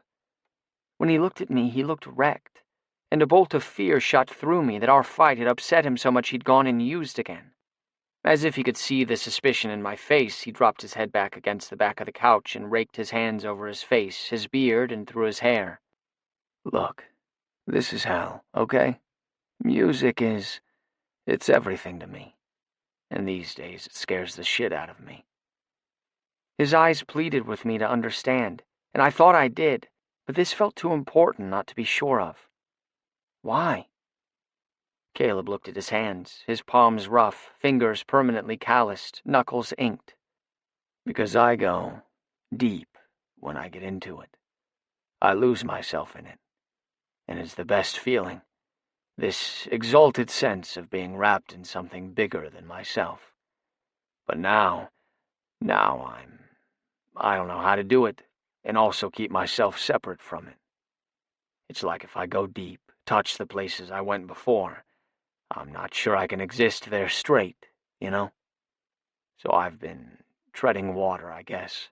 I can see the ocean, but dig my toes into the sand. And when you do shit like try and get me into the studio, I know you meant well, but it's like a fucking undertow, man. It's one thing if I choose it, but you can't be the one tugging me." I sank down beside him on the couch and slid one of my hands into his. I knew the feeling of going deep, of knowing that if you let yourself actually go all the way, maybe you'd emerge changed. "I understand. I won't push, or pull, whichever is the bad one. Either way, I won't do either. I just got excited before and I didn't think. I'm really sorry." "I know that," he said tiredly. "I'm sorry I was rough with you. I, panicked a bit, I guess. It hit at my pride, and apparently that's something I've still got a heap of, despite everything." He squeezed my hand, then moved his hand to brush over my hair. "I'm sorry," he said again. so softly it was just breath. Okay. I missed you. I leaned in to kiss him, just a brush of lips, and he rested his forehead against mine and looked at me for a while. I've been writing, he said. Just bits and pieces. But it was like after you left, there was this, I don't know, ghost of a challenge in the air. This dare. Or maybe I was just scared as hell that I was losing my mind out here by myself again. I tilted my chin up so I could look at him. He had faraway eyes. I went to Reese's for a few days, but after that I knew Matt wanted me gone. Can't blame him. I was a walking grouch, and Reese and I kept butting heads about everything. That's what we do. But Maddie's not like that. Sensitive, kind of. It gets under his skin, so I had to take off. And when I got back, I just started working on some stuff. And I've been doing it ever since. Can't sleep much. Well, that's great, I said, because I'm fucking up left and right, so maybe you can help me. I'm crap without you. It was a cheesy line. Even an emo band would have rejected it as a lyric. But it was true. Caleb brushed his thumb to my eyebrow, my cheekbone, my lip. What's up? Oh, we've been in the studio this past week and it's fucking terrible, man. I can't seem to get anything right, and the band's mad at me. Then I go home to that empty damn apartment and try to write, but everything's just primary colors bouncing off the walls. I don't want to go out because it's bright and sunny and people notice me more, so I've just been sitting there, playing guitar, and sometimes talking to Anthony. Hey, I should write a song called Crossword Puzzle Blues and dedicate it to him. You're just trying too hard, he said softly. You were doing fine a few weeks ago. I know, but then I was around you, I muttered. Then I buried my face in my drawn-up knees, because seriously, with words like those, it was probably better I wasn't writing anything. Caleb slid a hand into my hair and started scratching at my scalp, and I nearly fell on top of him with pleasure. The songs will come, he said. You're stressing because of the studio being booked. Don't think of that. Write the way you write when there's no deadline, no one waiting for the music. I was practically purring at the feel of his hand on my scalp, and when he pulled away, I protested. Hey, I know what will help, he said. Hang on. I got it from Reese's a few months ago because he was getting rid of it, and I forgot I even had it. A minute later he was back, and he dropped a beat-up old Casio keyboard into my lap. You can write on that, just like it was a piano. It had been a long time since I'd written on anything but the guitar, but that seemed so foolish all of a sudden. Piano had been what made me fall in love with music, so why shouldn't I write on one? I scrambled off the couch and put my arms around Caleb's neck. That's awesome, I said. Thanks. He nodded and wrapped an arm around my waist. Caleb? Why the fuck do you put your couch like that?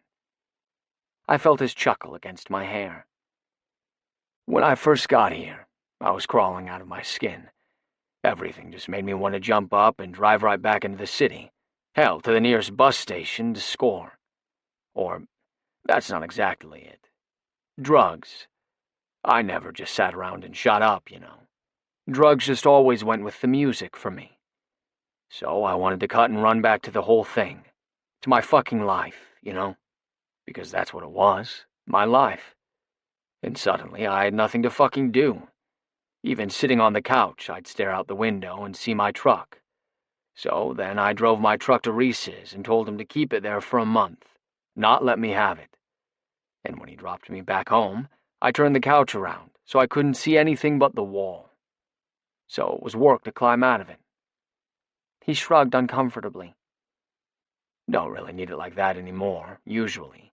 I was hiding a bit, I guess. He ducked his head. Found you, I said, and kissed him. Chapter 10. Caleb. Theo was holed up with me at the farm. He'd called the band and told them he just needed a change of scenery. But if they gave him a week, he promised he'd be back and ready to go with 2 new songs. He even offered to pay for the studio cancellation for this week out of pocket. a gesture that told me a lot about how he saw himself in relation to the band. We went for long walks in the morning, and then worked on music all day. Once Theo went inside, I would wander around the property, muttering to myself for an hour and probably looking like a lunatic. But then the song would just be there. It was how they used to come to me, only it had happened when I'd been on tour, or walking through the city. Something about moving through space distracted me just enough that the notes and words settled in without me overthinking them. The stuff I was writing was rough, but I knew it was good. I knew it with a gut instinct that had been slumbering for the last year, but had now roared awake. It was dark, though, which is how I knew it wasn't for Reese's album, even though I was pretty sure I was going to tell him I was in for the project. Theo scribbled. He sat on the floor, long limbs scrunched or sprawled in various uncomfortable-looking configurations, with a keyboard in front of him and his notebook to his right.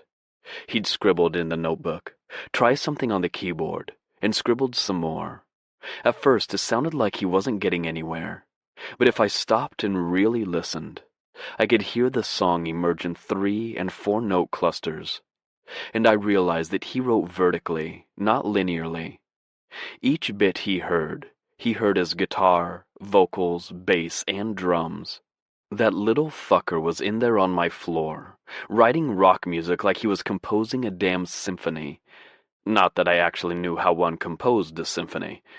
I had no clue how he kept all the parts straight in his head, and I'd had no idea that he wrote like that. It was like he was digging 6 feet down for every phrase. It kind of took my breath away. It made me wonder what other surprises Theo Decker hid behind that fall of black hair, those gorgeous eyes, and the rock star persona the world saw. When it was just the two of us, he was mercurial, sometimes shy and bumbling, sometimes awkward and goofy, often growly and intense, and occasionally so sweet I had to do a double take to check that he wasn't messing with me. But he wasn't. On the 3rd day he was there, Theo was writing in the living room, and I was having a cigarette on the porch, when Reese arrived in a growl of transmission and a cloud of dust from the road. It had been a dry week, and I was hoping for the sake of the garden that it would storm later. "Your boy here?" he asked, gesturing over his shoulder to where Theo's car was parked. I objected to the phrasing, but didn't bother trying to correct Reese. "He's inside." I also considered every version of go easy on him that I could think of, then discarded them all because Reese was going to do what Reese was going to do. And if there was any hope for Theo and me going forward, he'd have to learn to deal with Reese. And fuck, was I actually thinking there might be a Theo and me going forward? Shit, I muttered, and heaved myself up to follow Reese inside. Theo, still spread out on the floor, didn't even hear us come in. He was wearing headphones, frowning at his notebook, his lower lip caught in his teeth, tapping out a rhythm with his pen. He looked adorable. "Fucking shithell!" he swore when he startled at seeing us there. Reese chuckled. "Hey, I'm Reese Nyland." He stuck out a fist to Theo to shake, and Theo scrambled to his feet, headphone cord jerking him back down so that when he stood, his hair was everywhere, and the neck of his t-shirt was slightly askew. Something about him in awkward mode always got to me. I thought Reese perhaps agreed, because his smile was charmed. "Hi, Theo." He shook Reese's hand and tried to pull away, not knowing that Reese shook hands for an abnormally long time. This resulted in Theo trying to step backward and almost stepping on the keyboard. I caught him by the arm and extricated him from Reese's grip, snugging a hand around his hip in the process. "Oh, hey, my Casio," Reese said. "Theo's a classically trained pianist," I said, spelling out the warning to Reese in my tone. Reese wasn't one to start shit, but he was protective of me in general, and had been doubly so over the last year, so I didn't put it past him to poke. Theo flushed and started to shrug off my comment, but Reese said, "Yeah? Cool. I could never play, really. Hands got all caught up." He held up his huge hands, which looked comical in the context of the small keyboard. "Play something," he encouraged.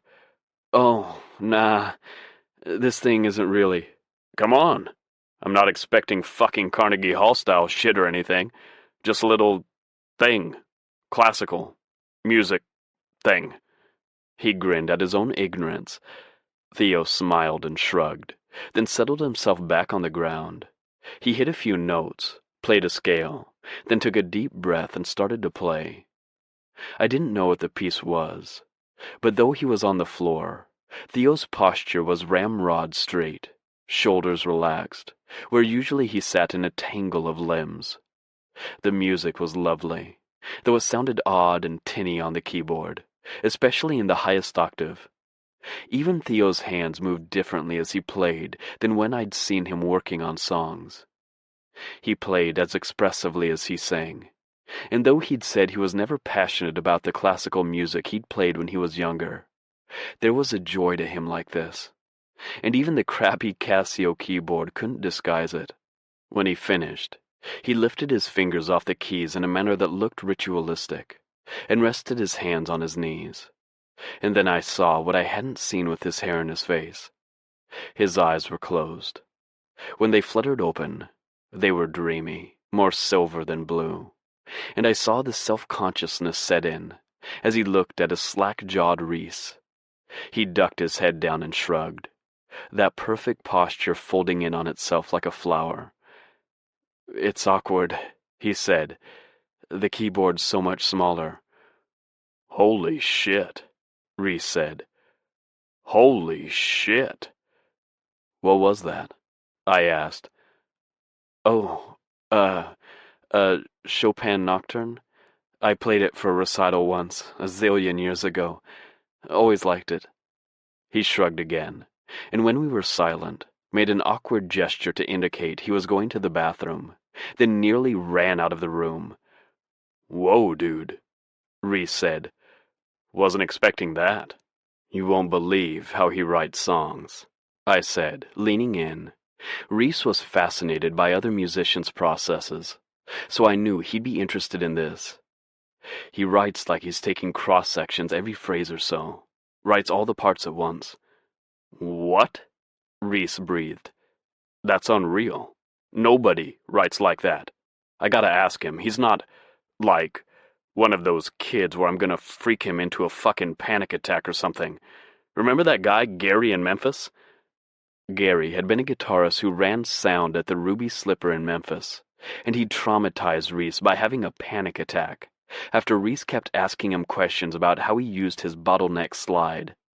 The panic attack, it turned out, had only the slightest bit to do with Reese's intense focus, but Reese had felt terrible about it. He was a teddy bear, really, and it upset him when his bulk and intensity were read as aggressive instead of invested. I snorted. "Nope." "Okay, come here and show me this thing where you write all the parts at once," Reese said, as soon as Theo came back into the room. Reese was perched on the armchair, and he looked like a fucked-up Santa Claus trying to get Theo to sit on his knee. I shoved them both onto the couch and went to make another pot of coffee. "Can I have some eggs, too?" Reese called. "I'm not making eggs." "Oh." Then a long pause, and Reese's hopeful voice. "Can you?" I rolled my eyes at my friend, but got out the eggs as I heard Theo start talking. Within minutes, the two of them were snugged up on the couch, keyboard resting across both their knees, with Theo talking animatedly and gesticulating wildly, smearing ink all over from the cheap ballpoint pens he chewed. I put the eggs down in front of Reese, and he barely noticed me, so intent on what Theo was saying. As I sat down on Theo's other side, I realized this was the first time more than one person had been in this house with me since I'd moved in. I had only fuzzy memories of visiting my grandfather when he lived out here. He had a stroke and went to live in a retirement home when I was 13.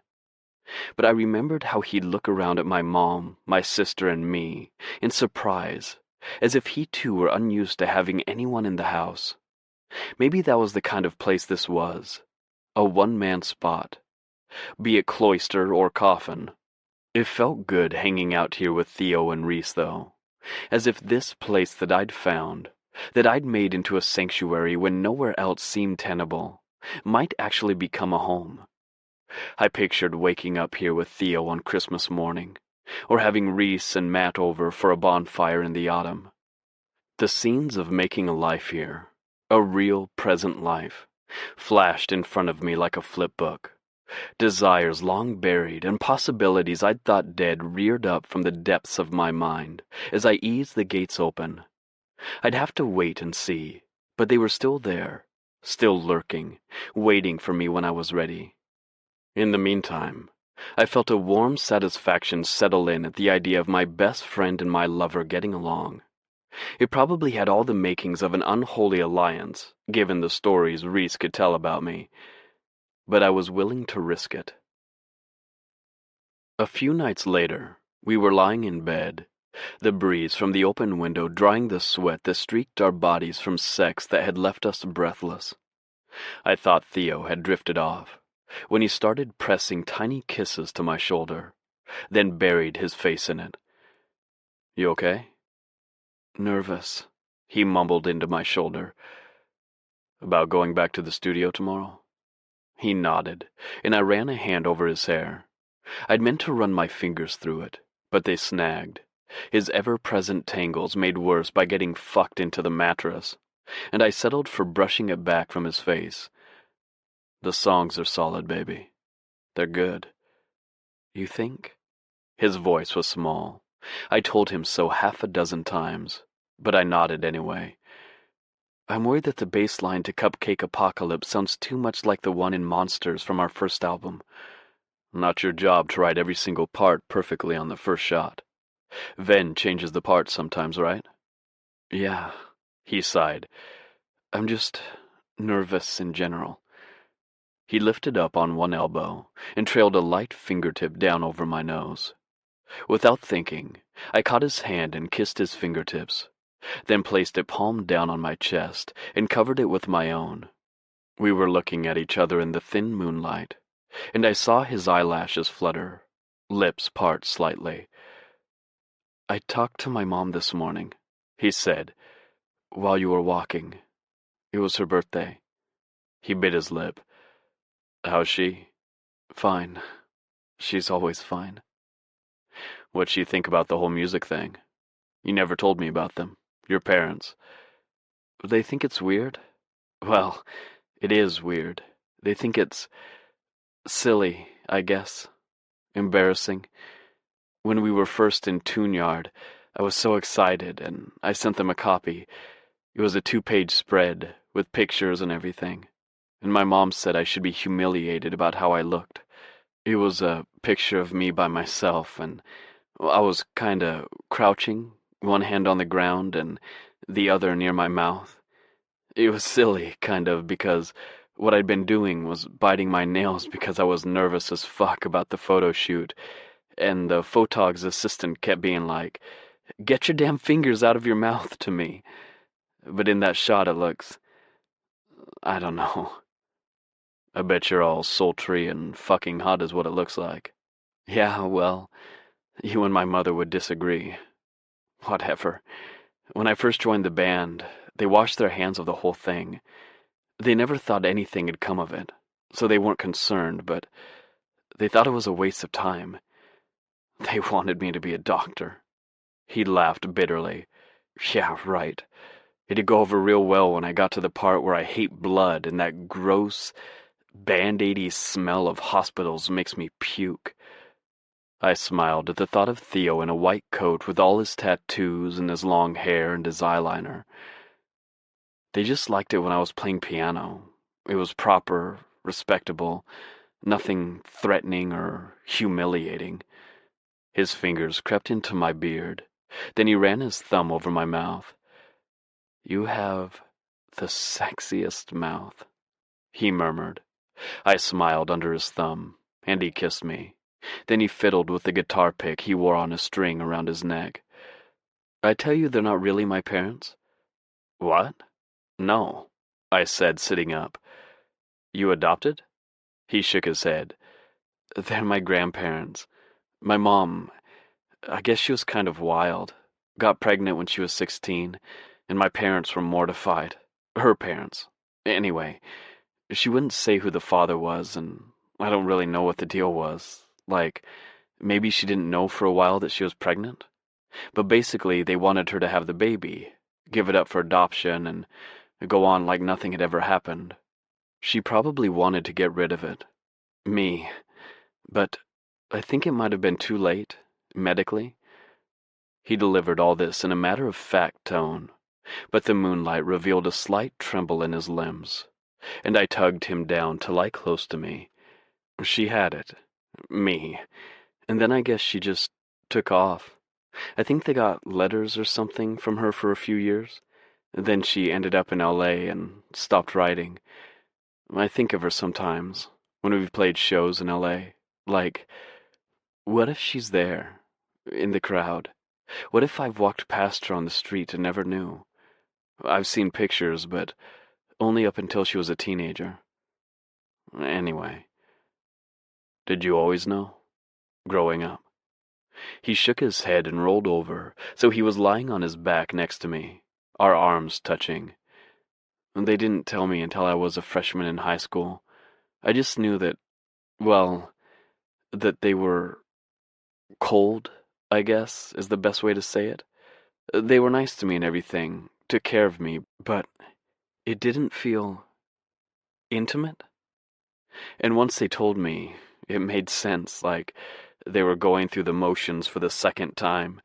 They'd already had their own kid and I wasn't supposed to be there, but it would have been scandalous to get rid of me. Wouldn't have been proper.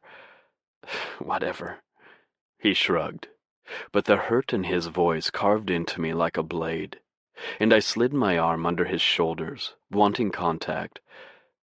Right after they told me, that whole year, it was so weird.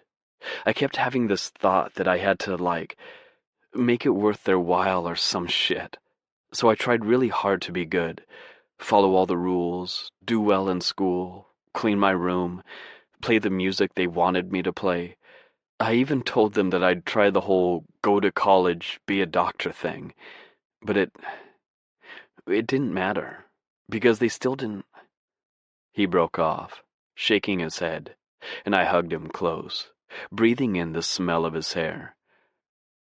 They still didn't really love me very much at all, I don't think, he finished in a whisper, and the pain of it washed through me, followed by a fierce wave of anger at the people who had made Theo Decker think that he wasn't enough. I held him to me, running a hand up and down his spine. When I joined the band, I kinda... It sounds pathetic, but I guess I kind of thought it would be like a family. But... He just shook his head and burrowed closer to me, wrapping a leg around my hip and an arm around my waist. He didn't have to finish the thought, because he'd already said it all. He joined the band looking for a family, connection, acceptance. And instead, he felt like the odd man out, alienated by the people he'd wanted to feel closest to. Again. Caleb? Oh, shit! Came Theo's voice from outside, interrupted by the sound of him tripping over something. I smiled down at the potatoes I was cutting. In the kitchen. He burst through the door, a blur of manic energy. He blazed into the kitchen and jumped on me, practically before I could put the knife down, kissing me deeply, still smiling. I take it things went well then, I said, smiling and trying not to drop him. Fuck yes, it was great, he rhapsodized. I deposited him on the counter and told him to tell me as I cooked. They loved the songs, and I wasn't a fucking train wreck like before, thank God. Ven agreed about that bass line, and he came up with a variation on it that worked great. And you know the part in Cupcake Apocalypse after the bridge? Coco added this bit like, he hummed 4 notes, that totally changes the rhythm and just makes the whole thing pop. And oh man, wait till you hear Ethan's drum part for it. He went sort of the opposite of Coco and sped up that part, so the guitar feels kind of like it's racing the drum beat, but they're still synchronized. Oh, and Ven is singing harmony on the No Name song, right? And his harmony? Gah, it's sick. It's kind of eerily close to the melody, but then he drops down a whole octave, so it gets kind of sinister in the chorus, which makes the chorus sort of sound like a bridge. Anyway, it fucking rocks. The whole thing just worked, you know? After a whole week of fucking nothing, we recorded both tracks today, and fuck, I'm so relieved, and tired, and hungry, and really horny. Also, did I say hi? I put the knife down again and nudged his knees apart, standing between them as he sat on the counter. I'm really glad, I said and kissed him. I can't wait to hear the tracks. He was vibrating with energy, smiling into my kiss. I thought I could see the relief in his face, too. Relief that he hadn't let down the rest of the band. Relief that they liked his songs and played well together. I cupped his cheek and kissed him again, and this time he snaked his legs around my waist, hooking his ankles together and pulling me in until my crotch snugged up against his. He moaned into the kiss and rubbed us together, my dick pulsing behind my tightening fly. I slid a hand up the back of his shirt and kissed him until his head thumped against the cabinet. Sorry, I muttered.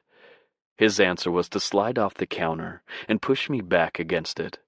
Then he dropped to his knees in front of me on the aged linoleum and dragged my pants down. He looked up at me, eyes silvery blue, black eyeliner smudged around them from yesterday, hair wild. And then he smirked, and goddamn if he wasn't the most beautiful man I'd ever seen. There was something about the quicksilver shift from excited and manic to sultry aggressor that got me instantly hard. He licked hot lines up the length of my dick with the flat of his tongue while he watched me. I tangled a hand in his hair and let myself relax. Theo made a sound of pleasure around me as I sighed. He started going at it with everything he had, taking me in deep, mouth hot and wet, those perfect lips stretched around me, and his cheeks hollowed. My head fell back as the sensations overwhelmed me. He squeezed the base of my cock with one hand, teasing my tip with his tongue, then went back to the glorious friction of his mouth as he slid a hand to my balls and tugged gently on the upstroke. The jolt of pleasure in my balls intensified everything Theo was doing, and the wet sound of him on my cock was filthy hot. A glance down found him, knees spread on the floor, his erection visible in his tight jeans, cheeks flushed and fluttering dark lashes moist as he worked me in and out of his mouth. He was breathing through his nose as he took me deeper. Then, like he could feel my eyes on him, he looked up at me, mouth stretched wide. Those fucking eyes just took me apart. I put a shaky hand to his cheek, then traced his lips, and his eyelashes fluttered. He moaned and adjusted himself in his jeans. Then he tipped his head back and grabbed my wrists, encouraging me to use his mouth as I wanted. Oh, fuck. He nodded slightly as I thrust, careful not to hurt him. But after a few thrusts, he caught the rhythm and closed his eyes, trusting me. His hand snaked down to his pants, dragging the zipper down, and he fisted himself, making inarticulate sounds of pleasure around my cock. One hand working his own erection, he reached between my legs and massaged my balls with the other, and my whole groin tightened, like every ounce of blood in my body was rushing to my cock. The wet heat of Theo's mouth felt like velvet around me, the pleasure sharp and clean. You look so fucking hot on your knees taking my dick and jerking yourself off.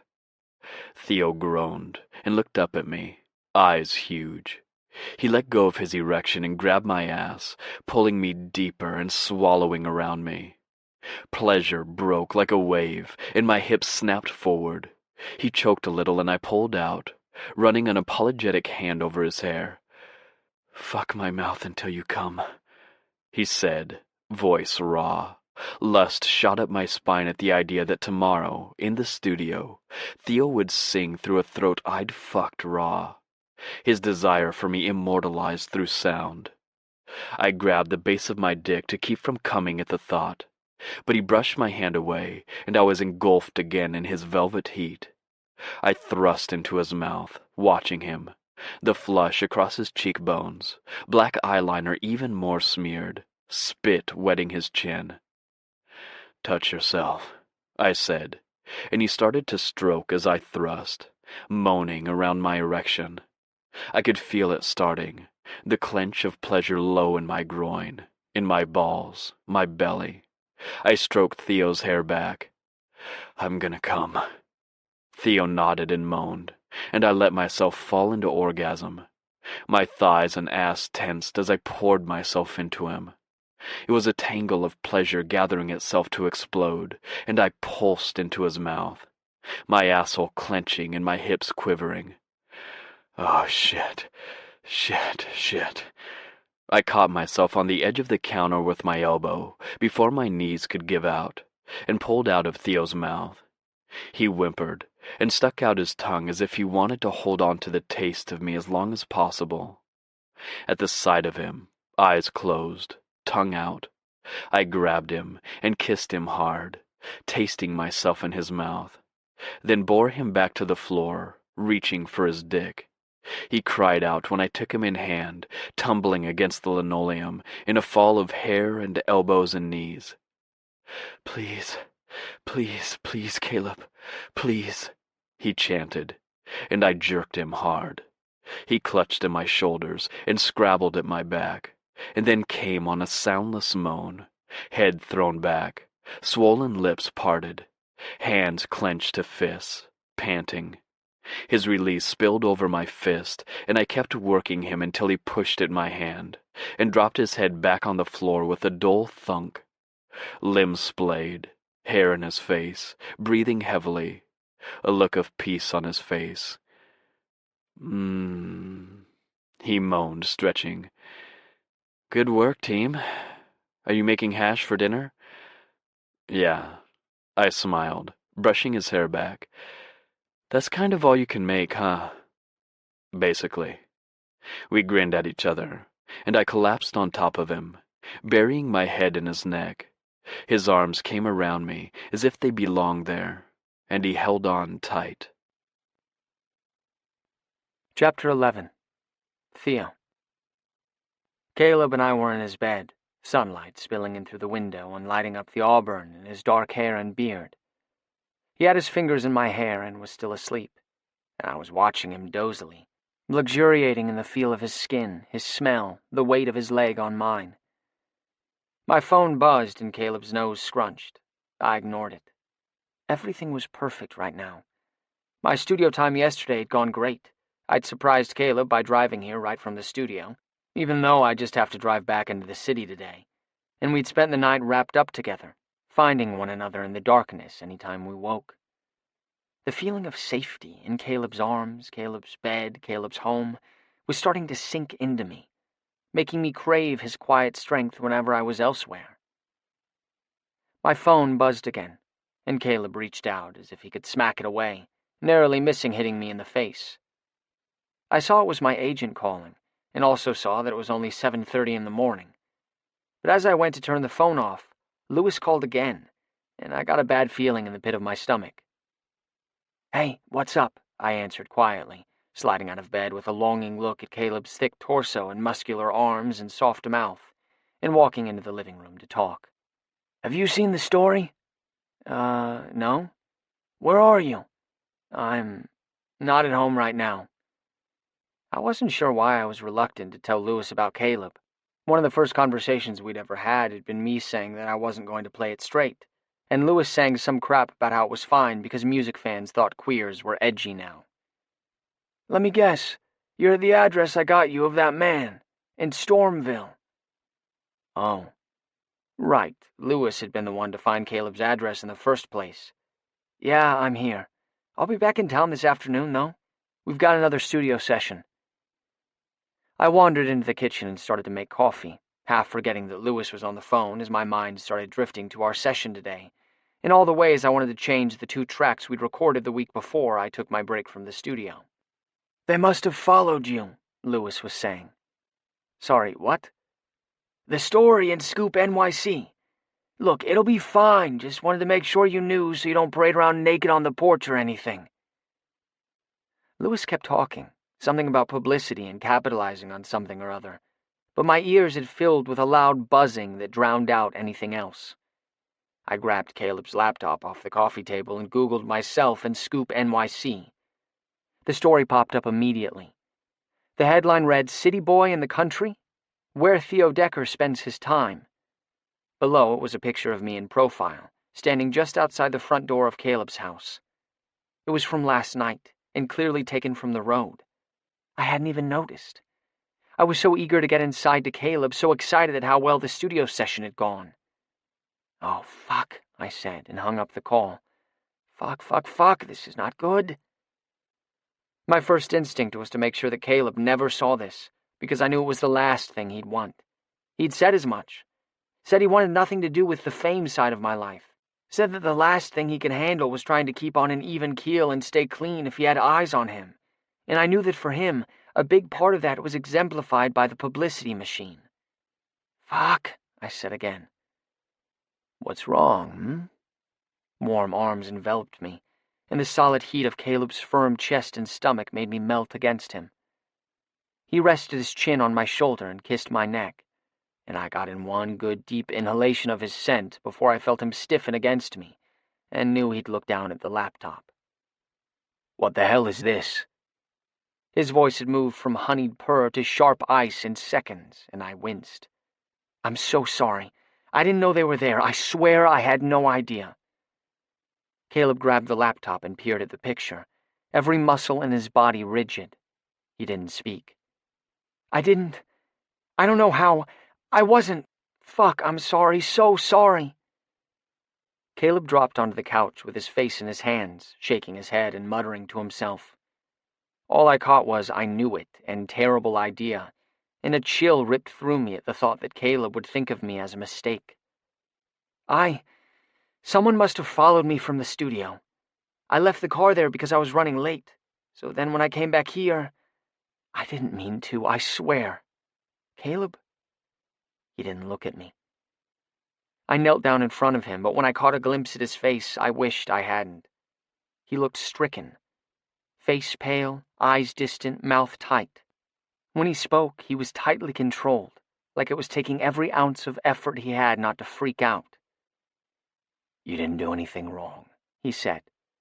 "I know this isn't your fault, but this is my fucking sanctuary, and now these vultures know where it is.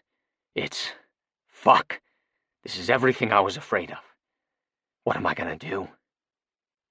That last was so plaintive it made me choke up. Seeing Caleb afraid, it shook me.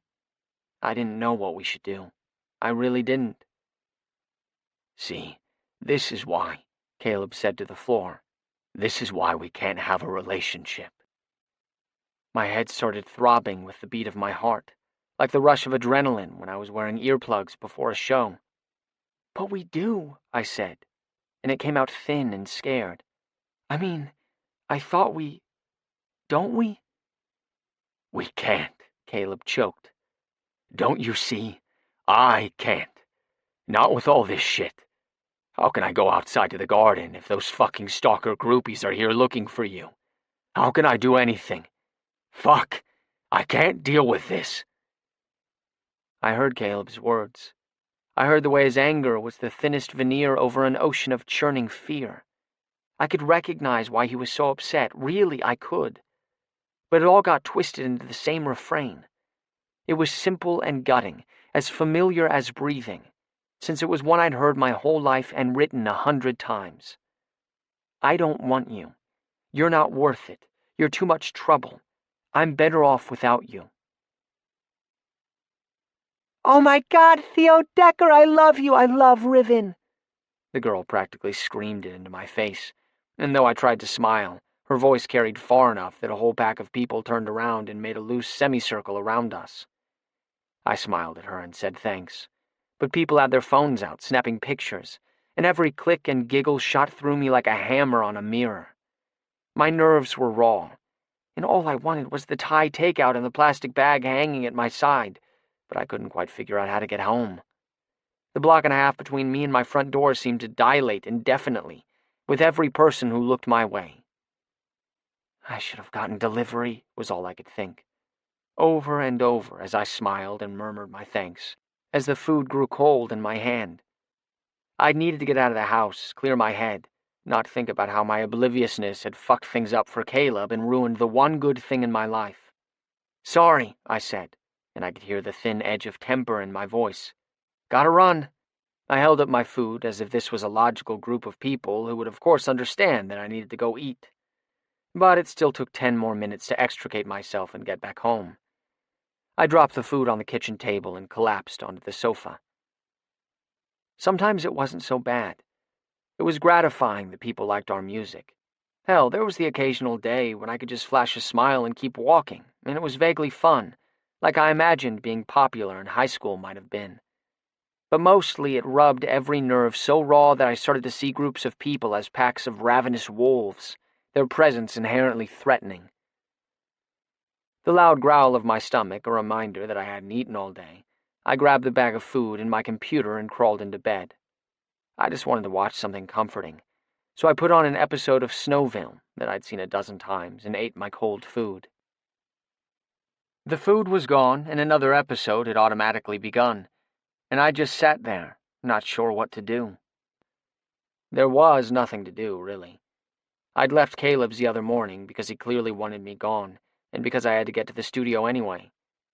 But since then, I hadn't heard from him and I hadn't called him. This is why we can't have a relationship, he'd said. Didn't get much clearer than that. Half buried in the covers, my phone lit up. Caleb. Usually, this was about the time I'd be calling him, if all was well. I wanted to ignore the call, give Caleb a taste of his own medicine, show him how shitty rejection felt. But even more than that, I wanted to hear the sound of his voice, wanted to talk about random things with him. Hi, I said. Hey. His voice was fire and thistles and everything I wanted. Wasn't sure you'd want to talk to me. I wish I didn't want to. I'm so mad at you. I could feel tears threatening, and was suddenly glad Caleb was just a voice over the phone. I was such an asshole, he said. I didn't mean to hurt you. Well, you did. I know. I'm so sorry. I could hear the sincerity in his voice and the tremble in mine, and both made me so tired. I can't help that paparazzi follow me. I wish to hell they didn't. I know that. I didn't do it on purpose. I didn't even know anyone was there. I know that too. Then, I took a shaky breath.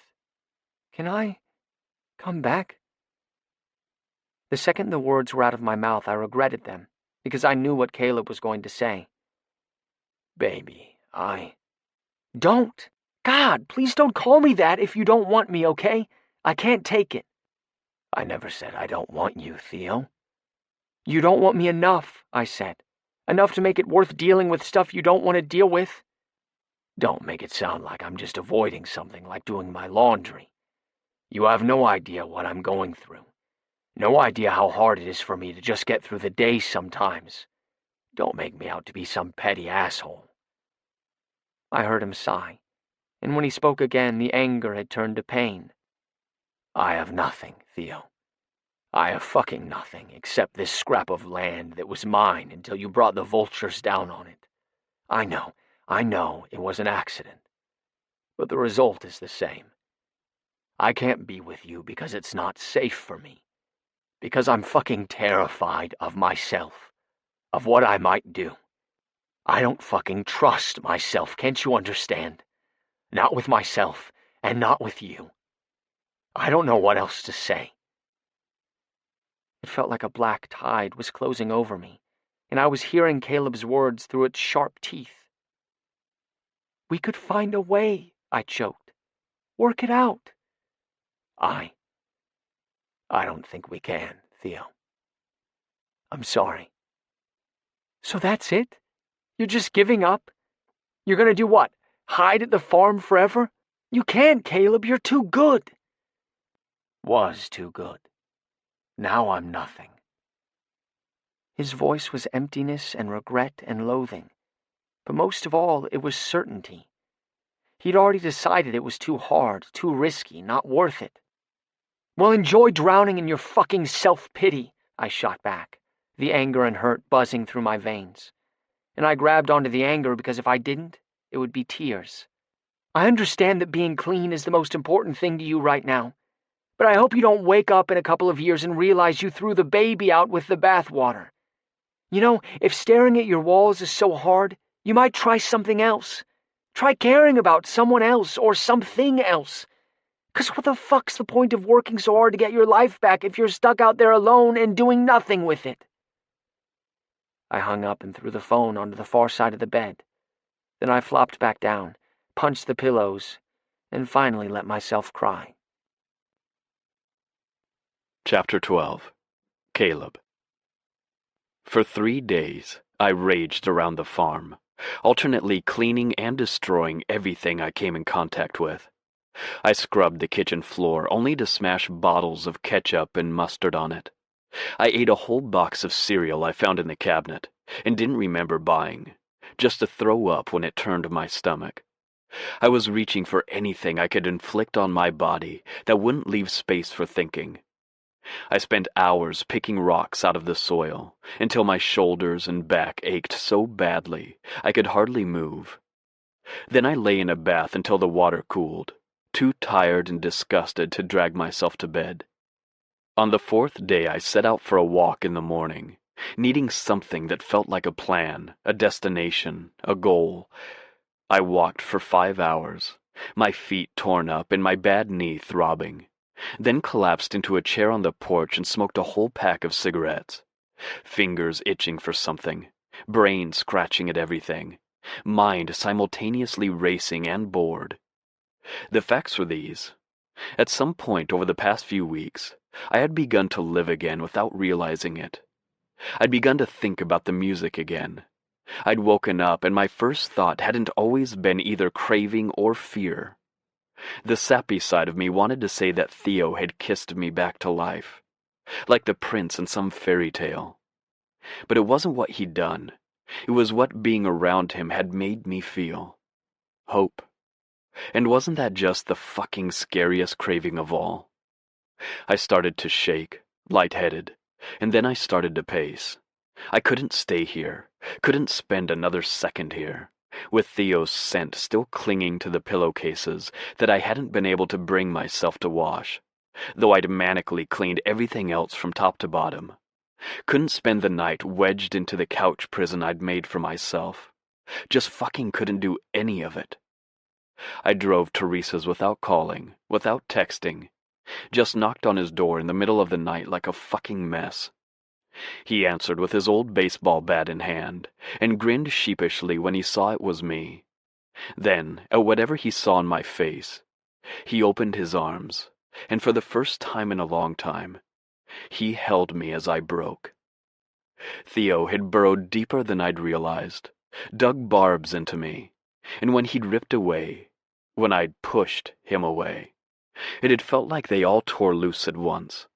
But with each passing day, I was finding new ones still lodged beneath my skin, treading on them and wincing, like a dog with a wounded paw.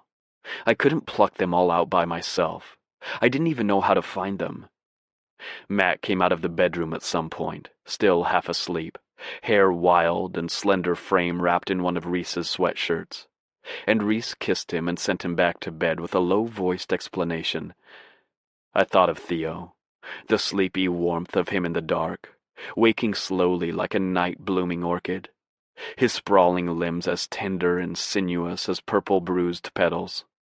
And I felt a barb I'd missed, lodged somewhere between my stomach and my heart, shake loose, leaving me empty and aching for the shape of him in my arms.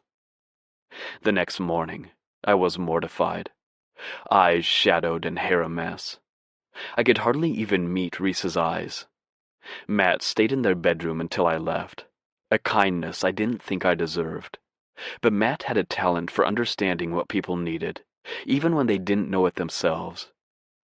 Reese peered down at me, the familiar bulk of him hovering just in front of me. I tried to apologize, but he wouldn't have it. He just looked at me until I met his eyes. "You're gonna be okay," he said, and squeezed my shoulders. "With Theo, or without him. You're gonna be okay. But you gotta call Huey, and you gotta do it today. Promise me." I nodded. He was right. This was what I did. Things got bad. I didn't want anyone to see me weak and broken. So I decided I'd wait until I was just a tiny bit stronger, and then I'd call. But in the space between shame and a public face lay the ocean of demons just waiting for the drop of blood that would set it churning. And I nicked myself with pride every time. "I will. I'll call him today. I promise." Reese hugged me, and just for a second, I could pretend things were the way they used to be, when we took on the world together, and I fell asleep pressed to this man, fought with him, laughed with him, dreamed with him. I held on tight, testing the pain like a tongue poking at a sore tooth. Did this still hurt? Was I still punishing myself? But the pain was centered elsewhere. These weren't the arms I wanted to fall asleep in. This wasn't the man I wanted to laugh with, dream with, hell, even fight with, because he wasn't Theo Decker. "Reese." His eyebrows were drawn together in concern, and I felt another surge of guilt for the worry I'd caused him, for barging in here without even calling. But I set my jaw and forced myself to get over it. I'd already apologized, and there was nothing else I could do. "I want to do the album." The storm on his face broke, sun beaming down on me like a benediction. "Yeah? You sure? Oh shit, babe, that's great. Fuck, sorry. Habit." He cast a quick, guilty look toward the bedroom. We both knew it didn't mean anything when he slipped and called me babe, like he had so long ago. But it set Matt's nerves jangling, so he tried not to. "I'm sure. I've already been writing some stuff. For me, mostly, but a little for you. I think it would be good to have a distraction." The second the words were out of my mouth, I cringed. "Fuck, that's not... I didn't mean it like that. I want to work on this, with you, if you'll still have me." "No worries, man. I know. Nothing wrong with something being awesome and also a distraction." "Okay then." He flipped into business mode.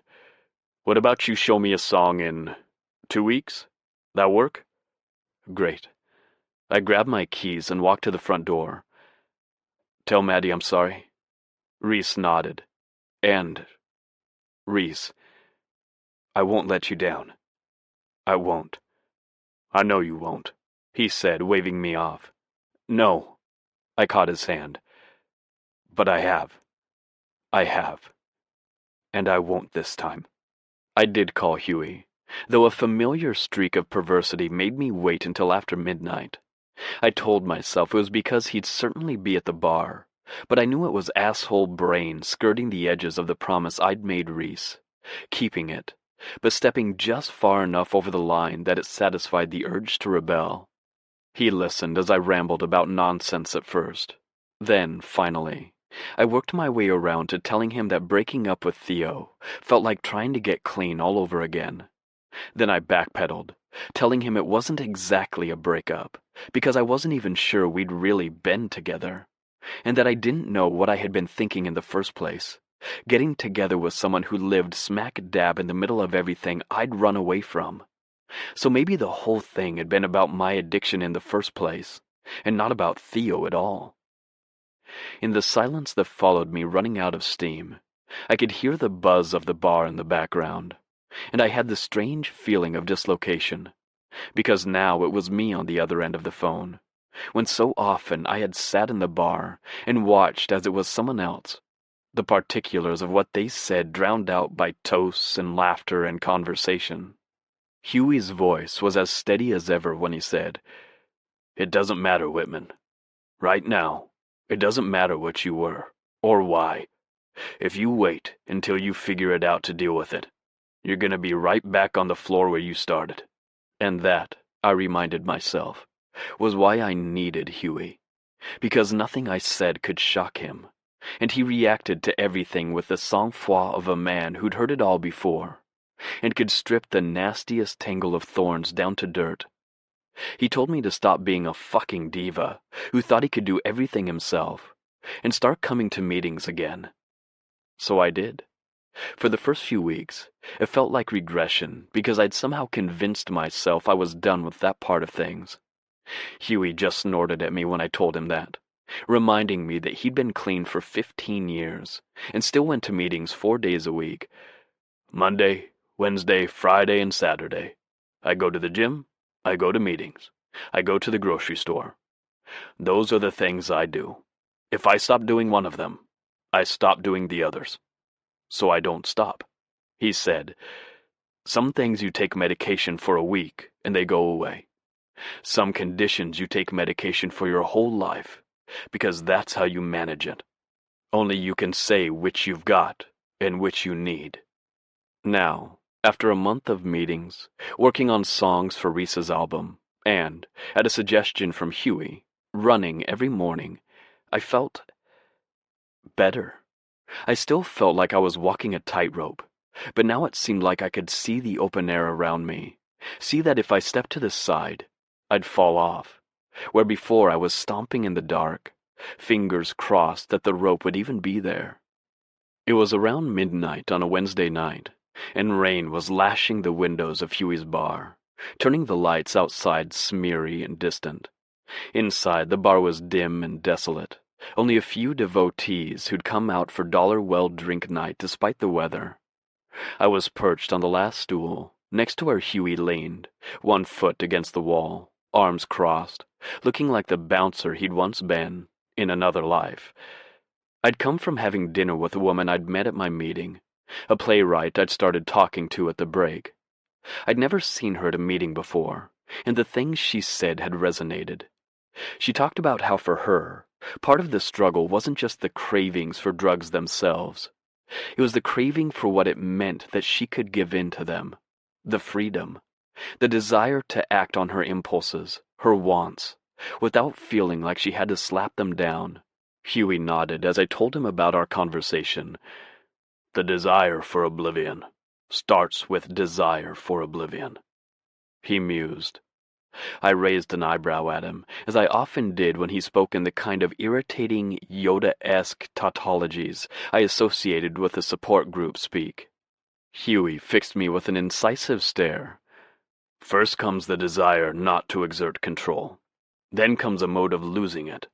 You don't want to have to control yourself. You want to have the freedom to act as you wish. Then you fulfill that desire. You're as addicted to the sense of freedom as to the thing that brings it. I'm just restating what your friend said, Whitman. Don't give me that look like you're smelling shit. I think that's what freaked me out so much with Theo. There was all the fame stuff, like how dangerous it seemed it would be, getting sucked into that lifestyle, the scrutiny. But mostly it's how much I wanted him, the way I wanted him. It felt too close to that craving, you know? Felt too close for comfort. Someone raised a glass from down the bar, and Huey held up a finger to me and went to provide a refill. As he was doing so, a few customers walked in, shaking off the rain, and he served them. The irony of my sponsor owning a bar was not lost on me, but, as Huey often said, "Hey, I ain't got a problem with booze, so what's the harm?" The first time he'd said it, I'd suggested that the harm might be the fact that he had to watch people struggle with their own addictions all the time, that some people might argue he enabled them just by existing. That's when I realized his sense of humor was so dry, it threatened to blow away in the breeze. It was also when I learned that Huey didn't trust in his own sobriety, unless he constantly proved to himself that it could weather any storm. I wasn't there yet myself, but I admired the hell out of his attitude. As always, Huey just picked up where we'd left off. You know all this shit about codependency and replacing one addiction with another. Only you know if you were having healthy patterns with Theo. Maybe you were, maybe you weren't. And maybe you needed to clear everything out, including him. Reintroduce shit back in one at a time, like one of those allergy tests. See what's poison and what's nourishing. I nodded. That's how it felt. Like over the past month I'd scrutinized every detail of my life, held each one up to the light, and asked myself if it harmed me or helped me. At a certain point, though, Whitman, you gotta trust. It's not that I don't trust him, it's... No, not trust Theo. Trust yourself. You gotta be able to say, okay, I want this person and that's okay.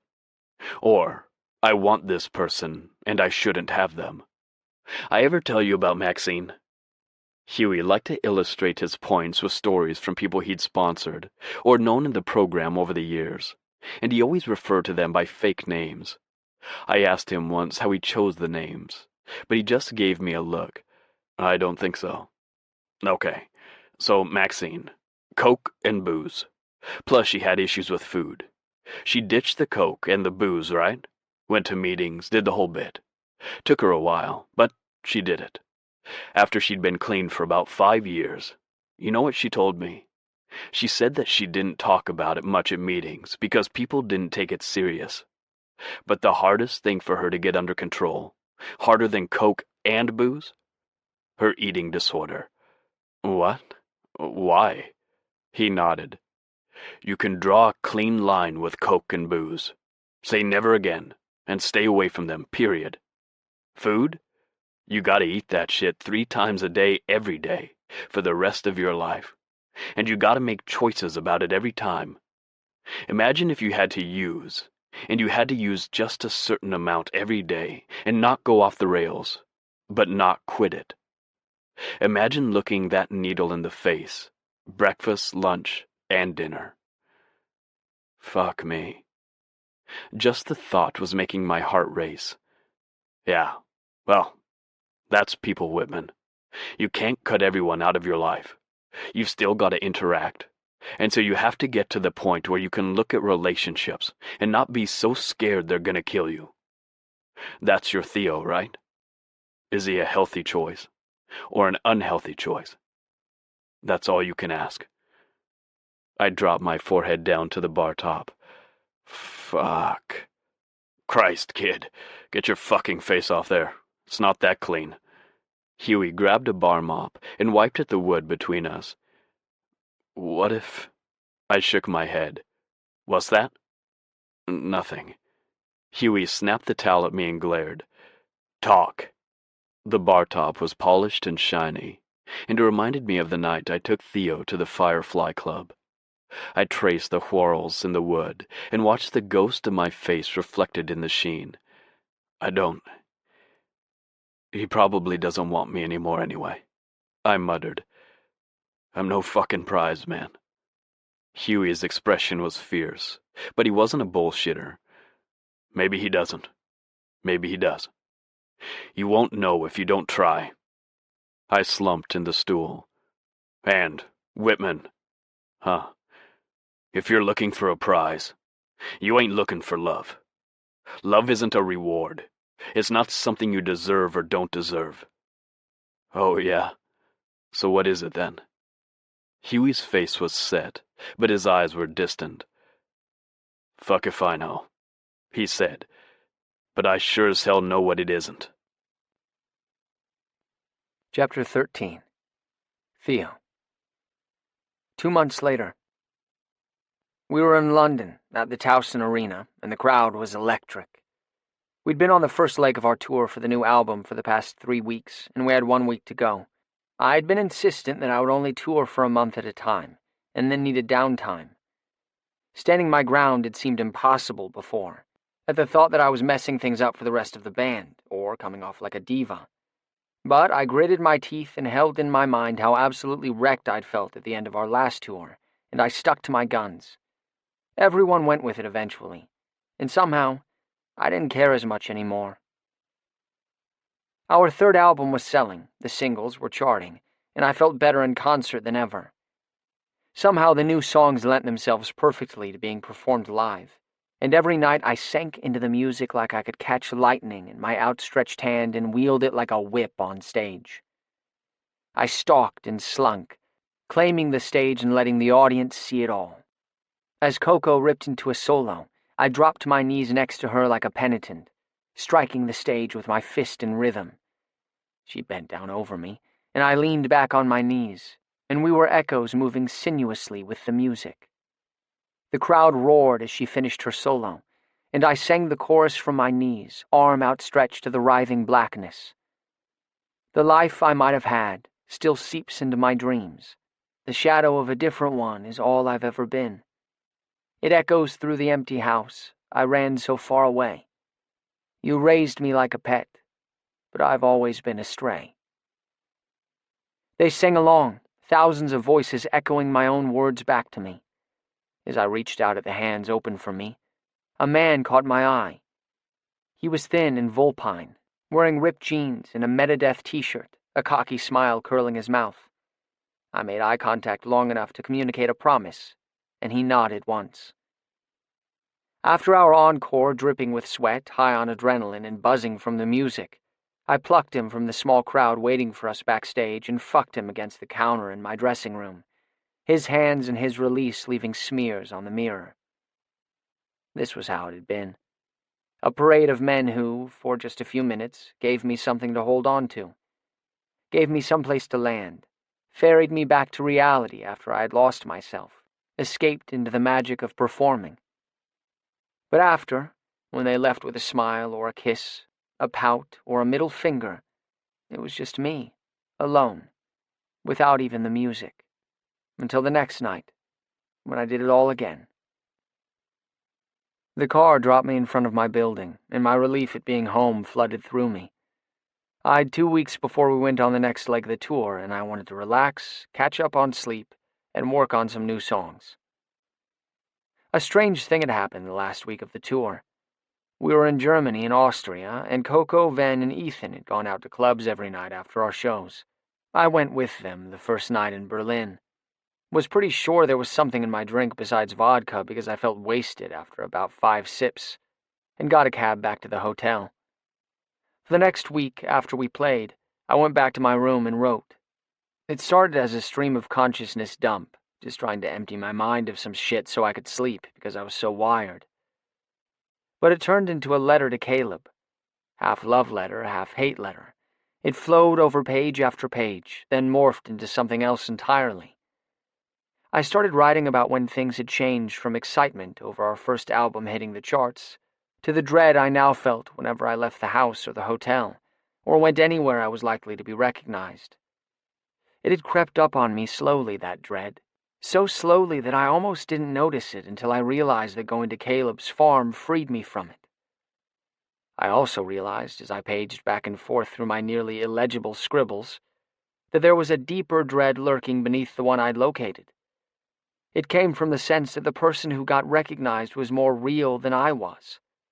How could I, the actual singular Theo Decker, exist when the Theo Decker the world saw was Legion? That week, I wrote the skeletons of 3 new songs, building them from the melody out, unlike how I usually wrote. I thought maybe that was because they weren't Riven songs. Maybe they were songs just for me. I wasn't sure what that meant exactly, but I knew I wanted to work on them, see where they'd go. It was about 10 in the morning, and I sketched a tired hello to the doorman, a new guy whose name I couldn't remember, Robert or Randy. Then I went upstairs, left my bags just inside the door, and fell into bed without even showering off the grit of travel. I don't know how long I'd been asleep when the front desk buzzed me, and Robert, or Randy, or whatever his name was, told me I had a visitor. Mr. Caleb Whitman," he said. My heart started pounding a rhythm that made me woozy, and I swallowed compulsively around a tongue gone dry as bone. Yeah, yes, okay, thanks. Shall I send him up then, sir? Yeah, yep, thank you. I ran to the bathroom, sliding in my socks, and brushed my teeth as fast as I could, trying to erase sleep and airplane food. I glanced in the mirror and saw that my hair was a wreck and I had dark circles under my eyes, but there was nothing to do about it now. The knock on the door came as I dried my mouth, and I made every effort to walk to the door slowly, in an attempt to control my nerves. But when I opened it to my first sight of Caleb in almost 3 months, any control I'd gotten slipped away. He looked so good I wanted to throw myself into him. His hair was longer, one side tucked behind his ear. His beard was meticulously groomed, and he looked healthier somehow, tan or glowing or something. I crossed my arms over my chest, self-conscious about my own state. I was sleeping. Just got back from tour, I mumbled, holding the door open to him. Sorry to wake you. His eyes were locked on me as I raked my hair back self-consciously. Do you want to sit? We sat on the couch and I tucked my feet up under me, suddenly chilled in just a t-shirt. How have you been? I asked, internally rolling my eyes at the bad, oh, hello there, let's make small talk dialogue. Better, he said. I'm better. I, followed your tour a bit. Looks like it went well. Thank God he seemed as uncomfortable as I felt. I nodded. Yeah, it was good. Thanks. Then we sat, the air between us buzzing, the seconds ticking past in awkward silence. Finally, after what felt like forever but was surely only a minute, Caleb cleared his throat and held out a hand. Can I? He took my hand and I nodded. I'm so damn sorry, Theo. I know I may not have any right to show up here, but I've missed the shit out of you. And I've spent a while thinking about things, and I'm hoping you'll give me a chance to explain. To try and, I don't know, tell you why I freaked. Someplace deep inside my stomach unknotted, let go of a tension I hadn't even been aware of. I squeezed the hand that held mine and used it to pull myself closer to him. Do you want... I held up our joined hands. Is this a thing where you want to apologize so I let you go? Or you want to explain so we can... try. Again? Because I wasn't sure if I could handle another round of Caleb's come closer, get away. I forced myself to look up at him, though I was terrified to hear which one he'd choose. He cupped my face in his other hand and brought our foreheads gently together. I want to try again, he said, voice the soft timbre of wind over water. I'm hoping you'll give me another chance. I scooted even closer and threw my legs over his, so I could wrap my arms around his neck. When that was awkward, I hoisted myself over onto his lap and molded myself to him. I could feel his chest expanding as he inhaled deeply and put a hand flat against my back and another in my hair. I kissed him softly, and instead of lust, it was comfort I wanted, the reassurance of his mouth against mine, the physical promise of possibilities. I pulled back enough to see his face. I'm still famous, I said, and he smirked. Yes, you're very famous. I rolled my eyes. I mean the stuff about paparazzi. I can't control that. I wish I could, believe me, but I can't, so... Caleb shook his head. I know. That was me freaking out about shit, not really about the article. I kinda lost it at the idea of trying to stay sober while being sucked into the whole fame thing. But once I had time to think about it, it wasn't really that. He brushed my hair back. The way I felt about you, how much I wanted you. It felt too close to how I felt before. The craving I felt when you weren't there. How I wanted to touch you, taste you. He kissed the angle of my jaw and the spot under my ear, making me shiver. I knew there were things we'd have to hash out, but now there was only one thing that mattered. I missed you. I missed you so much, I murmured, wrapping my arms around him again. I thought maybe this time we wouldn't. Me too. House is lonely without you, Caleb said in my ear. He stood in one powerful movement, hauling me up with him. I hooked my thighs around his hips, and he slid an arm under me and walked to the bedroom, putting me down on the bed and stretching out next to me. I knew we had a lot of stuff to talk about, but right now all I could think about was being close to him, feeling his skin against mine, breathing in the scent of him. I pulled him on top of me and jutted my chin up, searching for a kiss. When Caleb's lips came down on mine, I moaned into his mouth. I'd spent months alone, in hotel room after hotel room, missing this. I wrapped my arms and legs around him so he couldn't pull away. "God, baby," he murmured, digging a hand into my hair and running the other up and down my body like he wanted to touch every inch of me. He kissed my mouth, my jaw, my throat, and I clung to him, trying to strip his shirt and pants off without letting him move away. "You can't push me away again," I choked out, and the words sounded tiny, like they came from a place so deep inside they could barely be heard. "I can't stand it. Not again." Caleb's eyes were lust and want and apology. The heat cooled for just a moment, long enough for him to press his lips to my forehead.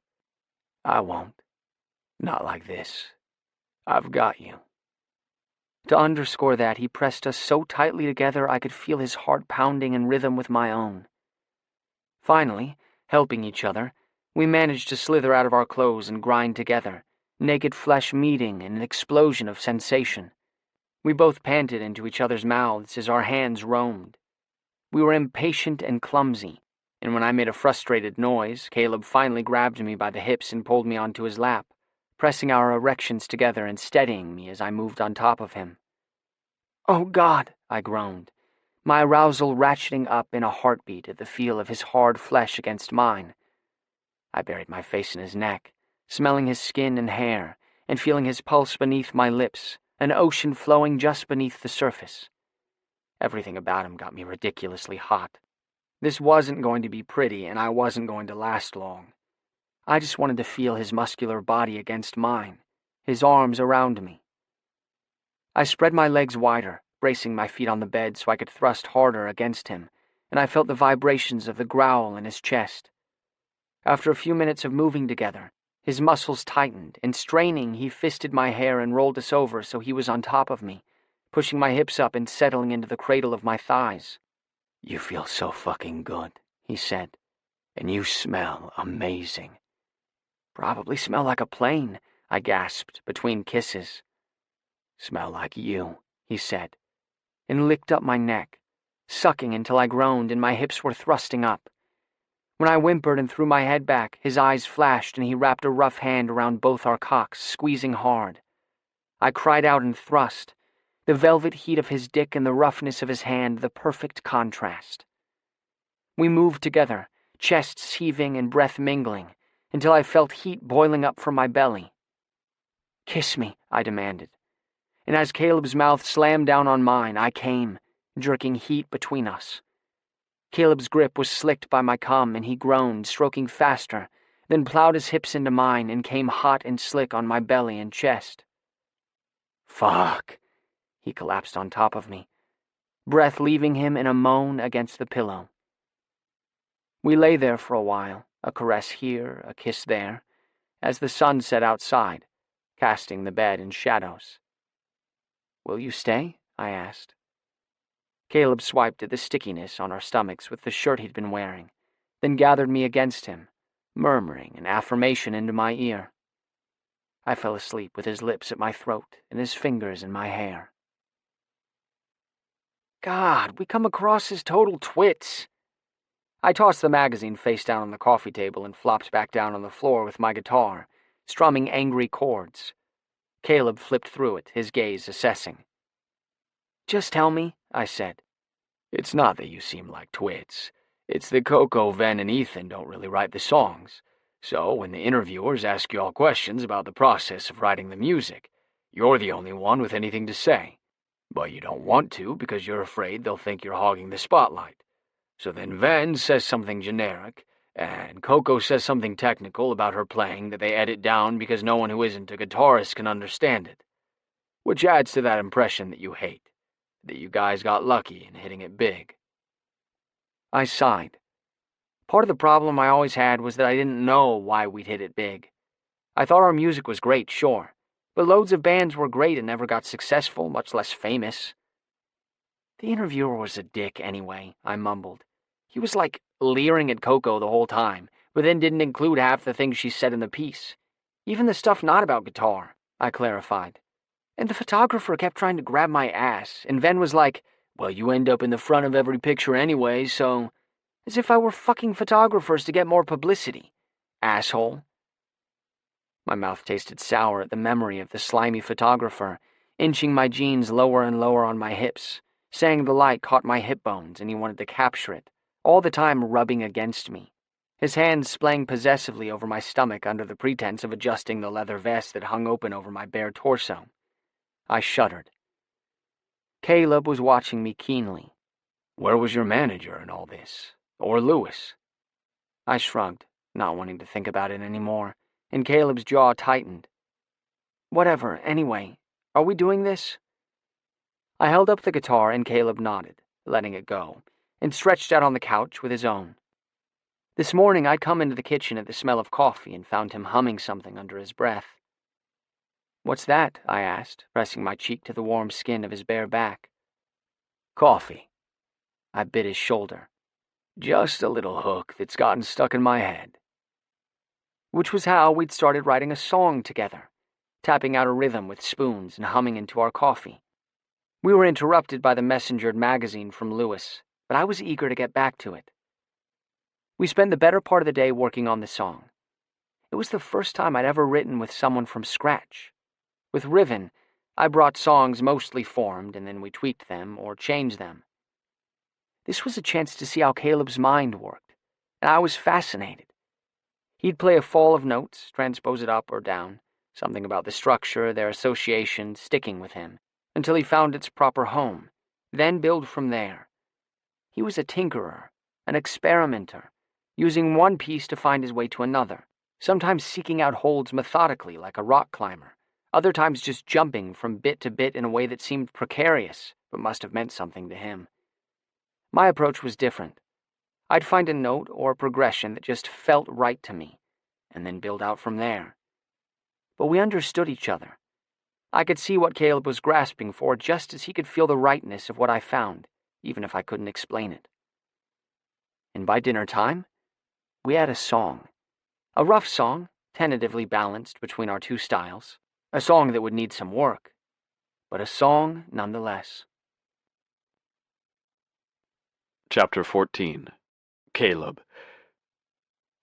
No, Lewis, I'm not doing that. Absolutely not. Theo was yelling into his phone, pacing on the porch where the signal was better. Well, if that happens, I guess I'll just accept that I'm crap at my job, won't I? Because I'm not fucking lip-syncing and I can't even believe you're asking me. A flurry of swearing followed, and then he banged back inside. They want you to lip-sync? On the fucking nightlife show. And you know what Lewis's justification is? Everybody does it. Did you know that? That apparently every single person in this industry lip-syncs? He said sarcastically.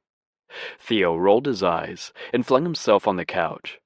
After a moment, he pulled the keyboard onto his knees and launched into a lugubrious dirge. With his nostrils flared, his brow furrowed, and his black hair wild around his shoulders, he looked like a petulant teenaged Edgar Allan Poe, and I had to stop myself from laughing, since that would not go over well. He'd been around long enough by now, and seen enough, that any scrap of naivety about his business should have been scrapped from him. But I was realizing that he spent so much of his time feeling like an interloper in Riven. He often missed the part where, compared to the world, he was a star. It jarred him when he received special treatment, made him uncomfortable when people deferred to him, and pissed him off when people thought he'd know better than someone else about anything but music. But it ran deeper than an intentional disregard for his own celebrity. While on stage, Theo oozed sex, confidence, and charisma. Theo offstage was the man who had grown up in a cold, sterile home, with people who looked at him and saw their daughter's mistakes. I could see it sometimes, when we were intimate. Theo would reach for me, ask for something he wanted, with words or with his body, and then retract, suddenly sure he'd stepped over a line, ask for something he had no right to, something that he would surely be denied. The other night, he'd come out of the shower to find me on the couch and draped himself over me. After a few seconds, his whole body stiffened, and he started to pull away, as if he'd collect himself and take himself away before I could point out that he'd transgressed. There was a deep need in him, and it sang to me, plucked at strings pulled taut inside me that had never been strummed. I wanted to be able to grant him every right over me. I wasn't there yet, not quite, but I wanted it. For the first time, I wanted it. Well, so you told him no, I said. That's good. That's your right, I told Theo, easing down next to him on the couch slowly so I didn't dislodge the keyboard. I knew I should tell him he could take it home with him so he could use it whenever he wanted, but I couldn't help thinking that keeping it here meant one more reason he had to come over. He shrugged. No, Theo, it is. You get to decide when you sing and when you don't. Period. You did the right thing. Yeah, he sighed. He pushed the keyboard onto the table and put up a knee to face me. What if they want me to, though? They invariably meant Ven, Coco, and Ethan. Well, I said, running a hand through his hair. You're the singer, so you decide when you sing. If they told Coco she should play fake guitar, it'd be up to her whether she wanted to or not, right? Theo laughed. Oh my God, I'd pay to see someone try and get Coco to fake playing guitar. She'd behead them with a guitar string like cutting soft cheese.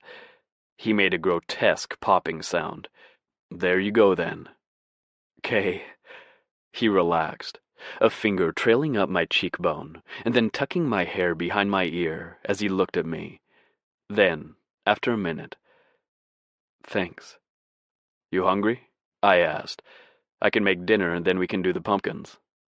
It was the night before Halloween, and Theo had gotten all excited because the pumpkins I'd planted were ready, and he wanted to carve jack-o'-lanterns. "Yeah, but, His eyes darted to his bag. "Don't kill me, but I brought—" He rummaged around in the bag and brought out a stack of boxes of Kraft macaroni and cheese. "I love your I grew this and we're gonna eat it thing, but I'm just so effing sick of hash," he said apologetically. I laughed. "No worries. I can just throw an egg on top of this and we'll be good to go." Theo's eyes got wide, and he looked a little queasy. I chucked him under the chin. "Kidding," I said. The pumpkins were smaller than your commercial variety, but we'd managed to carve them anyway. Mine looked like the typical triangles for eyes and grin jack-o'-lantern that you saw on every stoop on Halloween. I hadn't been paying a lot of attention to what I was doing because I was absorbed in watching Theo carve what was possibly the single ugliest jack-o'-lantern I'd ever seen. He'd spent long minutes deciding among the pumpkins, finally choosing the biggest one he could find. I teased him about size not being everything, and he'd groped me and said fortunately for him, that wasn't an issue. He'd gone into the carving with a plan, I was pretty sure, since he'd drawn something on the pumpkin. But as he cut it, the thing just got weirder and weirder. Somehow the facial features mushed together, and the cuts combined so that his pumpkin looked like the grimacing corpse of a very old man or a very ugly baby. It was actually kind of horrifying. Theo kept cocking his head and looking at it like he couldn't quite figure out why it was betraying him. Finally, he gave it up for done and pushed it away. We both looked at it for a minute, and when I opened my mouth, he said, "Don't say anything. I already know." I chuckled and helped him rinse off the pumpkin seeds we'd scooped out because we were going to roast them. "Do yours usually turn out better?" I asked tentatively, mostly just to needle him. He sniffed. "I've never carved one before." "What? How's that possible?" "I don't know. My parents never celebrated Halloween when I was a kid. Too much trouble, too much mess, candy's bad for you, etc. Then in college it was like parties and people getting wasted." He shrugged and started picking clumps of the leftover mac and cheese out of the pot with his fingers and eating them. I kissed the side of his neck and rested my chin on his shoulder. He offered me a clump of mac and cheese, popped it in my mouth, and then went back to washing off the pumpkin seeds. "Well, we've got to light them," I said. If Theo had never done this before, I wanted to make sure he got the full experience. "What? No, it's fine. Mine will probably collapse and set the whole house on fire anyway, or traumatize passing animals. So we'll put them on the bottom step. At worst, if yours collapses and sets things on fire, we'll get out alive, and those deer need to stop eating my carrot tops anyway." He elbowed me, but nodded okay. So we lit candles on the pumpkins and turned them so we could see their flickering faces as we sat out on the porch for a cigarette. Mine looked normal and Theo's sinister. He got up and turned his a bit to the right so that we could only see half of it. From that angle, it just looked abstract, a vast improvement. Theo strummed a vaguely familiar tune on the guitar and I relaxed, enjoying his company, the music, the cigarette, my garden stretching out before us. Then suddenly, as I tuned out, I realized what he was playing. Hey, that's the song for Reese. I've been trying to figure out the transition there. But that works. "Shit, sorry," he said, fingers skidding on the strings. "I didn't even realize I was playing it." I held my hand out for the guitar and played the part of the melody I'd already written, swapping in the part Theo was just playing for the bridge. It would work. It would definitely work. "It's great," I said, and handed the guitar back to Theo. He relaxed when he saw I wasn't offended, and went back to playing, something else this time, something I didn't recognize, something dark and creeping. "What did Reese say about the other songs?" He loved them. He's writing one now to fit with them." Reese had been ecstatic at the songs I'd brought him, and he was excited to get into the studio and start recording in a few weeks. He'd talked enthusiastically about finding a fiddle player, and getting Coney Sparks, who he'd known forever and played with back in the day, on drums. It seemed like everything was coming together. "What about the other songs?" Theo asked. "Huh? The songs you've written that weren't for Reese." My pulse sped. "What do you mean? What songs?" Theo raised an eyebrow and blew smoke in my direction. "I mean the songs that I've heard you humming for the last week, or playing on guitar when I was in the shower, that are clearly written by you, and also clearly not written for Reese." I grumbled something unintelligible, and lit another cigarette. But Theo didn't say anything more, just sighed and looked up at the moon, strumming softly. "How'd you know they weren't for Reese?" He paused before answering, but I couldn't quite bring myself to look at him. "They're just different. The other songs feel like Reese, but these don't. They're grittier, deeper. They feel like you." I didn't say anything, but my heart was pounding. They did feel like me. They felt more like me than anything I'd ever written. "They sound wonderful," Theo said softly. "I kind of hoped you'd play them for me. For real." I shrugged, my shoulders jerking awkwardly. My palms were sweaty and my breath uneven. "Don't know there's much point," I said. "No one will hear them." "Why do you think that?" Theo's voice was gentle, sincere, but it pissed me off because the answer was so obvious. "How could they? Unless they come eavesdrop while I'm in the shower." It came out harsh, and I felt immediately guilty when Theo winced. "People could hear the songs if you let them, Caleb.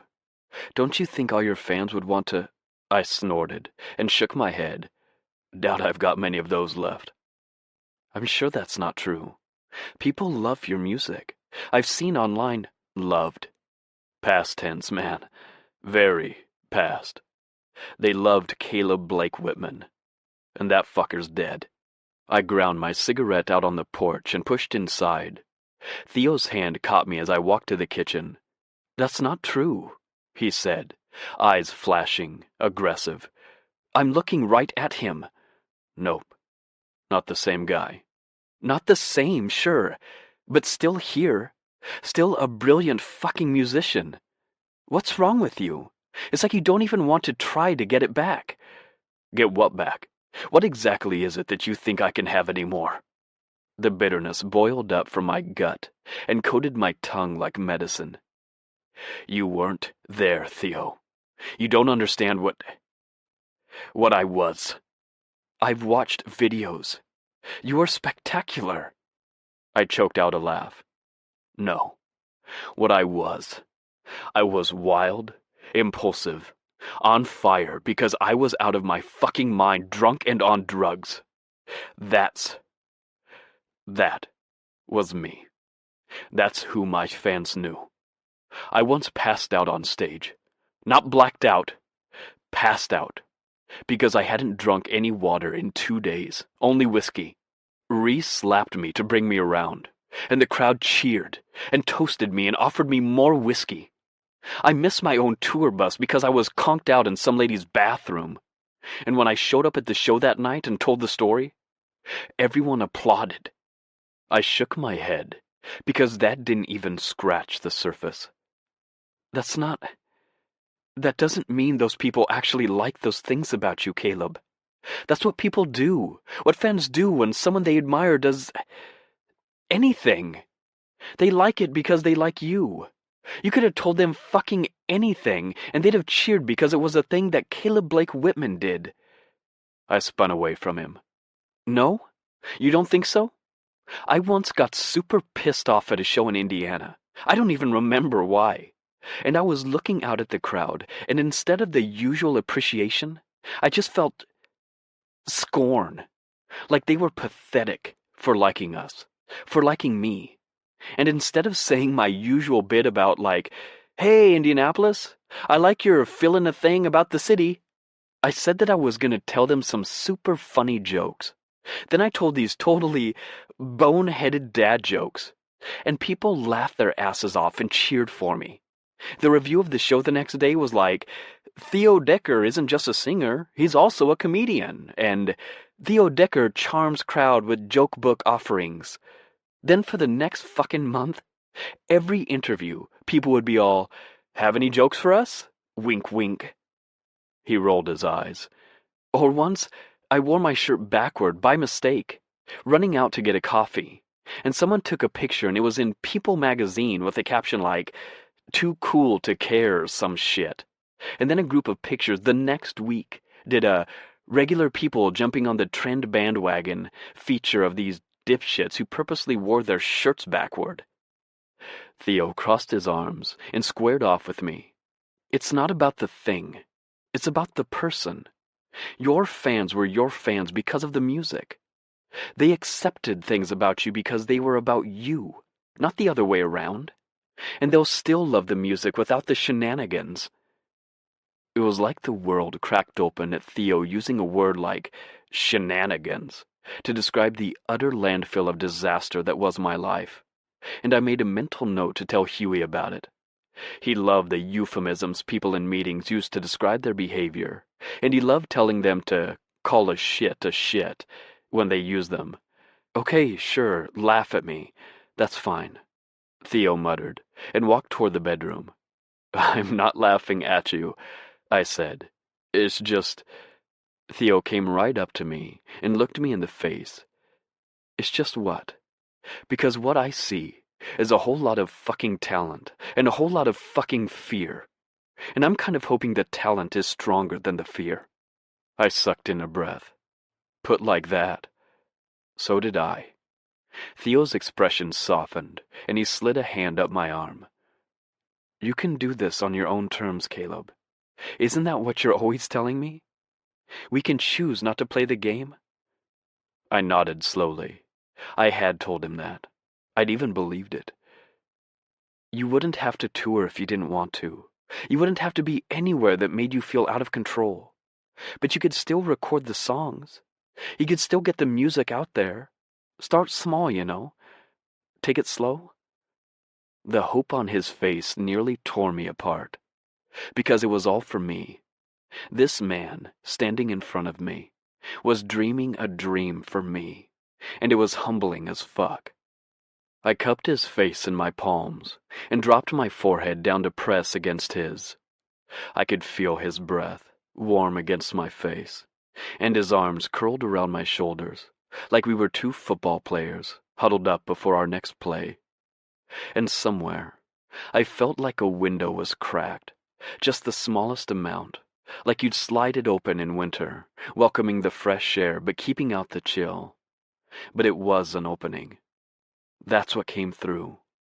The ultimate fresh air of maybe I could. And at the moment, that maybe felt like everything. Chapter 15. Theo. It was the strange sensation of hearing rumors about someone and then realizing you know who everyone is talking about. I was lurking on Caleb Blake Whitman message boards and fan pages, reading stories, looking at photos, and trying to see if people were still wondering when the next album would be out. There were people swapping stories from when they'd seen him on tour, talking about their favorite songs, swooning over his dreaminess, and swapping MP3s from live shows. I could see why Caleb had thought his fans were invested in the drugged-up version of him. But what he was clearly missing, or not able to see, was the sincere admiration for his music. Yeah, people told stories about how he was high while performing, but it was only a pretext for commenting on how amazing a musician he was that he could play that well while intoxicated. The other thing I found, when I worked my way back far enough, were pictures of Caleb and Reese when they were together. I knew they'd been partners. Seeing them together, it was clear that they knew each other intimately, and Caleb made no secret of it. But in the photos of them performing together, their love was clear. There was one picture that I kept coming back to. Caleb stood on stage in a smoky bar, one hand on the mic, the other at the neck of his guitar, looking out at the audience. Reese stood to his right, looking at him, squared shoulders appearing massive in the backlight, like some kind of guardian angel. When you looked at the picture closer, you could see that though Caleb was facing the audience, his hips were swiveled slightly toward Reese, and Reese's toward him, like they were attuned to each other even in the chaos of performance. Caleb looked so young, his hair long down his back, facial hair just stubble. Reese looked about the same, though younger. At first I thought I kept coming back to it simply because I was jealous of what they'd had. After all, they'd been a team for years. But the more I looked at it, the more I realized that what I felt was protective, of that younger version of Caleb, one who hadn't yet been overcome by addiction, lost the things that mattered to him the most. I wanted to sink into the picture and wrap him up in batting, put him away someplace safe before any of it could happen. It was folly, of course. He was made for the music, and taking him away from it might have saved him in one way, but surely it'd have damned him in another. It was as ludicrous as his notion that he could give up music and hide away on the farm until the end of his days. Which was why I was trying to fix it, trying to find a way that he could have both his hard-won sobriety and the music. I was starting to hatch a plan. Dude, this is kind of ridiculous. It's really not, Theo. Other bands do it all the time, Ethan said. No, I know. I'd always gotten along with Ethan best. He wasn't volatile like Ven, or stubborn like Coco, and I loved to watch him work through a song because his brain just worked so differently from mine. But I'd always gotten a vibe off him like he was wary around me, like maybe he was waiting for me to fuck up in some epic, irreparable way. Still, when he texted to ask if I'd come shopping with him, and then meet up with Ven and Coco, I said yes right away. It was rare that Ethan invited anyone to do anything, and it wasn't often when we weren't working on Riven stuff that I hung out with the band. I hadn't read his text that carefully, I guess, because when I showed up and he told me that we were meeting Coco and Ven and the band was being professionally styled, I was nonplussed. What does that mean, exactly? I asked. Ethan laughed. Just that some people look at our brand and how we already present ourselves and polish it up a little. Or down, I guess. They refine it. Then they pick out a bunch of shit for us to wear. It seems nice, right? Not having to worry about that? I didn't have the heart to tell him that I already didn't worry about that. Sure. Yeah, anything to avoid getting mobbed by fans, right? I don't really have that problem, but okay. What do you mean? Ethan's eyes narrowed. I mean, I don't really get mobbed by fans because I'm the drummer and people don't recognize the drummer. But I've seen you. You've seen people be all over the band when we're all together. Not me. Was that true? I was sure I'd seen people all over Ethan after shows. But I guessed that was different than out in the world, out of context. A spike of jealousy ripped through me. Jealousy that Ethan got to do what he loved, but leave all the bullshit of fame on the stage when we were done performing and have another life. Clearly, that would be the absolute wrong thing to tell Ethan, but as we walked into the next store, I ran back through as many times as I could remember seeing Ethan in public. He was always quieter than Ven and Coco, though almost everyone was quieter than Ven and Coco. But the more I thought about it, the more I couldn't really remember seeing fans going specifically for Ethan. I'd always imagined the rest of my bandmates living lives similar to mine, having to hide rather than show their faces in public, needing to plan the least populated routes to get where they were going, weighing the stress of dealing with whatever unexpected public drama might play out against the desire to do an errand or see a show. I'd imagined that they knew some kind of secret that I didn't, that they were coping fine and I was the only one who for some reason didn't know how to deal with being a rock star when not performing. But it seemed like I might have been very, very wrong. After all, they hardly invited me into their lives, so I hadn't had much chance to observe them. Hey, Ethan? He held up a loud blue and pink checked shirt in answer, and I wrinkled my nose automatically because the colors gave me a headache. But then I stopped. Do you like it? Does it fit your, brand? I forced myself to say it with a straight face because clearly this was something Ethan took seriously. He shrugged and put it back on the rack. Do Ven and Coco get noticed a lot when they go out? I tried to say it casually as I flipped through a rack of gauzy long-sleeve t-shirts that looked like they'd be see-through. Coco does a bit. Not a lot of tiny black guitarists with blue hair, you know? But she'll usually take the car if she's got to go somewhere. The car meant the limo service that Dougal had set up for us. I'd only used it when we were all heading to the airport for tours. Ven gets noticed because you know Ven. Ethan gave me a wry smile, and I returned it. I did know Ven. He strutted like he was on stage all the time, and he wore distinctive red-mirrored sunglasses that were practically a calling card. Did he always walk like that, even before the band was famous? I joked, lightly bumping Ethan's shoulder with mine. Kind of. It was more of a rolling hitch than a full-on Surfer John Wayne, but still. Surfer John Wayne. That's the perfect description of it. Ethan held up another shirt, this one a leonine yellow and brown Western-style snap front. I gave him the thumbs up since it didn't make my eyes bleed, and I thought maybe brown would look good with his hair color. What the fuck did I know, though? Because it seemed like we were kind of bonding or whatever, I said, "Did I tell you that someone asked if I wanted to be a guest judge on the fashion project?" I realized as soon as I said it that given our previous conversation, Ethan might not appreciate this, but he just laughed. Man, your face when you said the words "the fashion project" was like you were telling me you were about to have a molar extracted without Novocaine. He cocked his head and looked me up and down. Why the fuck would they ask you? You wear the same thing every day. See, that's what I said.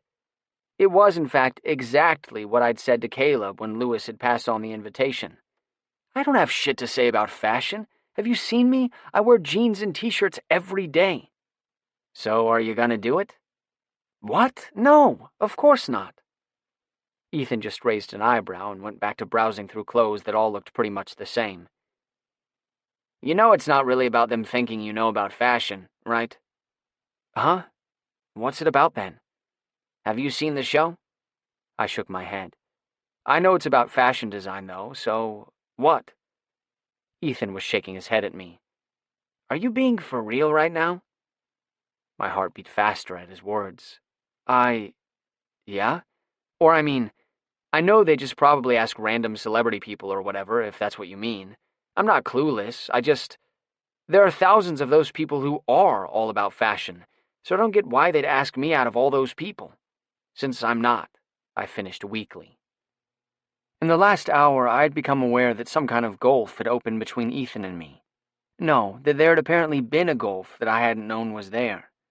And we were speaking to one another across it.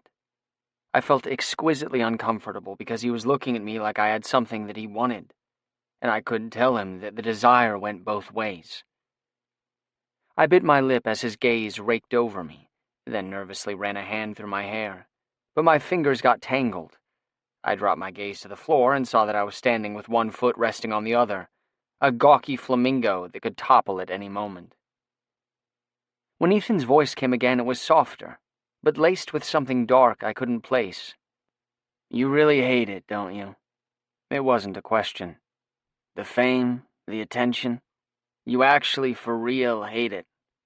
I nodded and raked my hair behind my ear. I fucking hate it so much, Ethan. My voice was rough and low, and I felt like I was going to crack open. I'm sorry. No, he said. I'm sorry. I didn't get it.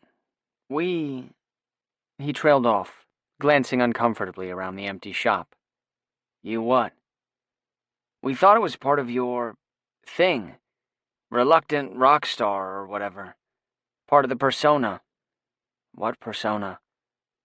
Okay, he said. Okay, I get it, Theo. His voice was gentle, almost soothing, and he took me by the elbow and led me out of the store by the arm. We ducked into a coffee shop on the corner, and when people started snapping pictures as we waited for our drinks, Ethan watched me but didn't say anything. When our coffees were ready, he just led me back outside and we started walking again. I forced myself to relax and grabbed the hat out of my pocket, shoving it over my hair. So you all basically think I'm a dick, huh? I said. It was out of my mouth before I could even think about it. No, none of us think that. Well, okay, Ven sometimes thinks everyone's a dick. I nodded at that because, sure. It's hard when we all put the work in, but you get all the attention, he said. But I know you don't ask for it, Theo. I know you don't do anything to encourage it. But that's how it works because you're the lead singer and because you're gorgeous. Sorry, it's just the way things go. And we know that. Doesn't mean it's not frustrating sometimes. Yeah, okay, I know. I get that. You also get that you're really good, right? He stopped me with an outstretched arm. What? I don't know what to say to you sometimes, man. Because I really can't read you at all. Shit, it's been years we've been doing this thing, and I still didn't get until today that you legit don't want to be famous. I know you're an adult and all, but sometimes you just act so fucking naive about shit. At first I thought it was willful, you know?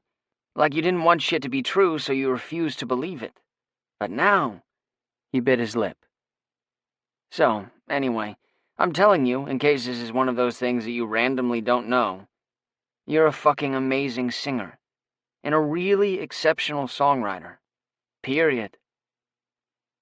Warmth washed through me, and I could feel myself hunching my shoulders. I'd heard it from a million fans, but none of it meant as much as hearing it from my own bandmate. I had no words to express how much I'd needed to hear it. I know Ven gives you shit about songs a lot, but that's just the way he works, you know? But no matter the other shit about being famous or whatever, you're a great fucking musician. Okay? Okay, I mumbled. Thank you. Thanks, Ethan. Okay. He thumped me on the back and we kept walking. So are you, I added, belatedly enough that it sounded like a knee-jerk you too compliment return. Your drumming is always my favorite thing about our songs. Thanks, man, he said, and he sounded touched enough that I guess the truth of my words had shown through despite their awkwardness. After we walked a few more blocks, I said, So, this styling thing, are they going to try and get me to wear different stuff? What, and mess with the great fashion impresario Theo Decker's signature style? Not a chance, he smirked. They'll probably buy you exactly what you have on now, only it'll cost twice as much. Where do you get your jeans anyway, dude? They do this thing that always looks awesome. They're Levi's, I think. What thing? They're all creased behind your knees, so it looks—" He rolled his eyes like he was aware he sounded ridiculous. "It looks cool, okay? Shut up," he muttered when I laughed at him. "Seriously? They get creased behind my knees because I wear them and they get sweaty, and then I don't wash them, probably. Wow, I thought I was just lazy and filthy, but it turns out it's totally my brand." Ethan swatted at me and I elbowed him, and he knocked my hat off. "Ethan," I cried in mock horror. "Not the hat. It's my signature look." He snorted with amusement and slung an arm around my shoulders, steering me toward whatever fashion hell awaited us. Chapter 16. Caleb. Something was different about Theo, but I'd be damned if I could tell what it was. He'd gotten to the house half an hour ago, and I kept squinting at him, trying to figure it out. Finally, he crossed his arms over his chest and cocked a hip, all irritated and prickly. "What?" "Just, there's something different." "What is it?" Theo's shoulders jerked in something that was almost a shrug. I looked at him closely. Everything was as it usually was. Worn, tight jeans that hugged his long legs and cupped his ass, looking effortlessly sexy. A soft black t-shirt, his hair messy around his face. Was that it? His hair? "Did you get a haircut or something?" Theo turned red and threw up his hands. "I got styled." "I don't know what that means in this context," I said. Theo rolled his eyes, looking embarrassed. "The others hired this, style team to style us. They gave us clothes like goddamned paper dolls and did something to my hair." "Those aren't your clothes?" "They're like Theo's Clothes 2.0. Exact replicas of everything I already own, only fancier. Why? I do not know." His exasperation was sort of hilarious, and when he swiped at his hair irritatedly, he reminded me of a kitten. "They combed out my hair so it was all perfectly smooth. Then they put shit in it and messed it up again. What is your job description? Come on." I chuckled and explored his hair. It did have something in it, some kind of styling paste or wax. I leaned in. "It smells like Florida." "What?" "Like sunblock and those coconut frozen drinks and sun. I went to the beach for vacation once, in Florida. That's what your hair smells like." Theo sniffed at the tips of his hair and made a face. "It smells like shit." I nodded. "Yeah, not my favorite. Fuck this. I'm going to take a shower." Later that night, we were lying in bed. Theo, thankfully, smelled like Theo again, and I was playing with his hair. I talked to Ethan today about not liking the whole fame thing. It turns out I'm a jerk. "Why are you a jerk?" I just assumed the rest of the band was having the same experiences as me, I guess. That they were just dealing better with all the fame stuff. And it made me feel like a fuck-up, you know? Because if they were handling it fine, and still excited about touring and all that, then what was my problem? But Ethan says he doesn't even get recognized when he goes out. And he said Coco and Ven sometimes do, but not so much that it gets in the way of stuff much. "You're the lead singer," I said. "You're the face of the band." Theo tucked his face into my neck, and I lost his next words. "What?" I feel so clueless. I seriously just assumed. All that shit that Ven would get so mad about, like an article using a picture of just me instead of the whole band. I totally understood that because it's ridiculous. I'm 1/4 of the band. I got pissed because he would get mad at me, when I had nothing to do with it. But I got it. I just seriously didn't realize that behind it was also this difference in how people saw us. I don't know, listening to myself say it, I sound ridiculous. But I just didn't know. "So stupid," he muttered. I felt a swell of affection for him. It was naive of him not to realize the jealousy behind his bandmates' resentment. It was clueless to assume that Riven's drummer got anything like the attention as their lead singer. It was. But it was also so very, very Theo. Theo, who still looked up in delight if one of Riven's songs came on the radio, as if somehow a DJ had gotten a hold of something small and very private, and broadcast it for everyone to hear. Theo, who was really only clueless about himself, and would certainly be able to see all these dynamics playing out in another band. Theo, who had never assumed that people would think he was worth paying attention to, because for most of his life, people hadn't. I hugged him closer. Stay naive, baby. About that stuff, I mean. Be savvy about the business, about production, about the music. But that stuff, the second you buy into it, the second you give it any weight, it can eat you alive. Theo kissed my neck softly, then up behind my ear, and I shivered. But he kept his touch light. I guess it makes more sense why they never wanted to hang out with me, huh? If they thought I was this asshole who was faking not wanting to be famous, while they all really did like it, and weren't getting the attention they thought they deserved? Shit. I wouldn't have wanted to hang out with me either. His voice was bruised, and it killed me to hear it. If you were honest with them and they didn't believe you, what more could you have done? I wasn't, though. Not really. I never told any of them how much I hated it until Ethan today, because I didn't want to seem ungrateful or look like I didn't appreciate everything they did for me. I sighed. This story that Theo told himself always had the same ring to it, that the band had taken him on as some sort of charity, and he owed them everything. It was an old story, older than Riven. You all got where you are together, no matter how it started, I told him, not for the first time. And did they really not want to hang out with you? His breath on my neck was shuddery, and I rubbed his back. At first, they did. We'd go out to eat or hang at their apartment. But after a while, everything started getting so stressful, and we spent so much time together at the studio and then on tour, that I guess I kind of started to crave alone time when we weren't. And they all still lived together, so they had all these, in-jokes and references, and they'd known each other so much longer. I guess shit. Do you think maybe it was me all along? I ran my hand up his neck into his hair and started rubbing his scalp. What do you think? I don't know. They're all more outgoing than me, so after shows they'd go out and all I'd want to do was go to sleep. But I guess they did invite me. Fuck.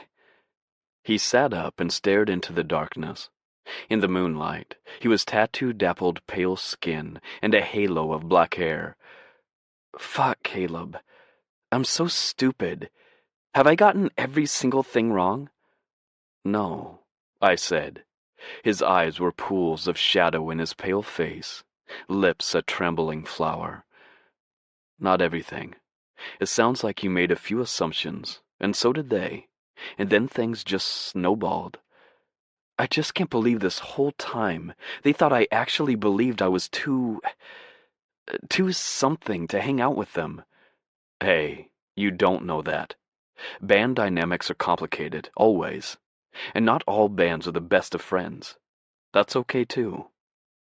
Theo hung his head and twisted his fingers in the sheets. I wanted to be, though. I wanted so fucking bad to be a part of something. I know. I kissed the back of his neck and pulled him back down. I know you did. And you still could, if you want. Maybe. You've got the next leg of the tour to try it out. He lay back down next to me. Can I ask you something? He said after a few minutes. His tone had the flavor of a question he thought I wouldn't like. Shoot. Why don't you ever talk about your parents? Are they alive, or... I must have sighed pretty epically, because Theo said, Sorry, You don't have to tell me. No, no, I said, going back to messing with his hair. The old familiar guilt that gripped me whenever I thought of my parents settled in my chest like heartburn. Yeah, they're alive. My dad lives in Dallas, and my mom lives in South Jersey. They got divorced when I was in high school. My dad's remarried, got a whole new family. My mom was dating a guy for a while, but they broke up a few years back, and now she lives near my sister. I'd mentioned my sister, Kate, in passing, but had never told Theo much about my family at all. Do you see them? No, not for a long time now. A memory drifted in, of Kate's 16th birthday. It was her last one before my dad moved out, and my mom had made a spaghetti casserole. My mom was a terrible cook, and Kate didn't eat much under the best of circumstances. But somehow, that night the food was edible. The grocery store birthday cake studded with frosting flowers made Kate smile. My mom and Kate didn't fight, and my dad didn't get wasted until after dinner, when Kate had gone out with her friends. It was a good night. I was 14, and I remembered sneaking down to the kitchen in the middle of the night when I couldn't sleep, and eating another piece of cake, enjoying the cloying sweetness of those frosting roses, only because it had tasted so good the first time around, when we were all kind of acting like a family. Why? Theo's voice, soft in my ear, brought me back to the present. My dad's a drunk. It came out bitter and hard, as if I were in any position to judge. I can't be around him now. Before, well, after they got divorced, he didn't really want much to do with me or Kate. He wasn't nasty about it, just disinterested. He had a whole new model to break in, a second go-round. And his wife, Dana, let's just say she could do a whole lot better than my dad, and it's depressing as hell to watch. Theo put a palm on my stomach, and I concentrated on the heat from his fingers, imagined it seeping into me, reaching all the way inside, like he could imprint himself on me permanently. My mom, I sighed. She's a real sweet lady.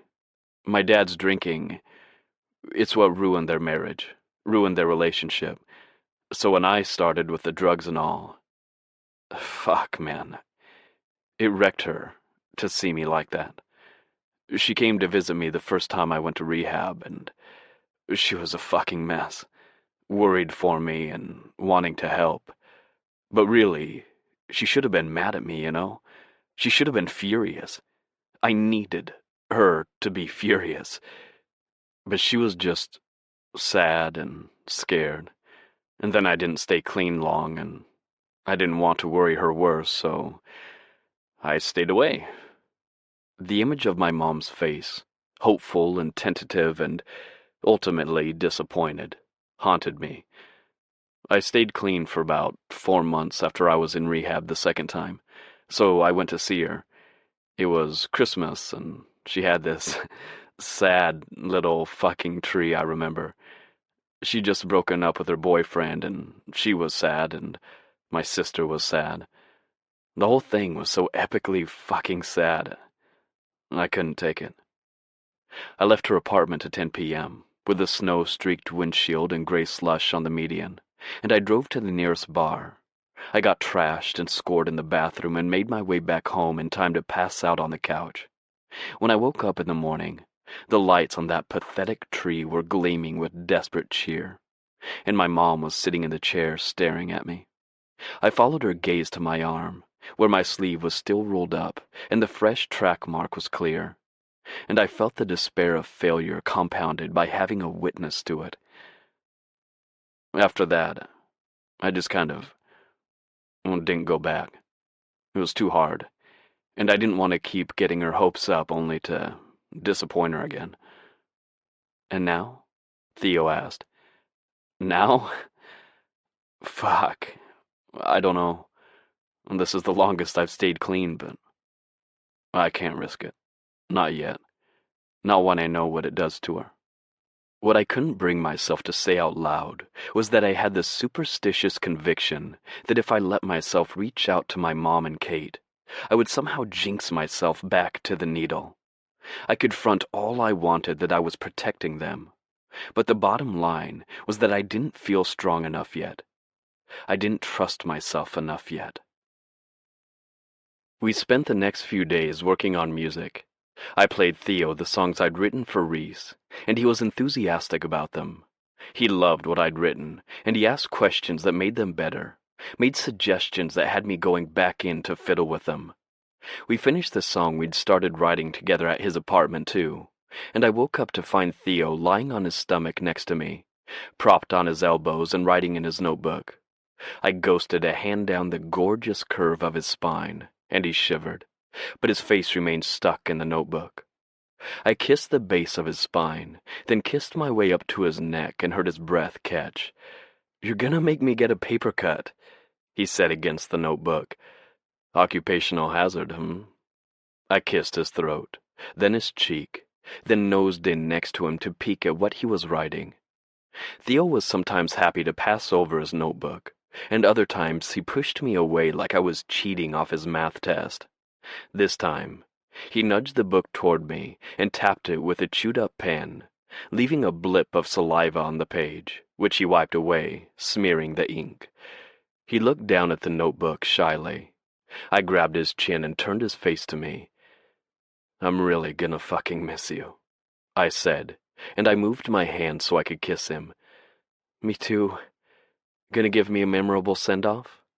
He tried to wink, but just kind of leered as he ended up with hair in his eyes. "What? You mean like a bugle fanfare?" He glanced between us, and then slid a hand down my stomach to my dick. "Is that what the kids are calling it these days?" He mused, stroking me. I pushed into his hand and bit at his chin, teeth scraping his stubble. He let go of me long enough to reach for the lube and a condom on the nightstand, and the line of his back meeting the curve of his ass mesmerized me. The tangle of vines that snaked from his right hip up over his ribs to his chest was shaded beautifully, and I traced its lines. "Where'd you get this one?" I'd been learning them one by one. Theo smiled down at it happily. "In Philadelphia. We were playing this club, back right after our first album came out. Real gritty kind of place. Half bar, half floor, and a balcony. And there was a pretty big crowd, so it was cool because the show went well. Great energy, and well, after I was kind of buzzing from it, and there was this bartender." I raised an eyebrow. "Oh? Do tell." I traced the tattoo back down over his hip to his ass, and ran a finger down his crack, brushing over his hole. Oh, fuck. He was hot. Like, skinny, intense tattoos hot, you know? Kinda like you.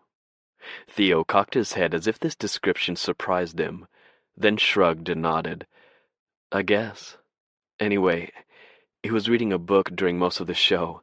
I remember because the lights would strobe on under the bar and I'd see him, nose in a book, totally ignoring us, and the customers."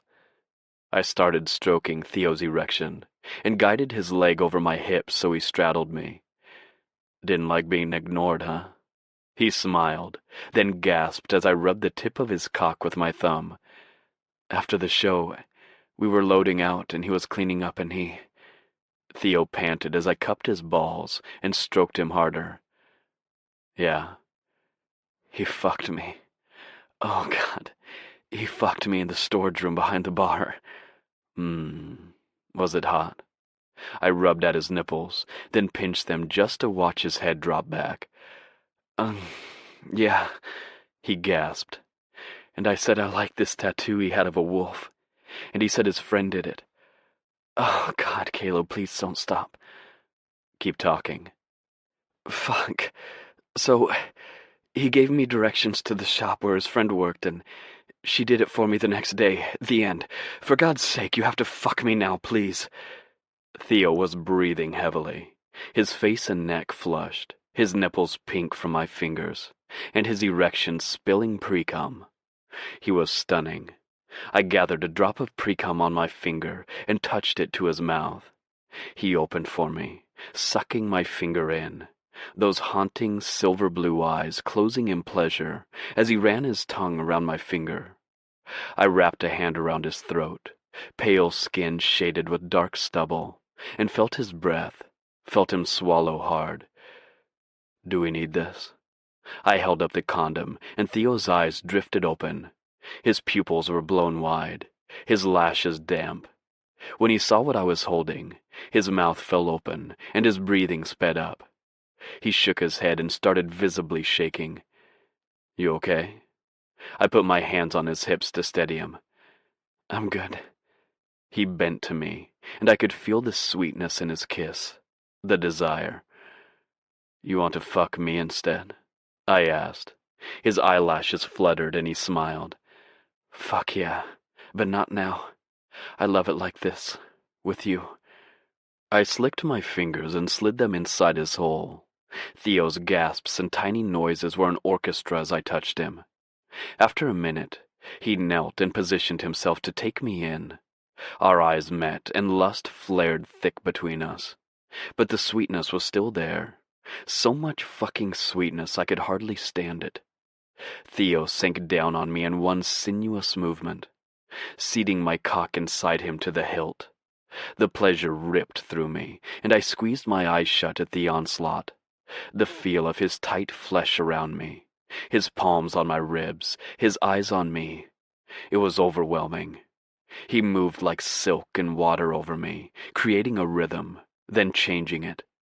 I lay there and watched him, marveling at how the fuck it was possible that I was here, right now in this bed, with this man, when by all rights I should be dead.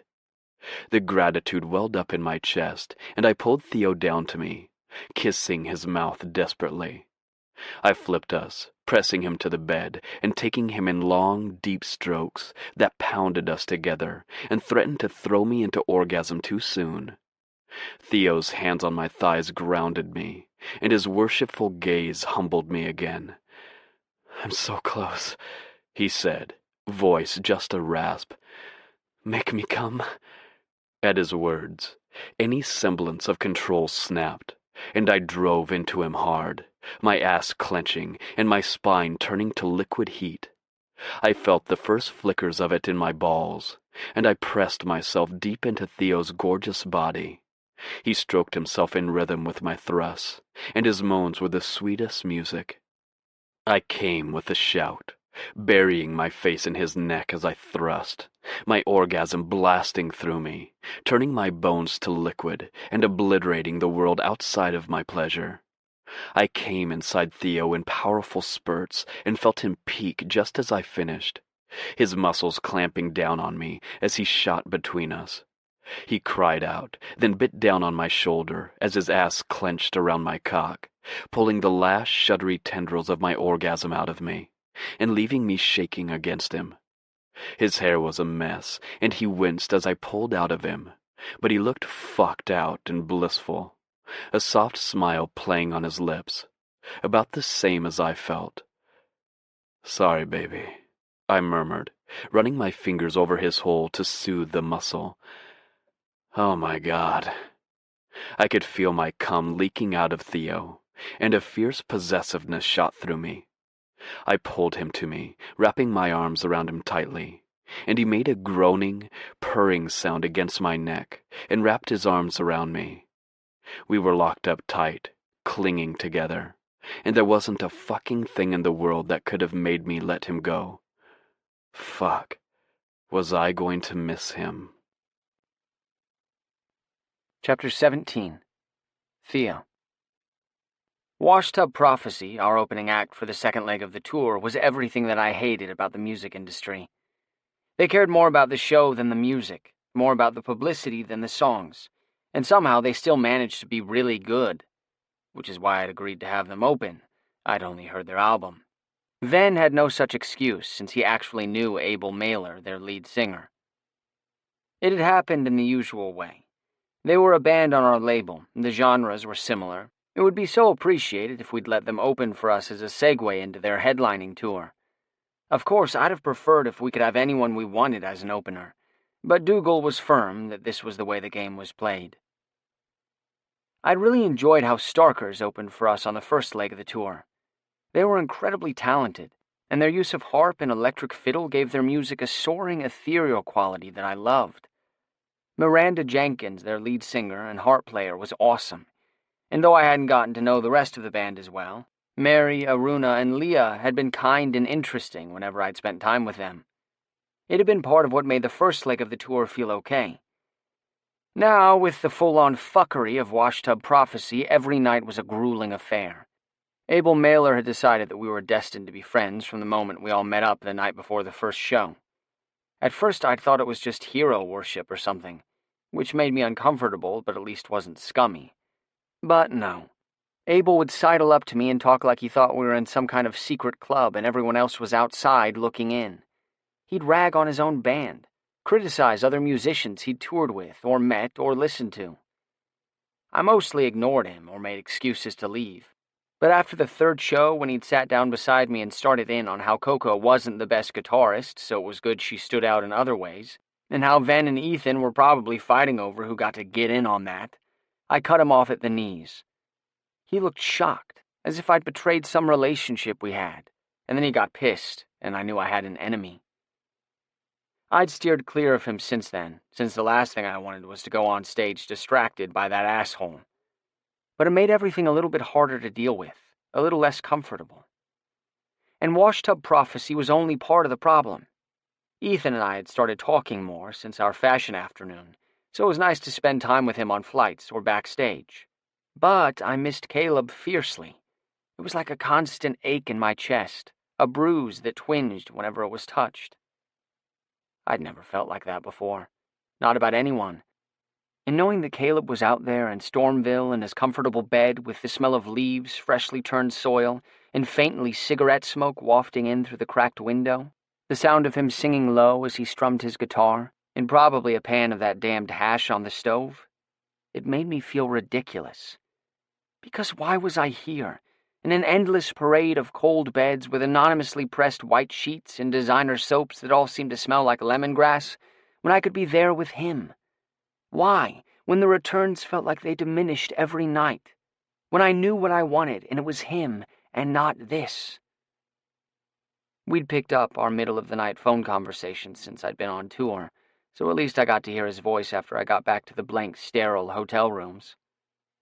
Tonight, at the sound of his low, raspy, "Hey," I found myself unexpectedly choked up.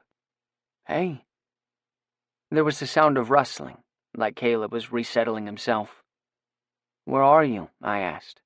I wanted to be able to picture him exactly. I'm on the porch. It was strangely warm today. Hello, global warming." "It's the end times," I agreed. "Yep," Caleb said, sounding singularly unconcerned about it. "The sun was shining, and I brought in the beets and planted garlic." "You like beets?" "Never had 'em. Don't know. They're a beautiful color, though. That supersaturated red. So red the color bleeds out." I loved the way Caleb described things, sometimes stark and sometimes lyrical. I never knew which it would be. "What's wrong, babe?" Caleb asked, and his voice did that resonant rumbly thing that I associated with lying in bed in the dark, my head on his chest, hearing his words through the bone and muscle under my ear. I imagined I was lying there with him right now, his rough palm on my back, his warm skin against mine. "Everything," I whispered, closing my eyes. Then, when a beat went by in silence, "Wow, that sounded really emo sorry. No, I'm okay." "That little fucker's still all over your ass?" "Nah, he avoids me now that I proved to have the terrible taste not to want to be friends with him. No, I let the sentence hang on the edge of a cliff because, as sometimes happened, I wasn't sure what I meant until I said it, and I wasn't sure I was ready to say it yet. "I just miss you a lot," I said, which I did know I meant. "I miss you a lot, too," Caleb said. "After all, without you here, who am I going to feed all these beets to?" I smiled. "Make Reese eat them. He'll eat anything. He likes it. Hey, Mikey. What? Jesus, nothing. You just reminded me how young you are. Okay, changing the subject. So, he drawled suggestively. You miss me, huh? Whatever, shut up. You miss me too. Yeah, I do. I really do. Listen, I have an idea, but I don't know if you'll go for it. I've been waiting for a good moment, and this seemed as good as any. Does it involve you making this a video chat and you being naked? Because I assure you, I'll go for it. I felt my heart rate spike at the memory of a few nights before. On a hotel bed in a city I'd already forgotten, I'd followed Caleb's orders to strip in front of my tablet screen and jerk myself off while he watched, telling me to slow down, speed up, squeeze harder, lighter, as if it were his own hand working me from thousands of miles away. I swallowed hard. No, not exactly. I was thinking maybe... What would you think about flying out next week and meeting me for our show in New Orleans? We have an off day before the show, and I know you love the city.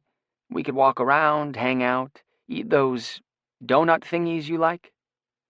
Beignets, Caleb murmured. Yeah, I'll buy you all the beignets you can eat if you'll come hang out with me. I kept my voice light, but held my breath. Listen, Theo. That was not promising. I hadn't comprehended until the moment I realized he was going to say no how desperately I wanted this to happen. Disappointment cut me to the quick, and I tried to think of anything I could say to cover up how devastated I felt. It's not that I wouldn't love to do that, Caleb said after a while. I'd love to see you play, and I do love the city, but I haven't been there since... It's not a sober city, Theo. I've got a lot of memories, know a lot of people. Oh, hell, right. Of course Caleb would be thinking along those lines. No, I get it, I said. I do, it's okay, I understand. There's only 2 weeks left anyway. I heard the sound of a door shutting that meant Caleb had gone back inside. Then I heard him rummaging around somewhere. Can I call you back? He asked. Yeah, sure. Or, you don't have to. I checked the clock. It's late. I could hear Caleb snort and picture him rolling his eyes at me. If we'd been together, he'd have elbowed me with this particular expression of his, which I thought of as the shut up, yes, I still like you look. He shot it at me whenever he thought I was, as he put it, convincing myself I was letting him off the hook. No, I just need to call Huey real quick. I'll call you right back, okay? Okay. I paced the room, then flipped through all the channels. And then I checked the time again, saw that only 7 minutes had passed, and went to take a shower to kill a little time. When I got out of the shower, I saw that I'd missed Caleb's call. Motherfucker. Hey, he said when he answered. Thought you might have given up on me and called in the backup to meet you in New Orleans. His voice was light, but I knew the anxiety was real, that I'd decide being with him was too much trouble. Never, I said. I just jumped in the shower. I got antsy, I admitted. Okay, I'm in. In? Like in? Yes. In. Really? He chuckled. No, I'm fucking with you. Yes, really. Jesus. Joy fizzed through me, and I felt about 50 pounds lighter. I threw myself onto the bed, and in the process managed to hang up on Caleb with my chin. Wow, he said when he answered again. Sorry, my chin did it. I don't know. We made plans, and I got on my tablet and made the reservation. Caleb didn't even complain too much about letting me pay for the ticket. I wasn't sure what his financial situation was these days, but I had ridiculous gobs of money I couldn't use in 3 lifetimes, so it only made sense that I buy the plane ticket. I hung up, giddy with the thought of getting to see him, hold him, kiss him, and hopeful that maybe, with part 1 of my plan in motion, things were looking up. Jesus Christ, you're heavy, Caleb said, hoisting me up by the thighs so I wouldn't fall after I jumped on him at the New Orleans airport. He'd walked out of baggage claim with his sunglasses on and a small duffel bag slung over his shoulder, looking like a wet fucking dream, and I hadn't been able to stop myself.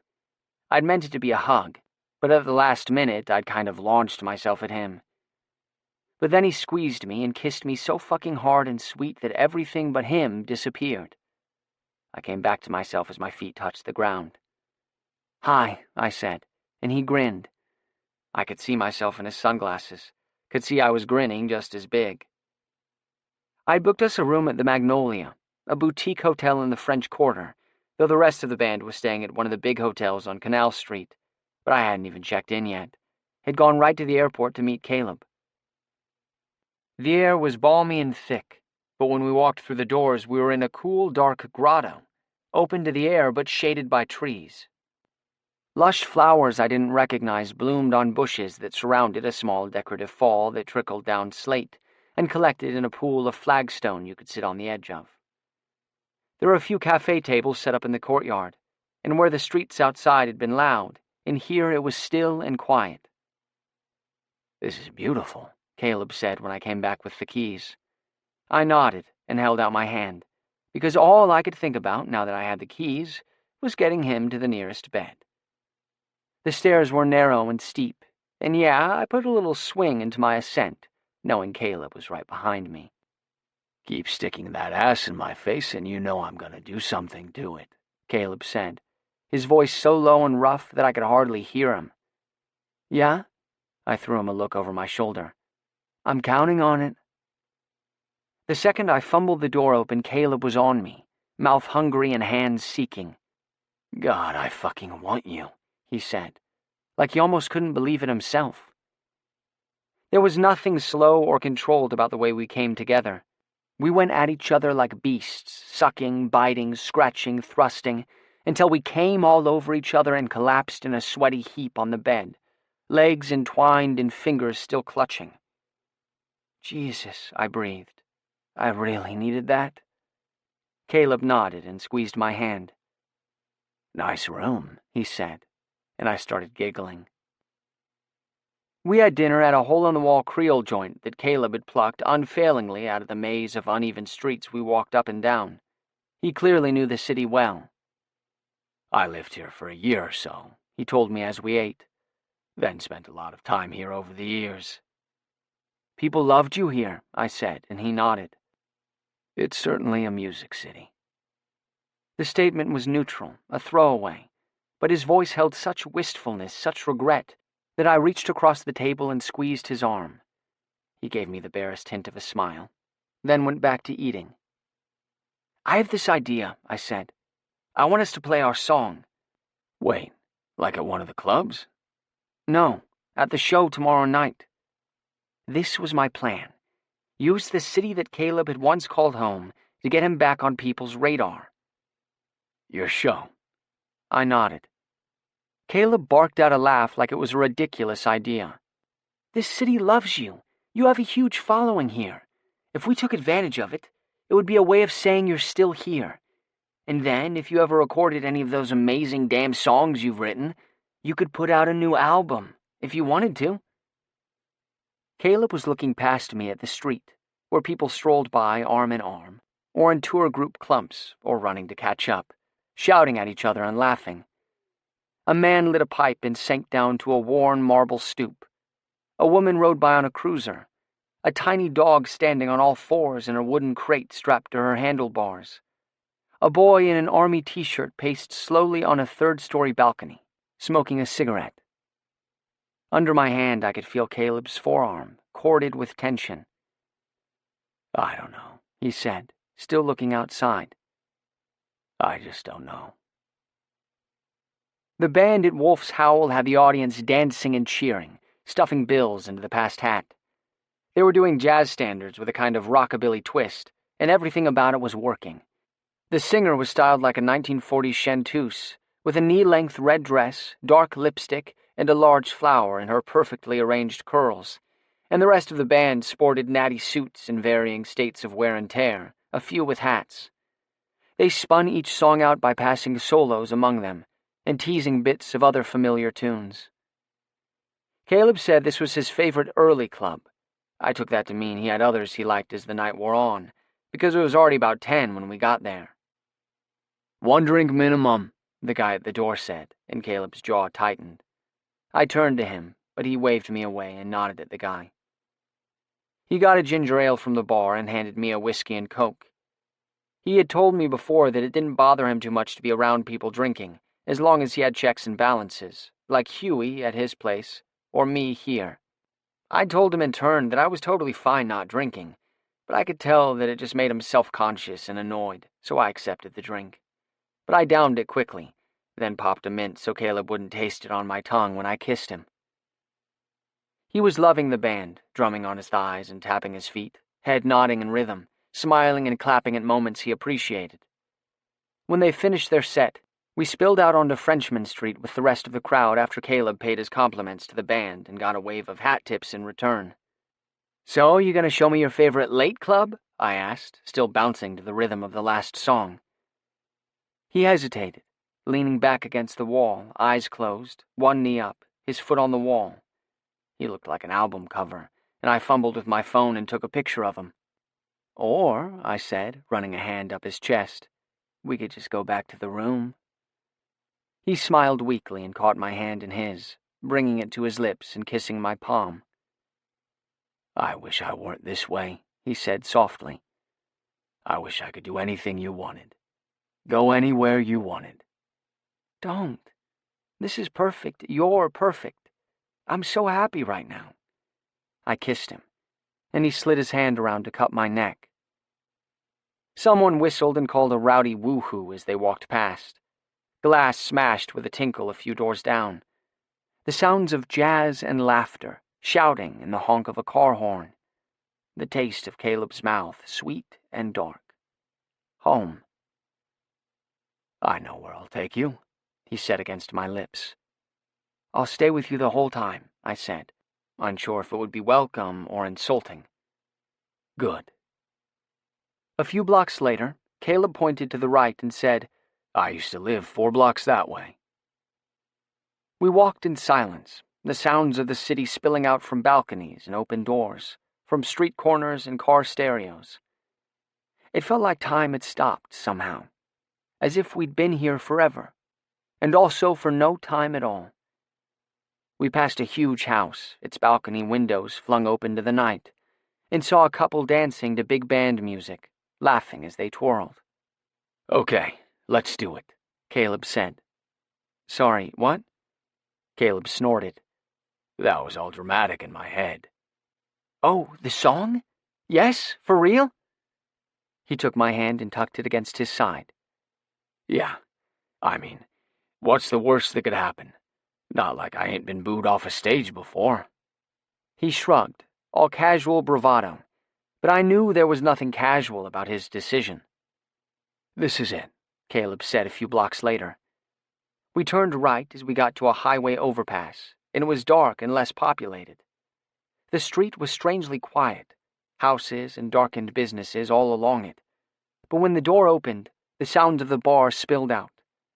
The man who let us in had a hat pulled down low over his eyes, but when the door shut behind us, a woman whistled. "Caleb Whitman, we all thought you was dead, boy." "I was," Caleb said. "Hey, Dot." Caleb leaned in and hugged the woman, and she kissed him on the cheek. She had luminous dark skin, and short natural hair bleached platinum blonde. On the tall side, she emphasized her muscular arms and toned stomach with a tight white dress that wrapped around her like bandages. "Who's your friend?" "This is Theo. He's with me." I couldn't help but smile at how firmly Caleb said it. "Hi," I said, reaching to shake her hand. Her grip practically crushed me, and I winced. She shot me a little smile. "Hey, he needs that hand," Caleb said, dropping his arm around my shoulder and pulling me into his side. Dot relented, and Caleb gave me a firm pat on the back, but didn't leave his arm around me. Dot was considering Caleb, and her gaze was intense enough to flay him bare. "Music. You out?" she asked. "I have been, but—" he shot a look at me. "I may be wading back into the Mississippi. You know how it goes." "I do," Dot said. Then she cast a glance at me, quick as a knife blade. "You watch yourself there, see? She muddy, and she changing course." I'm a big boy, Dot, and I can swim, but thanks." He kissed her cheek. "Is this metaphor going to stretch any thinner?" I asked, "because the river would like to get a damn drink and listen to some music." Caleb snorted, shaking his head, and a smile teased the corners of Dot's mouth. She inclined her head toward the archway and followed us through. The club was dim, and what light there was had a bluish cast. It lit up the smoke in the air like crepuscular mountain fog, and made the red-lit stage gleam like a ruby. We ordered at the bar, then stood at a high-top table that a server cleared the moment Dot made eye contact with him. On stage, a woman sang and played piano, the music bubbling forth like magma, her face contorted like she'd opened a vein. Her voice was silken, ethereal, the piano smooth and dark. She sang with her head tipped back, never looking at the keys or the crowd. I couldn't take my eyes off her. "That," Dot said, pointing with a red-tipped finger, "is Belladonna Prejean. You heard of her?" Caleb nodded. "I've seen her here before. Had to have been 4 or 5 years ago. She had a trumpeter then, a white man, small. Different music, but I'd recognize that voice anywhere." That's her. She's solo now. It's better." She tapped her chest over her heart, and I sensed a long story behind her straightforward words. Belladonna Prejean played for an hour or so more, one song bleeding into the next, sometimes without the audience noticing. Perhaps without her noticing herself. It was like she cast a spell over the whole club, without ever opening her eyes. When she stopped playing, it was abrupt, as if she'd simply run out of notes. She stood shakily and bobbed a half-bow, half-curtsy to the audience. Then one of the servers walked on with a glass of water, handed it to her, and led her off stage. "Jesus fucking Christ," I said. "Yep," murmured Caleb. Dot said. And I could still taste her music on my tongue. Chapter 18. Caleb. God, I've missed these. I groaned, licking powdered sugar off my fingers. We were sitting by the river, sipping coffee with a bag of warm beignets between us. Theo's black jean-clad thighs had been dappled with powdered sugar immediately, and there were streaks now where he'd tried to wipe it away. He muttered in annoyance, and held the beignet off to the right, twisting awkwardly to take another bite, and nearly knocking over his coffee. "You're ridiculous," I said, and spread a napkin on his lap. "Oh, thanks." The late morning air was warm on our bench in the sun, but the breeze was chilly. That was New Orleans, all extremes, and sometimes opposing ones at the same time. The sunlight sparkled amber in the dusky water, and I watched the barges come round the bend and under the bridge, pass us, then go off down the river. The earthy scent of the Mississippi, the bite of chicory, the sharp burst of sugar on my tongue. Every sense was full up with a place as familiar to me as my own bed. Only, for the first time, I'd spent the night in a jazz club, not stumbling home until 3 a.m, and I wasn't feeling like crap. I was a little tired, but not hungover, not jittery, not searching my memory for what I might have done that I shouldn't have. Also, for the first time, Theo was here with me, and that changed everything. Last night, when I'd agreed to take him to the Pearl Lounge, it had felt like holding my hand over the flame, a subtle dance to see how close I could move until I got burned.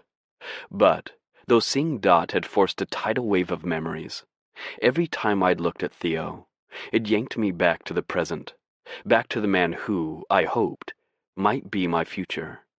I hadn't let myself linger too long on that thought last night. Ghosts of the past and hopes for the future were a dangerous cocktail, but walking the streets of this city arm in arm with him had meant more to me than I'd realized it would.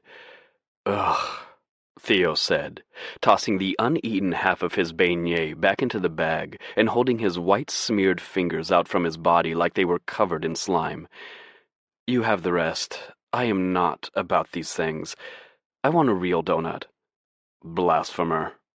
I grabbed the bag and happily ate the remaining beignet and the other half of Theo's abandoned one. I knew I'd feel sick in about 5 minutes, but I didn't care.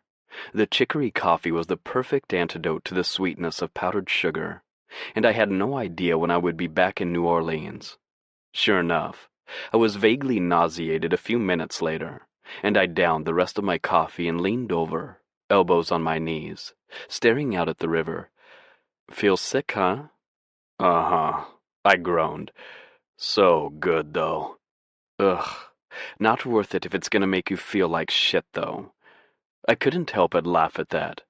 Babe, I'm an addict. That's the anthem right there. So good you keep going until you feel like shit, and then you wait just long enough to forget how shitty, and do it all again. Theo put his hand on my back, and I leaned closer to him as he rubbed up and down my spine. Feels nice, I murmured. I'm glad, because then maybe you won't be mad that I just got powdered sugar all over your shirt. I felt better after a few minutes, and we strolled upriver along the waterfront. Theo had on dark sunglasses and a hat, but he still got some double takes. No one stopped him, though, and only one person snapped a picture. Wow, New Orleans is so not New York, Theo observed. We turned back downriver as we reached the casino, and then headed into the French Quarter so we could change at the hotel before heading over to meet the band. Theo was holding my hand loosely, and he seemed like he was in his own world, looking at everything, watching everyone. It felt nice to be a tether, something he held on to while his senses roamed. And it felt important to realize that maybe he could be that for me, too. But when would you even do it? It had totally ruined the drama of our entrance. Ven's voice was the loudest of anyone's, but I thought the sentiment was shared by Coco and Ethan. We were in Ethan's suite at the Terpsichore Hotel on Canal Street, and Theo had just told Riven about his desire for us to perform the song we wrote together. I'd taken myself out into the hallway so they could talk privately, but Ven's voice carried. I was already regretting this entire thing, from agreeing to do the song in the first place, to choosing to come with Theo to the hotel. But the idea of wandering the streets alone had filled me with anxiety, so I'd opted to stay in Theo's pocket, stay out of trouble. I was irritated with myself for feeling that way, but I knew it had been the right choice.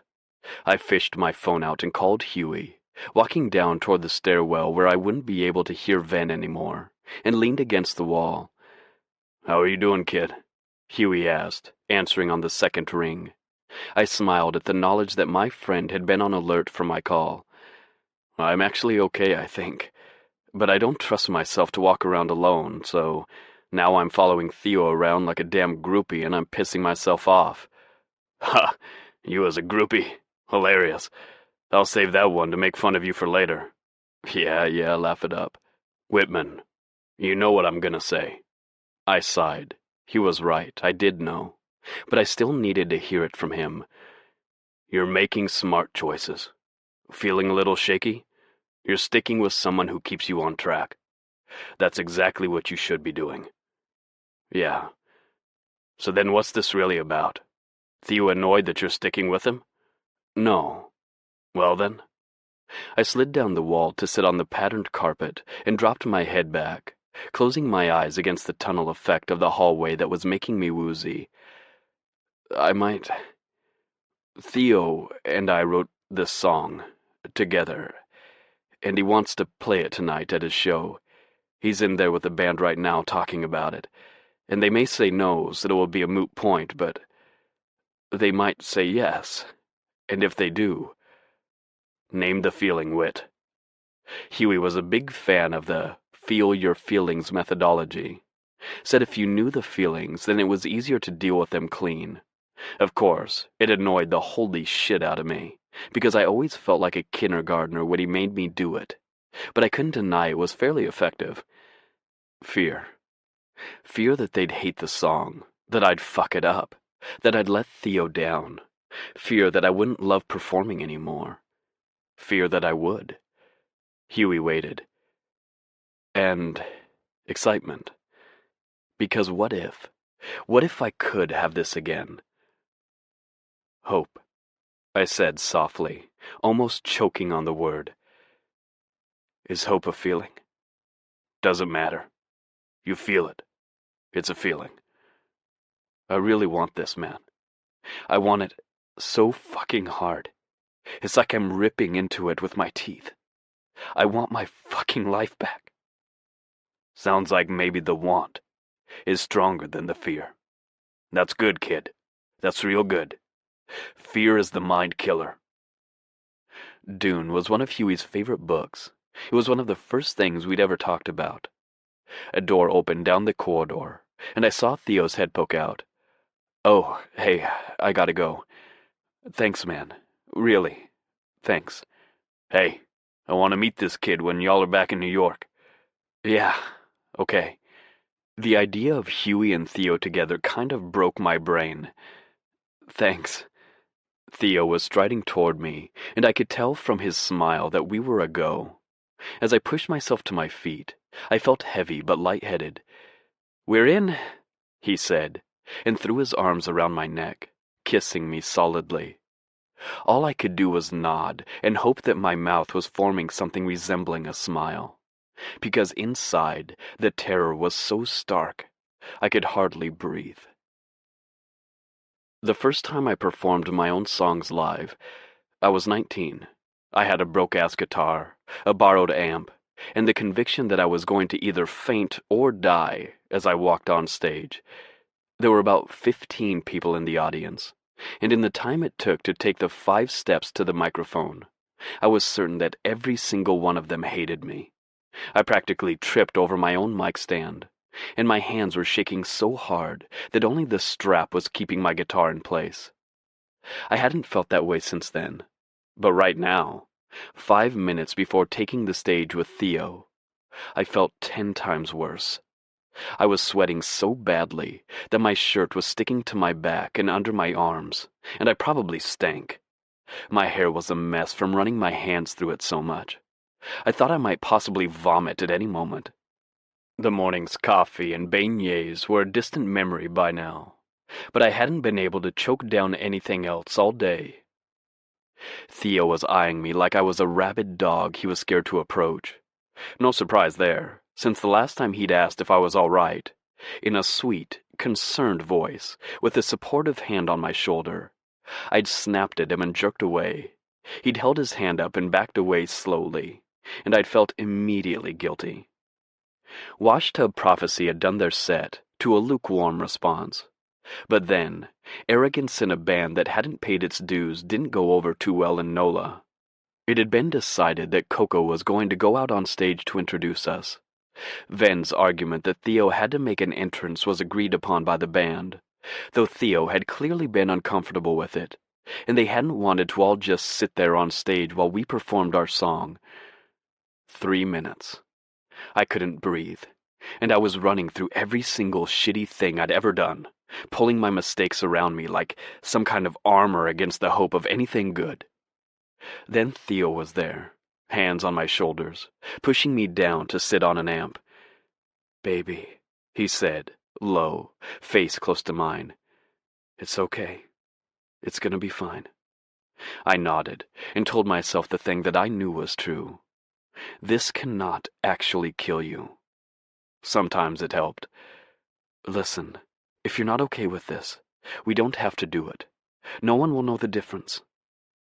Theo's beautiful eyes were dark blue in the dim backstage light, made impossibly large with the eyeliner smeared around them. He was letting me off the hook, and I could see it in his eyes. If I took the out, he wouldn't hold it against me. He wouldn't be angry. He wanted to do what was best for me. Fuck. I loved him so much. "No, I'm okay. Or, I will be. I'm freaking. But I'll be fine." I said it over and over in the hopes that I could make it true. "Can I kiss you?" "Always," I said. Theo leaned in and kissed me so sweet. His mouth was warm, and I could feel the lip balm he always wore on stage, so his lips wouldn't crack. He pulled away and rubbed the balm into my bottom lip, smiling a little. "Can I tell you a secret?" He threw his legs over mine so he was half on my lap, and I nodded, burying my fingers in his hair as he spoke softly, lips almost touching mine. I'm a little nervous to play with Caleb Blake Whitman. He's really good, and I kind of have a thing for him." Out of nowhere, I felt my chest tighten and my throat seize, suddenly close to tears. In all of this, somehow, Theo had managed to remind me of who I was, who I wanted to be, who I could be again. "Fuck," I muttered. Then I kissed him hard. "Fuck if he doesn't have a hell of a thing for you too. Let's do this shit. Now, before I lose my nerve." Theo's smile right then, in the dim light, with equipment strewn all around us, was one I knew I would remember for the rest of my life. He smiled at me like nothing could make him happier. He smiled at me like I was the best thing in the world. Now how could I possibly do anything but try my damnedest to live up to it? Theo signaled to Coco and the techies near her while I grabbed my guitar.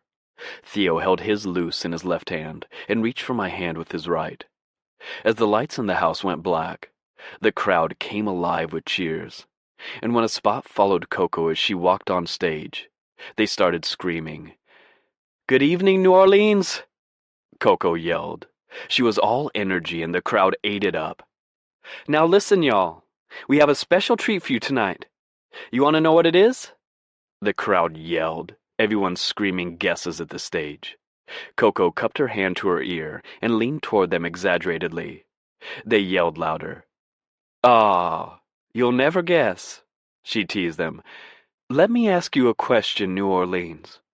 Anyone in the audience a Caleb Blake Whitman fan?" She said my name clearly and slowly, and still it sounded alien to me. I hadn't known she was going to mention my name at all, though of course that's what you would do if you were introducing someone. Theo squeezed my hand, and I realized I had his in a death grip. I made a conscious effort to ease off. Then, to my total shock, I heard some people in the crowd start to cheer. "That's right," Coco said. "Tell me again, are there any Caleb Blake Whitman fans in the house?" "Holy shit," I said, as people cheered again. Theo elbowed me and grinned. "Well, tonight we've got Mr. Caleb Blake Whitman himself. He and Theo have a song they want to play you. And maybe if you like it, you can hit us up online and let him know, okay? But remember, you'll have to hit up Riven, not Theo." She paused dramatically, and the crowd laughed and cheered. "You know how Theo is. He's still living in the Dark Ages." Her voice was perfectly pitched at fond teasing. Theo didn't have any social media, and it was something his fans found charming. Theo rolled his eyes. "All right then," Coco said. "Give him a reason to come on stage, would you? Caleb Blake Whitman and Theo Decker." The crowd roared, and Coco shot them a thumbs up before skipping off stage. Theo high-fived her, and she smiled at us both. "Hey," Theo said, shoulders set. "We got this." I nodded, forcing myself to breathe. Theo took a step, so I took a step. Theo took another, so I took another. I was reduced to simple mimicry, and in that way, I ended up standing down center stage of the largest arena I'd ever played in my life. The sound of the crowd was muffled, and I could almost forget they were there. My head felt packed with cotton, and the lights were so bright I could hardly see. "Just keep looking at Theo." Theo was addressing the crowd, but I didn't hear a word he said. Then he bumped my shoulder with his fist, a friendly, affectionate gesture, and smiled at me. And everything came rushing into focus. I could hear the audience yelling. I could feel the heat of the lights blazing down on me. And I could see the front rows of people pressed against the rail around the stage, the broad shoulders of security guards with their backs to us. I could see the people in the balconies, and the sound booth nestled into the middle of the crowd. It was real suddenly. It was all real. "So, Theo said, seeing I needed a second. "We wrote this together, and writing with Caleb was an honor, but, don't do a Coco set and tell us what you think on social media, because then we'll get all nervous to play it for you." Laughter, cheers, and ahs from the crowd. Theo had a way about him that got people in the palm of his hand. He was human but glamorous, effortlessly cool but vulnerable. Watching him, before he'd even sung a note, it was absolutely clear to me how he'd become a star. He raised an eyebrow at me, and I took a deep breath. Then I closed my eyes and started to play. The opening was intricate, and I was thankful to have something to concentrate on. But then Theo joined in, strumming along, and it all went away. I was right back to how it had always been. This swanky arena might as well have been a dusty bar. Those thousands of people might as well have been the 15 I'd first played for. Because I was in it. When Theo started to sing, people began to cheer, and I opened my eyes because I couldn't not watch Theo Decker sing our song on stage. I'd heard him sing it before, of course, but I'd never heard him perform it. And he wrapped his velvet voice around that verse in ways that tied me up in knots. The chorus was a harmony, and when I added my voice to Theo's, the crowd cheered more. Then it was my verse, and I opened my mouth and prayed to a God I didn't fucking believe in, to just let the notes leave my throat. And they did. With every note, every word, every chord, I was building something that I'd feared was lost forever. And when we hit the final note, and our voices rang out into the arms of the auditorium, I felt as strong and alive as I had ever felt. Theo grabbed my hand, and the sound of the crowd cheering for us, for our song, blew through me, inflating me like a balloon. "Caleb Blake Whitman," Theo said into the mic. Then I followed him off stage the same way I'd followed him on, only this time, I wished I could stay under those lights, held in the crowd's embrace all night. We might have teleported back to the hotel, for all that I was aware of what happened between the time we left the venue and when we stumbled up the stairs and fell against our door, kissing like we could swallow each other whole. As I watched Theo perform, pieces were shuffling into place. In my head, in my gut, in my chest, all of it forming me into a different man. A man who had been ruined and remade so many times he should have been dust, but instead was luminescence. I stood backstage, glowing with the warm certainty that my life wasn't over, that I hadn't screwed up irreparably, that maybe, just maybe, I could have this, give myself what I wanted, and still have the ability to give Theo what he wanted too, give us a life, a future. Theo's mouth was on mine, and he pressed me into the door rather than opening it. I slid my hand up the back of his sweaty shirt to feel the raw heat of his skin, and he latched onto my neck, sucking hard. I groaned at the knowledge I'd board the plane the next day with the evidence of his desire etched on my skin. "Get inside," I muttered, about 4 seconds away from dropping to my knees in the hallway. "Oh, fuck," he muttered. "Fuck yes, I will." His eyes raked me, and it was clear what he wanted. He grabbed my ass and shoved the key into the lock, pushing me inside as the door swung open. "Get your clothes off and get on the bed," Theo said, struggling out of his own clothes. He watched me so intently, I felt myself flush, like he could flay the clothes right off me. I stripped out of my sweaty clothes and sat on the bed, legs spread wide, stroking myself lightly as Theo stood transfixed. "You just gonna stand there?" He shook his head, hair messy around his face. "You were amazing tonight." His voice was low and sincere. "You're so good, Caleb." He took a step closer, forcing me to look up at him. "You're so beautiful." He reached out a hand and ran his knuckles over my cheek. I felt my eyes flutter shut, then open again, not wanting to miss one moment of him. "You're perfect," he said, eyes unfocused, like he didn't even realize he had said it. My throat tightened at the praise. It wasn't true. I didn't deserve anyone to say that to me. He bore me back on the bed, kissed my neck again and whispered, "You're perfect," into my ear. Not an accident then. He flicked his tongue into my ear, and I shuddered at the shivery sensation it shot up my spine. Perfect, he murmured again. Then he kissed me hard, our tongues tangling, our hands grappling as we rolled around on the bed. I want to fuck you, he gasped, squeezing my ass and thrusting his rock-hard dick against mine. Yes, fuck yes. I grabbed the lube from the bedside table and practically threw it at him. He grinned at me. Eager much? Uh-huh. I dreamed of Theo's dick inside me, of watching him take exactly what he wanted, of feeling him fall apart. Get in here. Theo groaned and slapped my knees open. It was dirty. He was feeling dirty, and I was feeling raw, and I could already tell that's how this was gonna go. He sucked at the base of my erection and tugged my balls, making me clench up. I threw my head back, on fire with the power of letting Theo do whatever the fuck he wanted to me. I loved his demanding side, loved when he told me exactly what he wanted me to do to him, and I loved making him beg for it.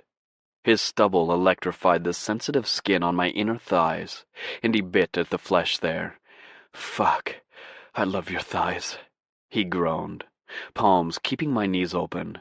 He delivered bite after sucking bite, until the skin burned and my muscles trembled. Okay? He asked distractedly, but he reached a hand up to me. I grabbed it and squeezed. I want you to do anything you want, Theo. Fucking do anything to me. Oh, fuck. He groaned against my thigh. Fuck, that's so fucking hot. Roll over. He pushed me onto my stomach and shoved my thighs apart again.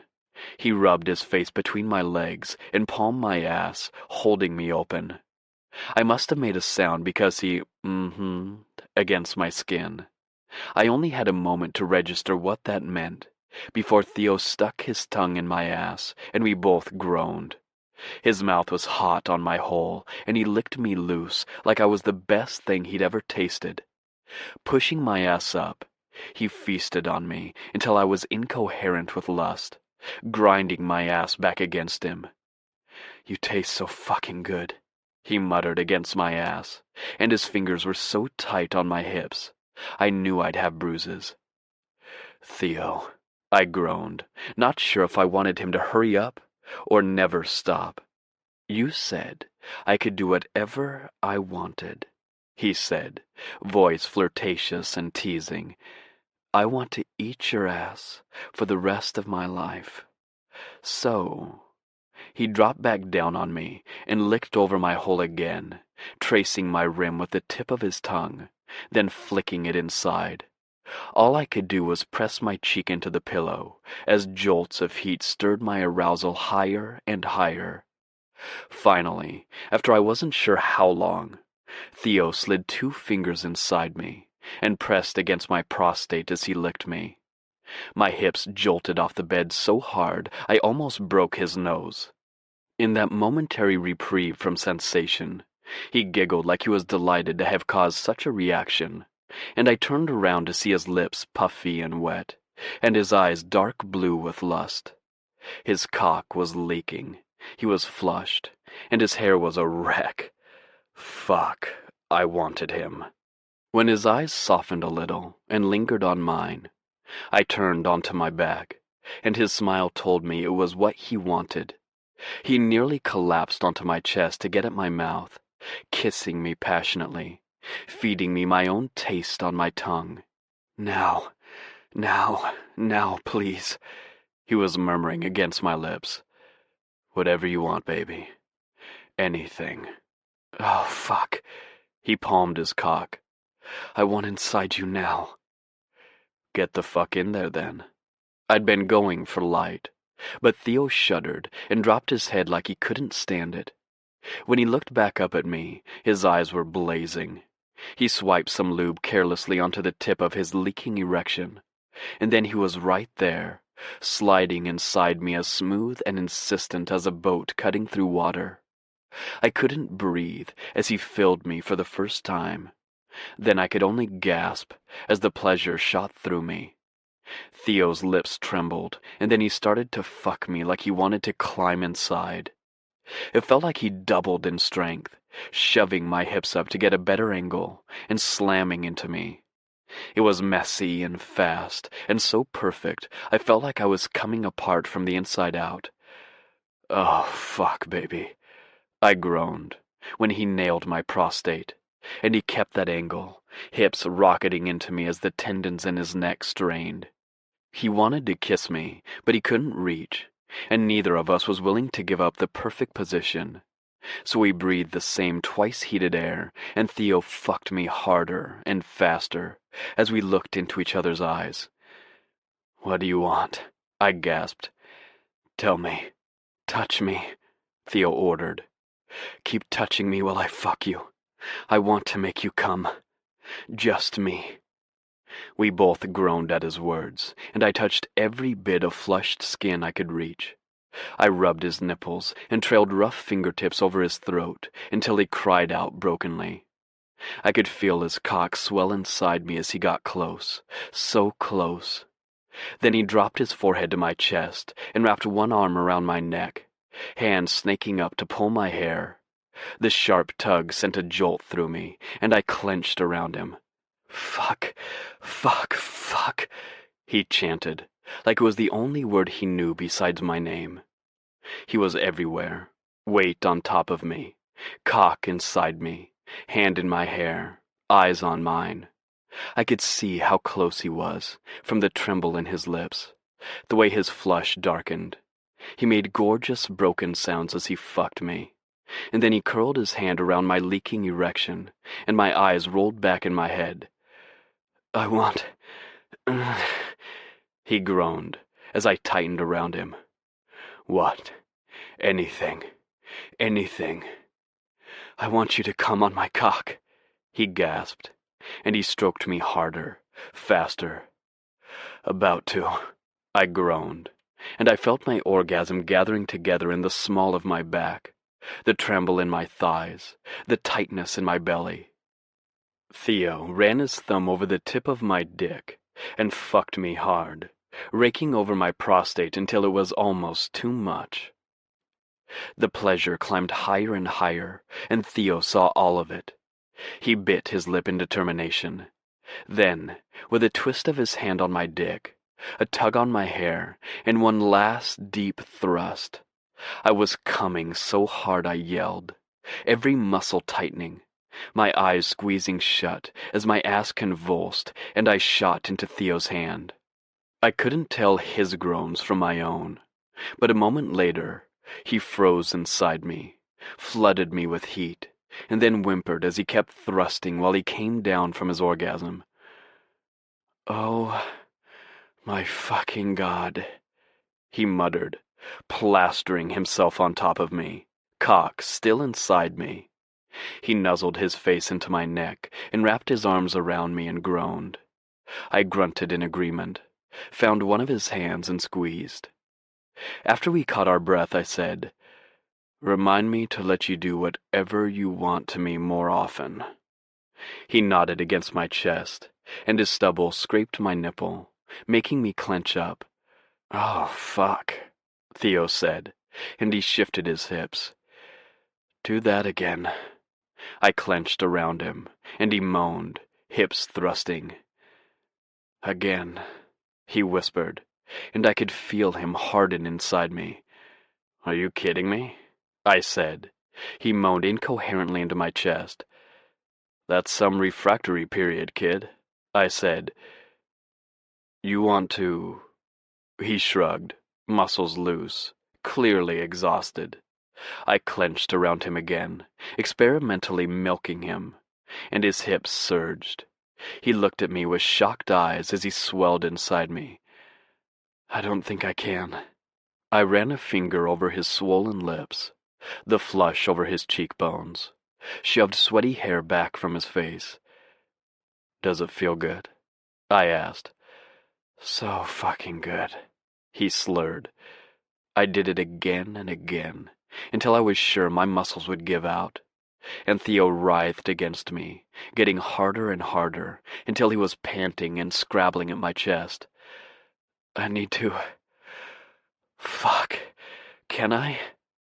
Do anything you want to me. Theo moved gently inside me. I wasn't sure if either of us would come. I had gotten hard again, too. But my arousal wasn't urgent. We were both exhausted, but vibrating with energy. And I saw the moment Theo committed himself. I want to feel you come again, he muttered, voice so wrung out it was a rasp.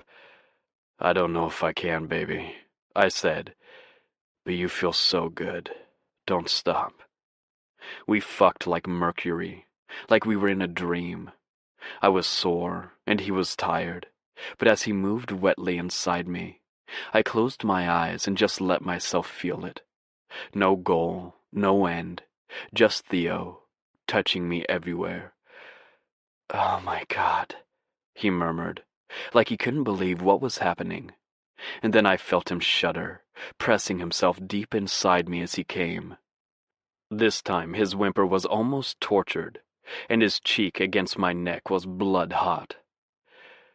Please, baby, he muttered into my ear, and he stroked me off gently, like I could stop him with a whisper. But he was Theo, and everything about him got to me. The little sounds he made in my ear as he worked me, the heat inside me and wetness between us, the sweet way he pressed his mouth to my skin as I started to tremble.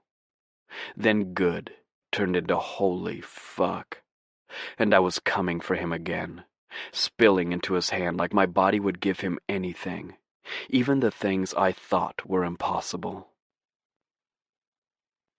Chapter 19. Theo. When I kissed Caleb goodbye at the airport in New Orleans, it had felt like something was being torn away from me. Somehow, though we'd spent countless hours together at the farmhouse or in my apartment, being with Caleb out in the world, doing things with him, had made me feel like we were together. A team. I'd had friends, of course, though not many, and the band, but with Caleb I felt like I had someone who was mine. I knew Caleb's situation was a little different. He had Reese, who had known him for so long and so well, and he had Huey, who was in a lot of ways his first phone call. And I knew he had a whole community of folks he'd played music with for years, and I assumed that once he felt on steadier ground, he'd reach out to them again. But the last few days, moving through the city together, playing together, I felt for the first time like I had a partner. And letting that go, not just Caleb himself, but the feeling of being a part of that pairing, was wrenching. I felt more alone with him gone than I had before he'd arrived. We went on to Atlanta after New Orleans, then D.C. and Baltimore. Coco was from there, and Ven had lived in Baltimore for a few years, so I let Coco, Ven, and Ethan drag me to tourist attractions, neighborhood bars, and favorite eateries. But I couldn't wait to get back to my hotel room and have some peace.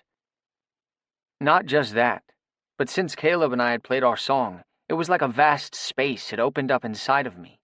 A well of ideas and possibilities for songs and music that rendered forth something new every time I had the opportunity to dive into it. I was scribbling lyrics in a frenzy, and recording bits of music on my phone voice memo so I wouldn't forget them as we were wandering around, or when I was backstage. And the week after Caleb left, I'd written 3 songs, and they were different. Better, I thought, than anything I'd written before. I wasn't writing them the way I usually did, like deep cross-sections where I imagined everyone else's parts. I was writing them like they were wildfire sweeping through a stand of trees, or lightning ripping across an open stretch of desert. We had a day off in Philly before our last 3 shows in Cleveland, Detroit, and Chicago. And for all that Ven was convinced that Philly crowds were terrible, they don't cheer, he insisted. He had strong generalizations about the crowds in nearly every town we played. I liked the city. The last time we'd been here, someone had told me about a curiosity museum, so I decided to ditch the band and go check it out. The Mutter Museum was full of medical anomalies, anatomical specimens, medical instruments, and a lot of super weird shit, like a cabinet full of the foreign objects removed from people's stomachs during surgery, and arranged in drawers. Metal soldiers, nails, safety pins, buttons, dollhouse furniture, and on and on. There were cross-sections of Einstein's brain, medical texts bound in human skin, collections of gall and kidney stones, skeletons of people who'd had rare diseases, and a whole room of fluid-filled specimen jars. I thought it was fascinating, but when I sent Caleb pictures of conjoined twin fetuses, he texted, "Ugh, babe, I can't look at this kind of stuff." Then, just as I felt guilty for freaking out my own boyfriend, he sent a second text. "I'm glad you're doing something fun in Philly, though. Eat a cheesesteak for me." That evening, when I knocked on Coco's door, she, Ven, and Ethan were lying around in sweats, eating delivery pizza and watching an episode of Law & Order. "Theo," Coco called, and raised a hand as if to say she was excited to see me, but was so comfortable right now that she couldn't possibly move. "Dude, have you seen this one?" Ven asked without looking at me. "There's a guy in it who totally reminds me of that bassist from Orpheus Explosion. You remember?" I hadn't seen the show, and I did remember the bassist, so I was caught between nodding and shaking my head, but it didn't matter anyway because Ven didn't look away from the TV. "Want some pizza?" Ethan offered. "Okay, thanks." I didn't really, but it felt nice to sit with them and just relax. The pizza tasted like nothing in my mouth, and I had no idea what was going on in Law & Order, but I could totally see what Ven meant about the bassist. A mousy guy who never made eye contact and didn't really talk to anyone but the techies, but was magic with his instrument. When the episode credits rolled and another one came on immediately after, I realized my bandmates were in it for the long haul. Ethan poured everyone orange soda from the 2-liter bottle he'd crammed diagonally into the refrigerator. "This stuff is disgusting and delicious," Coco said, toasting us with her tumbler. "Right?" said Ethan. "I haven't had it in like 10 years, but the pizza guy was out of everything else except root beer." "I love root beer," said Ven, still staring at the TV. "I know." Ethan's voice was neutral, but Coco winked at him. I drank the soda, and as with the pizza, tasted nothing, but it coated my teeth and fizzed up the back of my nose unpleasantly. "So, I wrote a couple songs," I said, trying to sound casual. "I thought we could play one live to see how it goes over. Maybe at the Chicago show, since it's our last." "Ugh, Chicago always hates new songs," Ven muttered. "Awesome," Coco said. "Can we hear?" "Yeah, do you mind?" I reached out a hand for her guitar and she passed it over. "Dude," Ethan elbowed Ven, who was staring at the television intently. "Huh? Oh, sorry." He muted the TV and turned to me. A sudden flare of nerves reminded me of how personal these songs felt. How different. I started to play the song, closing my eyes so I could forget I was sitting on the floor in a hotel with an episode of Law & Order on mute in the background. When I dampened the final chord with my hand, I opened my eyes slowly. They were all staring at me. Ven's eyes were narrowed. Ethan looked thoughtful, and Coco had her head cocked, which usually meant she was working something out. Ven said. I got the sense that for once, Ven was trying to be tactful. He looked at Ethan and Coco, clearly unsure what to say. "It's a beautiful song," Ethan said. Coco nodded. "It is. I loved it." But their faces didn't match their words. Ven's mouth was open like he was dying to speak, but still holding himself back. "Just say it, man," I told him, and he looked immediately relieved. "It's really good, dude, but..." "What the fuck? For Riven? That's not our sound. It's nothing like our brand." "Our brand?" I said. "We're a band. I think we get to decide what kind of music we play." "Yeah?" Ven shot back. "We are a band. We're not the Theo Decker experience, where we just play whatever the hell is rattling around in your head because you start dating country musicians or whatever." "Oh, we don't play whatever's in my head? Really? Because I was pretty sure that I wrote the songs and then we played them. Or is that not what's been going on for the last 3 albums? And Caleb is a fucking blues musician," I added, cheeks burning. Ven rolled his eyes. "Oh, well, excuse the fuck out of me for improperly classifying the music of the dude you're fucking. Point is, that song's not a Riven song, so we aren't gonna play it." "Okay, hold on a damn minute," said Coco. "Ven, you're basically in a Law & Order-induced trance. So you're not making any decisions right now? Ethan barked out a laugh, and the tension in the room eased slightly. So, okay, Theo, she went on. That is a really different sound for us, but that's not necessarily a bad thing. We can make it sound more like the rest of our stuff. Change the time signature, add in the other parts. It's not hopeless. We just need to massage it a little, right? She gave Ethan a pointed look. Yeah, I can totally work with that, he said. Besides, didn't you say you wrote more than one? Maybe the others will be a better fit right away for us to play live, and then this one we can start working on when we get home. Great, said Coco. Good point. Can we hear? My stomach was in a knot. You know what? I think the others probably aren't ready yet. I'll, keep working on them, and then I'll just let you know. Forget it, okay? This song, Ven's right, it's not a Riven song. My heart was pounding, and suddenly all I could taste was that sickly sweet orange soda, and all I could smell was the pizza grease. I had to get out of there. Sorry, I murmured. I'm gonna take a nap, I think. I'll see you guys later. I set Coco's guitar gently on the bed and forced myself to keep my steps even and slow, so it wouldn't be quite so clear I was running away like an animal, to find a porch to hide under where I could lick my wounds in private. The second the door closed behind me, I heard a sound and then Ven yell, "Ow! What the hell?" I ran to my own room before I could hear the response. Later that night, curled up in bed after talking to Caleb, I tried to pick apart my extreme reaction to the band's words. It was true that I wasn't always the best at letting criticism roll off my back. Maybe I tended to take things a little too personally. But I was used to bouncing ideas back and forth with the band. I'd learned to strip away Ven's abrasiveness to get at the root of his comments, to be patient with Ethan because he liked to work everything out in his head before he weighed in, and to not snap at Coco for considering every single possibility before settling on something. So yeah, I wasn't always the best at hearing criticism of my songs, but I definitely didn't usually feel this wounded. I felt like I had shown them my tender, unguarded belly, and they had pecked it to blood with sharp beaks. Like they had drawn a circle around what Riven was, and in doing so, had put me on the other side of the line.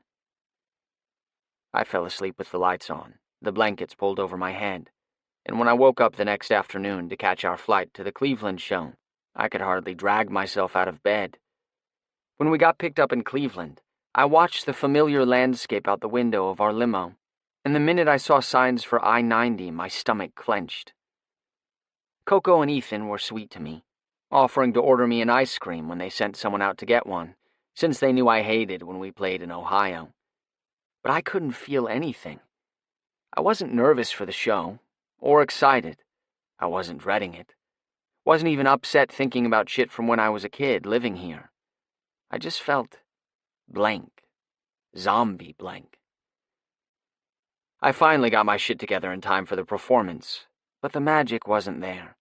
The crowd didn't seem to notice, the band didn't seem to notice, but I felt like I was floating somewhere, nudged a half tick outside my body and unable to realign. I texted Caleb from backstage before we went on, 2 more days, heart. But he didn't write back until much later, and by then we'd already done the show. I'd sung my music in front of a screaming crowd, the thing that usually brought me so much joy, and it had felt like dust. The first time Riven played a big show in Cleveland, I called my mom and told her that I'd put aside tickets for her and my dad at the box office. After all, my parents had always come to my piano recitals and my orchestra performances during high school. I'd understood they weren't interested in coming to see me play my own music in some smoky open mic night hundreds of miles away. But this was a real show, an arena show, less than an hour from their front door. She paused a beat before answering, and I barreled forward, telling her I'd really like it if they would come see me play, and how cool it was to be playing the concert hall where I'd first seen all the bands that I'd loved in high school. She said they would certainly try, then rushed me off the phone because she had to finish making dinner. I'd played my heart out, felt anticipation similar to what I'd felt when I used to play recitals at my parents' urging, the impulse to do a good job, to impress them, and the hopes of making them proud of me. Only it wasn't just them, it was the whole crowd. If I could impress the whole crowd, touch them with my music, and my parents saw that, were surrounded by it, how could they fail to be proud of me? The next morning, I called my mom from the hotel and asked what she'd thought of the show. Before the whole question was out of my mouth, I realized my mistake. "Oh, Theo," she'd said, a hint of irritation in her voice, as if she were angry with me for making her tell me this. "Your father had a long day at work, and you know how late these things start. It just wasn't a good night for us. Next time, all right? Maybe next time you can come play over the weekend." "Yeah," I agreed hollowly. "Sure. I'll make sure that our tour manager arranges the whole tour so that next time we can play a weekend show." Tears had burned my eyes. Shame and anger and resentment and self-pity. But I'd burned with something else, too. Determination. To prove to them that I was worth something. That hundreds or thousands or millions of people wanted me. Wanted to listen to my music and come to my shows and talk about me online, even if I never saw what they said. To prove that while to them I might have been a burden, an unexpected and unwanted hassle that they felt obligated to shoulder, to the world I was something else. They would appreciate me. They would see me. They would love me. Well, the world had done all those things. And I'd hated every single fucking minute of it. Somewhere over Pennsylvania, on a late flight home from Chicago to New York, I was running that memory over and over in my head. I was alone in my row, staring out into the night, watching as wisps of high-altitude clouds swept past my window, gauzy white in the dark sky. I hated that it still hurt me to think about my parents. That had been years ago, and with every measure of our success, I'd thought I could leave a bit of the pain behind, paint it over with something bright, shiny, happy. But instead, here I was, choosing that memory to wrap around myself, knowing how much it hurt. Fuck you, I thought. Fuck you. I don't need to try and earn your love because I found someone who gives it to me freely. Fuck you. I don't need to prove shit to you anymore because I've flown as high as anyone could fly and it didn't make one bit of difference. I watched the fury on my face reflected in the window, and then I watched it soften as my conscious mind caught up with my ranting one. I started to realize why I had chosen that particular memory at this particular moment. And I started to realize what I could do about it. I parked my rental car outside Caleb's house and didn't even bother to grab any of my stuff. I vaulted up the stairs and knocked on the door, desperate to see him. "Hey," he said when he opened the door. "I didn't think you'd come right here. You've got to be exhausted." I jumped on him, kissing him before he could finish the sentence. Then I threw my arms around his neck and just hugged him, hard.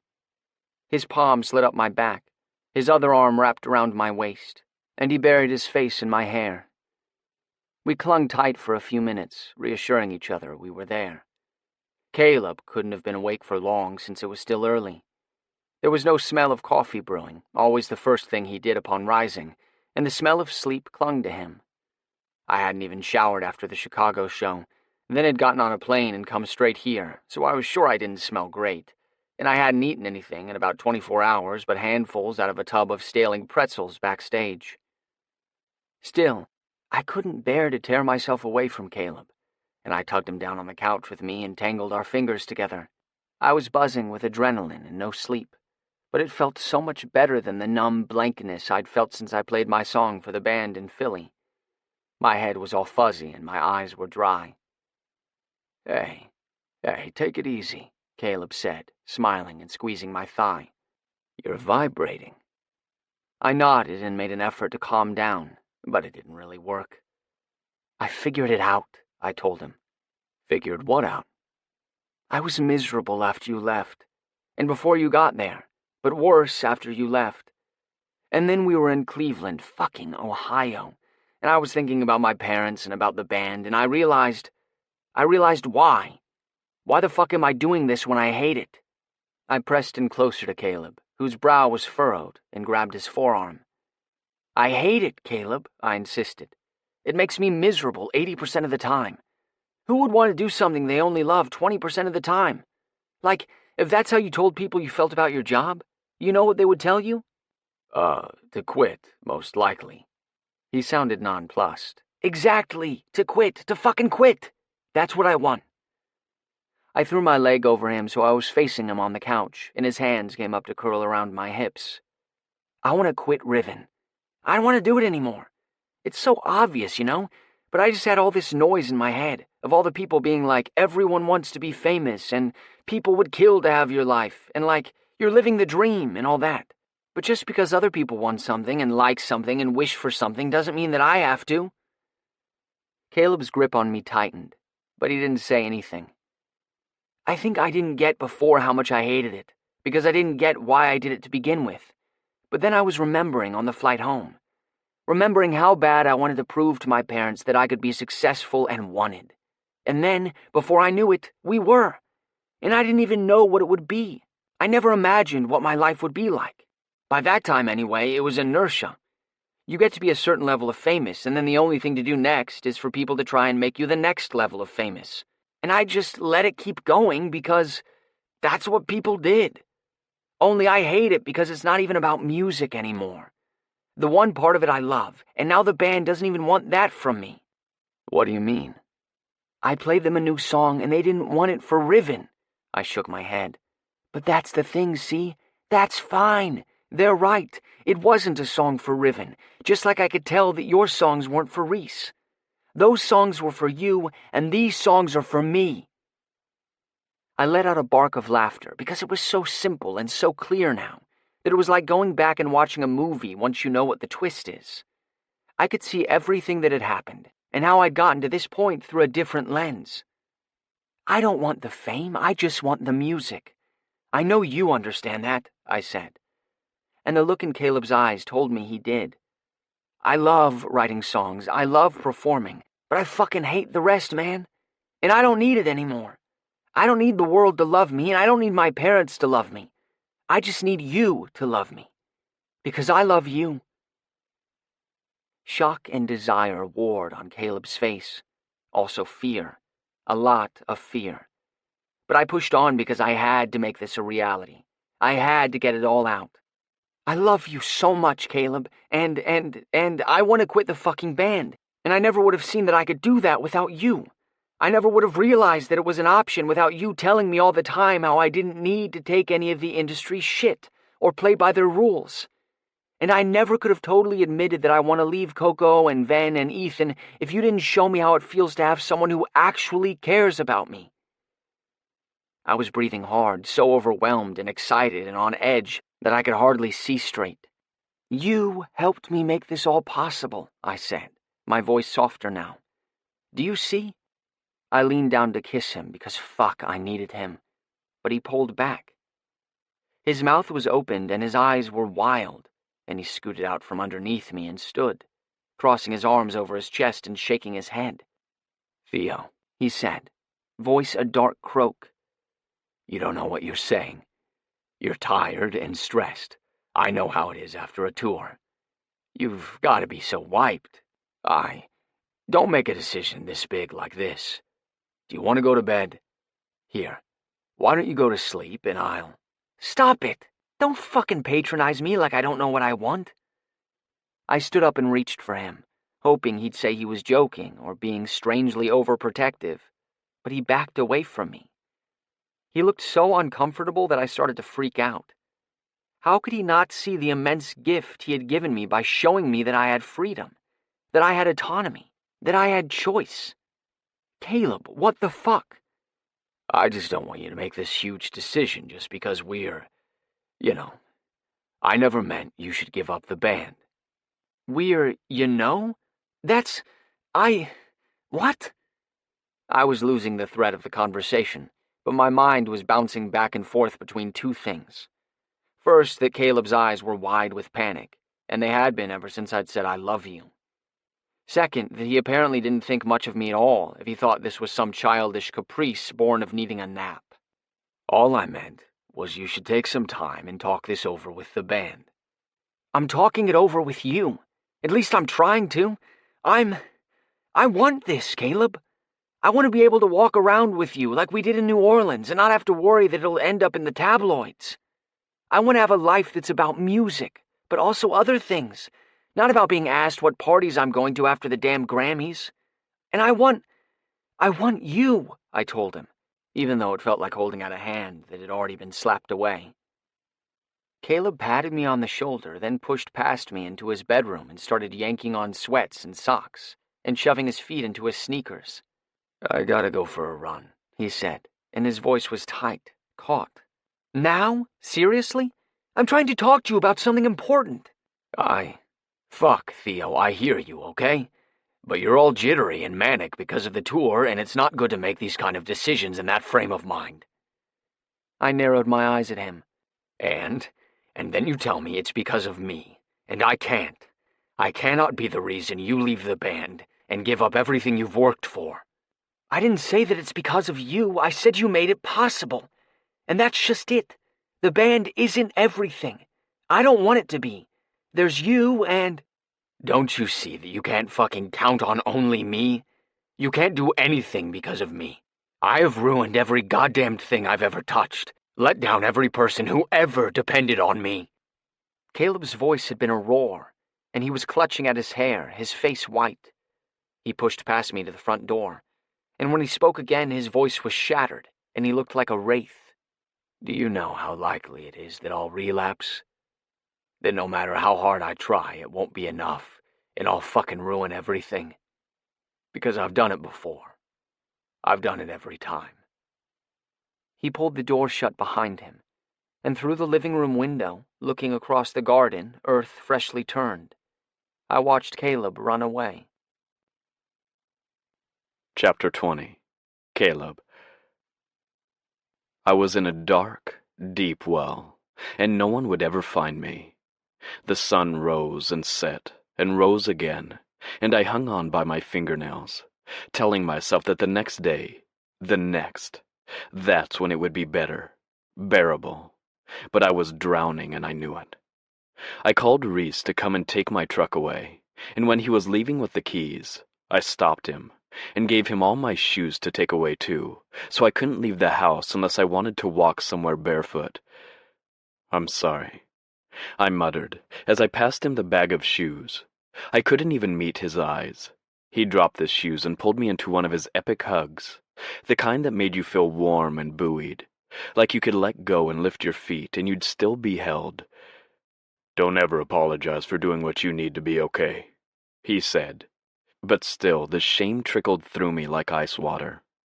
The next day he showed up with groceries. One bag was just the basics: eggs, bread, peanut butter, cheese, turkey, and some veggies and potatoes. Heaven forfend you can't make your hash, he explained. But the other bag was full of candy, cake mix, cans of frosting, chips, spray cheese, and ice cream. When I raised an eyebrow at him, he held up his hands and said, "That's from Maddie. He said when you're trying not to do one thing, you've got to distract yourself with another. I told him you'd never had much of a sweet tooth, but he insisted." Yeah, well, someone should tell him they've done experiments on mice and determined sugar's more addictive than crack, I said.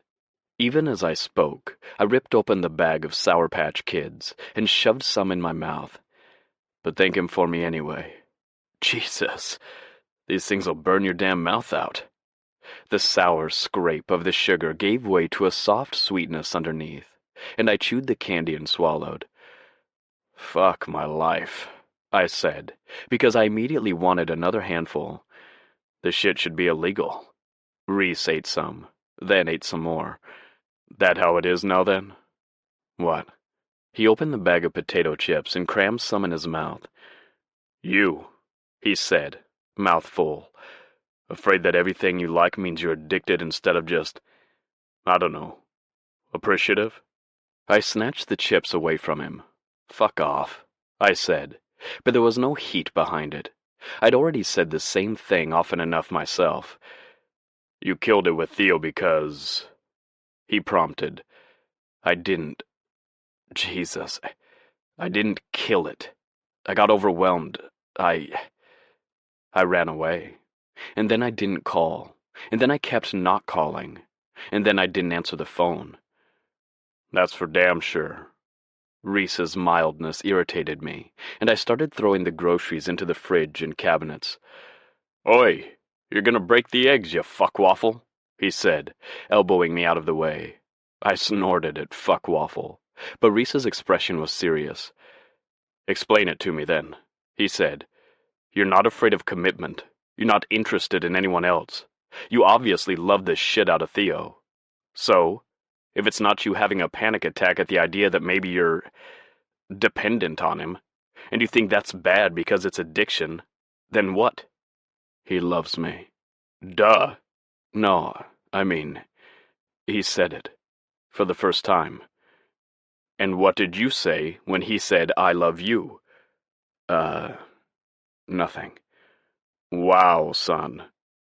No, I mean, he didn't really pause after that. It was kind of part of his whole rant about wanting to quit the band."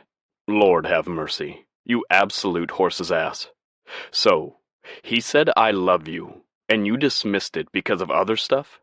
So not only did you not say it back, but then you got into a huge fight, you freaked, and then you ran away. Fuck my life. I suppose it could be summarized like that." "Caleb." Reese's voice was the one he used when someone's behavior pained him so much he couldn't express it.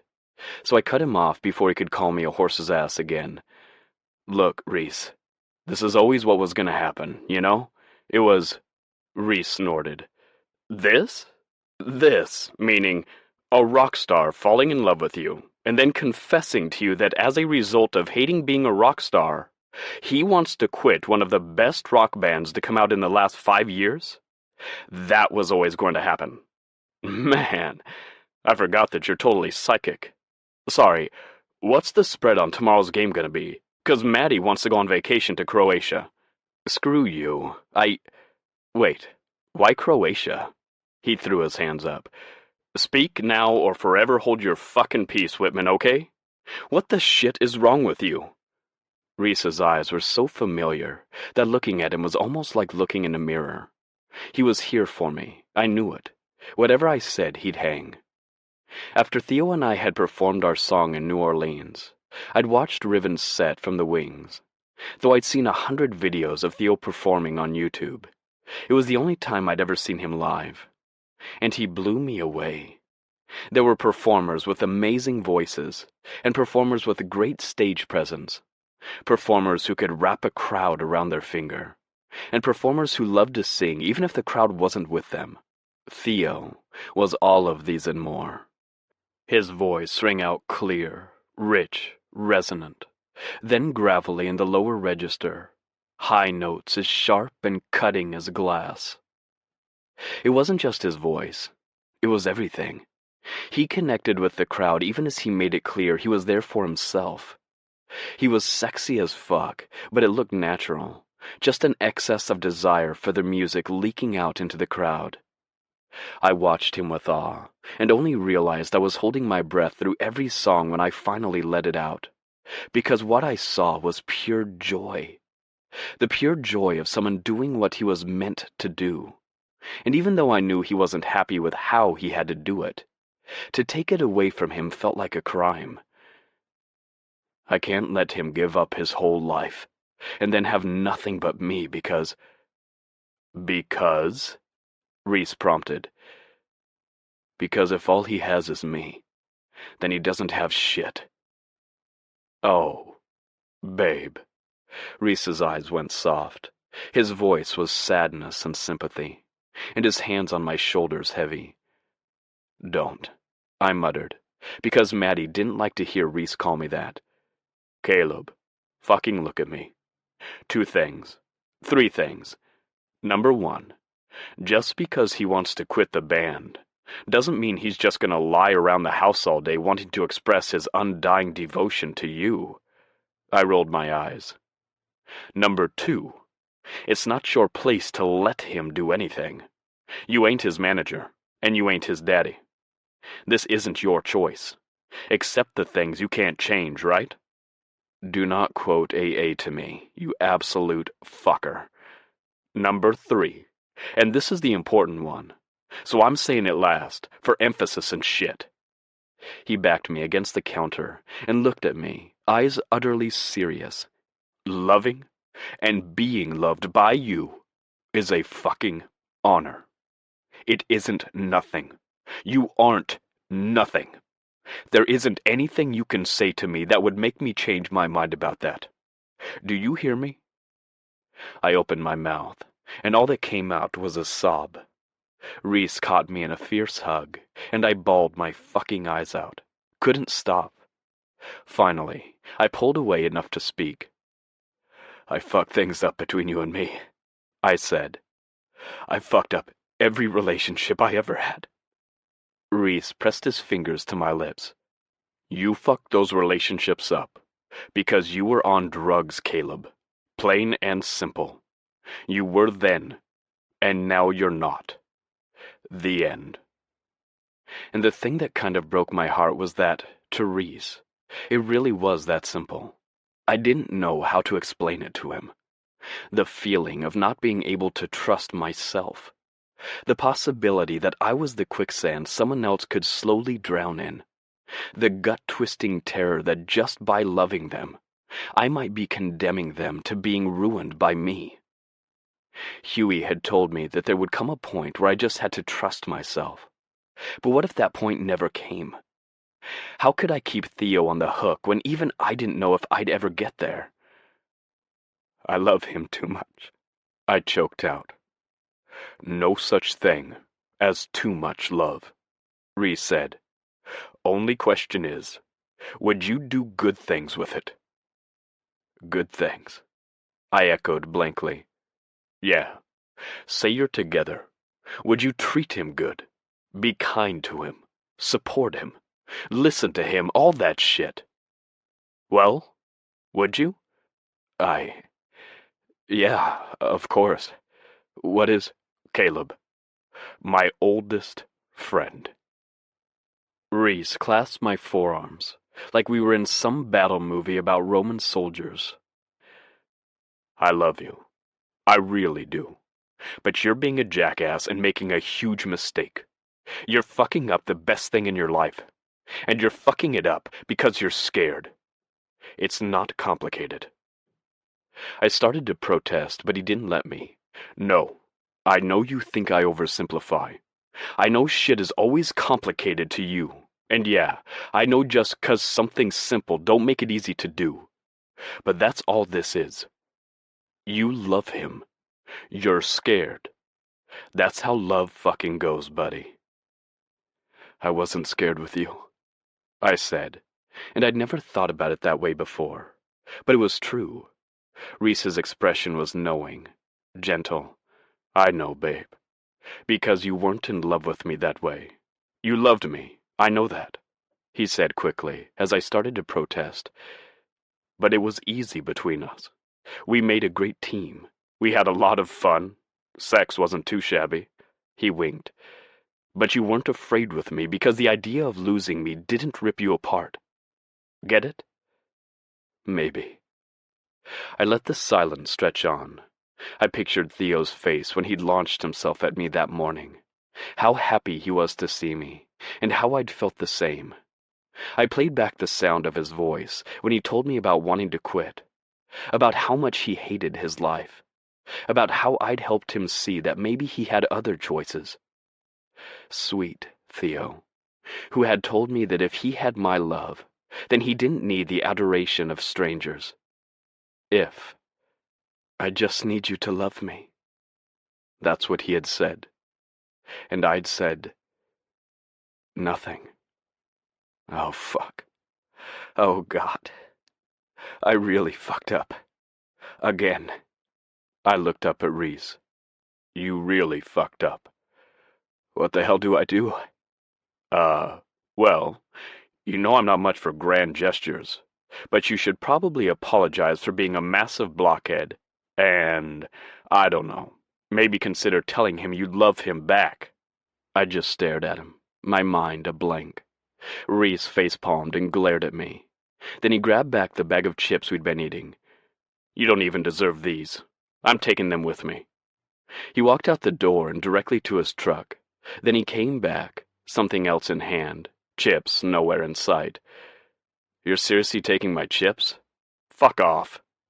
He put a pair of my shoes inside the door, shot me a pointed look, and turned around to leave again. "Reese," I called, when he got to the bottom of the stairs. "Were you scared?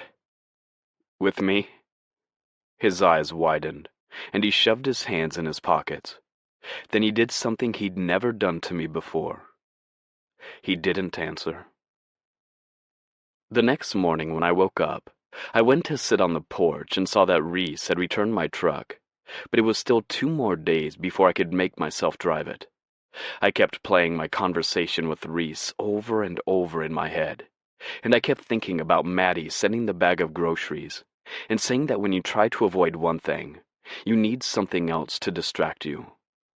I didn't think Theo had been a distraction from drugs and alcohol, though I'd heard enough stories in AA and NA meetings to make me very aware of the risk. I was thinking about it in general, though. The idea that things replaced one another. Living with huge, gaping absences was nearly impossible. Things crept in, making places for themselves in your life. And the less time and energy you spent on one thing, the more you allocated to another. It was easier to edge out one longing with another longing than it was to sit and stare at things you couldn't have. I'd fallen into drinking as a kid, curious what the appeal was to my father, and then happy to ease the way with other people, in situations where the music wasn't quite loud enough to drown out my thoughts. As I toured more, had more opportunities, more fans, the drugs were just there. I'd slipped into heroin as easily and undramatically as that first needle had slipped beneath my skin. It had felt good to feel good. That was all. I didn't even consider that I might be addicted to feeling good until I realized how terrible it felt to feel bad, and realized I must not have felt it in a while. One morning, after I'd shot up for the 3rd or 4th time, I woke up in the back of Reese's truck and saw the gleaming crystal waters of a lake. We were in Montana, us and 3 other guys, on our way to a gig 2 days later, with time to spare, so we stopped. The sun glinted off the water, and I stood up in the truck bed, feeling a bit mossy but fine. Nothing like a hangover, nothing like snorting or pills, just a little floaty. Fine. I stood, and I spun in a slow circle, my arms out to the sun and the wind and the flat of the land. And when I looked, it was like I could see the entire world, stretching away from me in every direction. Standing there, I was at the center. I mattered. The music mattered. Reese and our friends mattered. I wanted to be at the center of my own life again. I wanted to matter. For the music to matter, I wanted all of it, and I wanted it with Theo. I grabbed some of the stuff from Maddie's bag and started making a cake. I needed to think, but I needed something to do with my damn hands that wasn't smoking. It seemed like almost everyone I knew in recovery had at least a pack-a-day habit. But if I was going to try and do this again, then I needed my voice. Besides, a tiny voice in the back of my mind added, Theo would kick your ass if you got lung cancer. I made the box of vanilla cake with only one minor incident of the cake sticking to the counter, because apparently I needed some kind of rack. I felt calmer, just seeing something I'd made sitting on a plate in front of me. So I made the other box of cake, a chocolate one, and I stacked them all together, chocolate, vanilla, using both tubs of frosting until I had a very tall, slightly wobbly cake. I swiped my finger through the frosting and ate it, but the chemical bite of the sugar was too much. I'd take beignets over box cake any day. I ate some more of the Sour Patch Kids, the roof of my mouth raw from them long before the sweetness came, and I knew what I had to do. If I wanted to make a life with all the things I loved at the center, then I needed a way to get Theo back. The traffic coming into the city had been terrible, and my nerves were frayed by the time I found a place to park about 5 blocks away from Huey's, and I sank down at the bar with a huge sigh. "Wit," Huey nodded solemnly at me. Too solemnly. Did Did Reese call you? Huey froze. It would have been imperceptible if I didn't know him so well, but I saw it. No. Should he have? Oh, no. What's up? He narrowed his eyes and crossed his arms, biceps bulging over his broad chest. What's up with you, kid? Is this like that who's on first thing you think is funny? Huey raised his middle finger at me mildly and got me a ginger ale, saying nothing. I sighed. I didn't stumble. I just had a bad week, that's all. I had Reese come and take my truck. Thought he might call you to try and babysit me or something. Relief flashed over Huey's face, and he squeezed my forearm. Nah, but he should have. I shrugged. If Reese didn't call Huey, that meant he wasn't that worried, that he thought I'd be okay. A small flame of satisfaction kindled in my stomach. Wait, then why did you look all grim when I walked in? Not grim, Huey said, frowning deeply, and I smiled. I just heard the news about your boy, and I wasn't sure if there was some scandal or whatever you musician types get up to. News? What news? Scandal? What? Huey narrowed his eyes. About him leaving the band. At my silence and wide eyes, Huey dug his phone out of his pocket, tapped on something, and slid it over to me. There, in the arts and leisure section, was Theo, his silvery blue eyes, rimmed in kohl, staring out at me, beautiful and haunting. Reluctant rock star rends Riven. The headline announced. My heart was pounding, and I skimmed the article for quotes. I love my bandmates. I love the music we've made together. I loved being a part of Riven. But now it's time for me to make something on my own, Theo had said, and I've been so unimaginably lucky to get to do what I love for a living. I hope fans might still want to listen to my music in the future. And, in response to the interviewer's hopeful question, is there discord in the band? No way. I just have things I need to do alone. Or, I don't know. Maybe not alone. I hope not.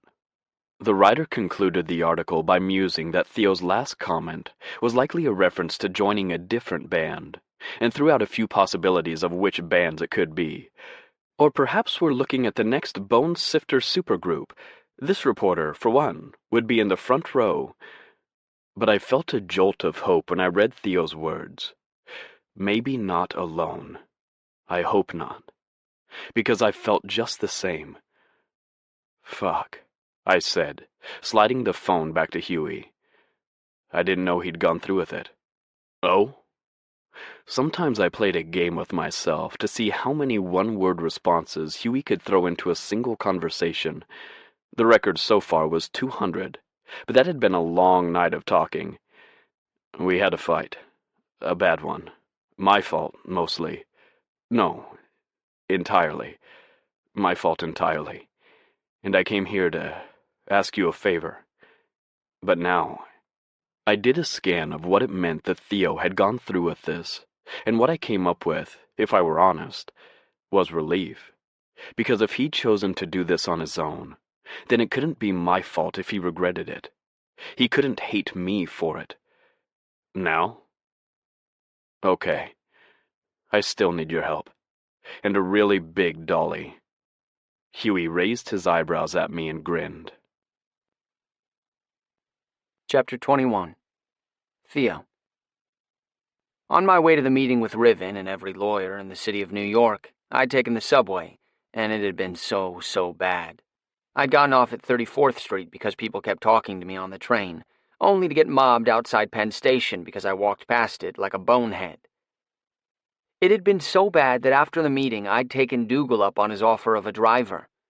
But faced with the prospect of home, I'd asked the guy if he would mind just driving around for a little while. He'd been really nice about it, clearly able to tell I didn't care where as long as we were moving. As we crossed 181st Street, I asked the driver if he'd been heading for the Cloisters, and he said it was his wife's favorite place to be alone, but not by herself. His name was Dave, he told me, and if I wanted to go wander through for a bit, he was happy to wait. I told him he should come in if he wanted, and paid for us both. He kept his distance, but I could sense that he had an eye on me from afar. In front of the unicorn in captivity, he said softly, "This is my wife's favorite." It was a lot of people's favorite, I knew, and I nodded. Then I kicked myself for being rude after telling him to come in. "Why does she like it so much?" He smiled fondly. "She came here for the first time when she was a little girl, and she saw all the placards talking about history and what things were like in medieval times. So when she saw this tapestry, her first thought was that unicorns were animals that had been alive in medieval times, but were extinct now. She thought that for years." He shook his head and laughed. "When she was in high school, someone was talking about imaginary creatures, and she said it just struck her suddenly that she'd been thinking it was true all those years. And when she thought back on it, she could remember all these moments when she should have seen they were imaginary. But that moment here, in the cloisters, was so strong and so influential that she'd ignored the signs and just held on to what she thought was true.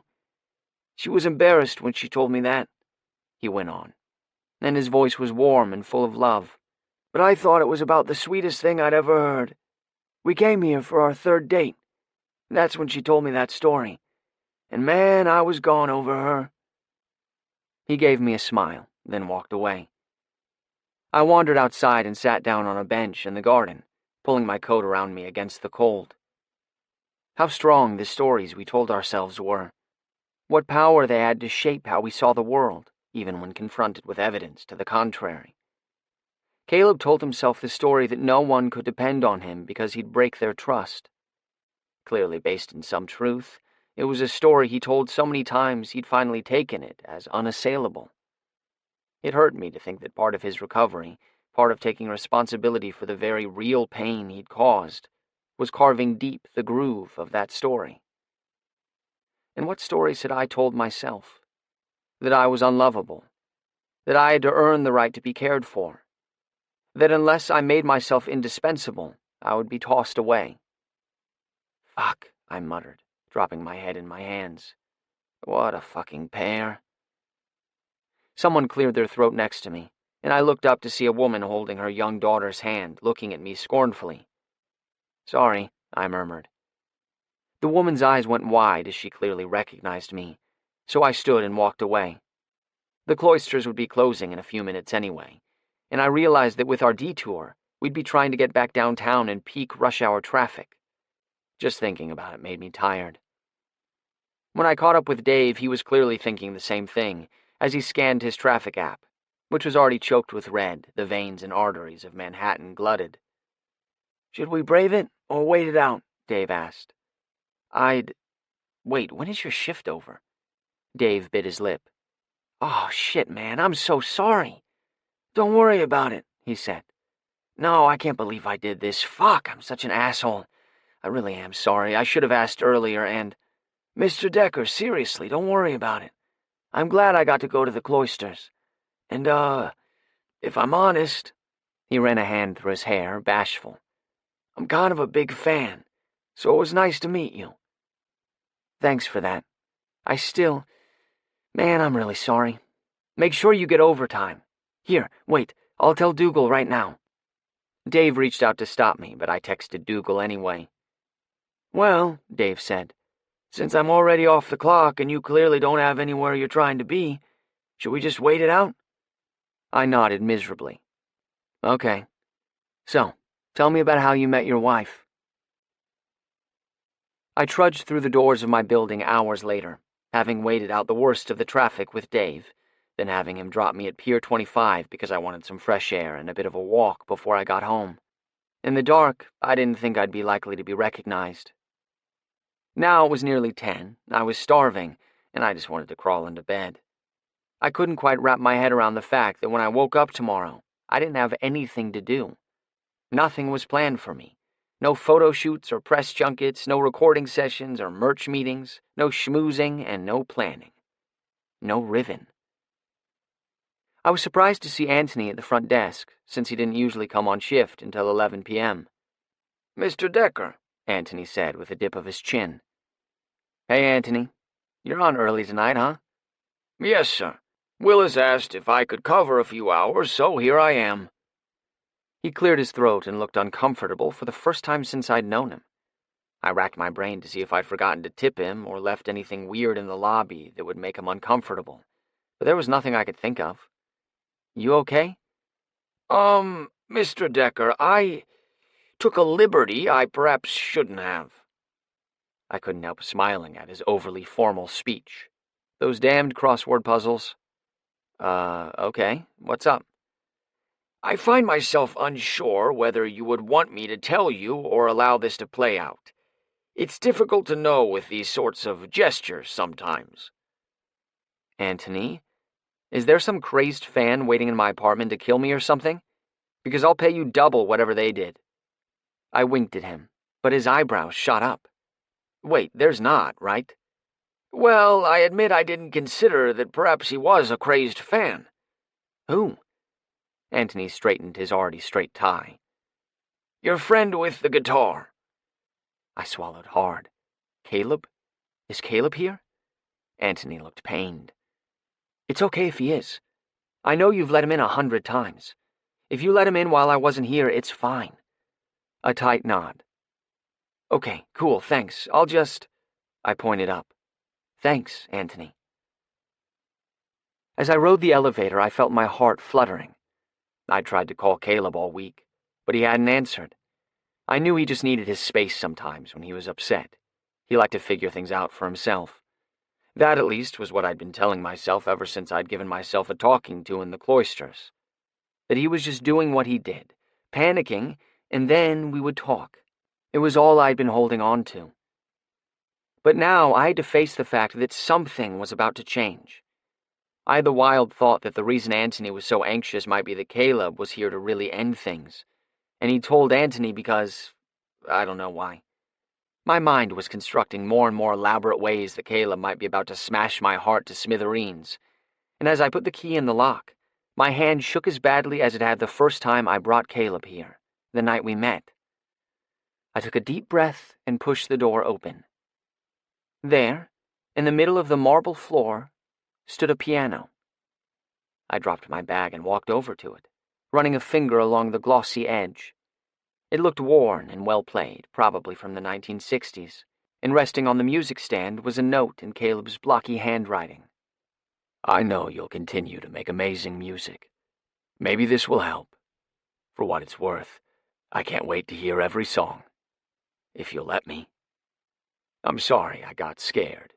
It's been happening a lot in the last year or so. But I think it's good because being scared means I know I've got something to lose.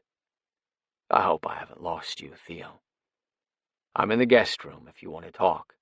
But if you don't, just go into your room and shut the door and I'll leave. I love you." I practically ran to the guest room. The door was open and Caleb was pacing, chewing on his thumbnail. When I opened my mouth, nothing came out, so I just held up the note, vaguely aware that the relief that had swept through me was actually making me lightheaded. Caleb closed the distance between us in 3 steps, pulling me against his chest and hugging me tight.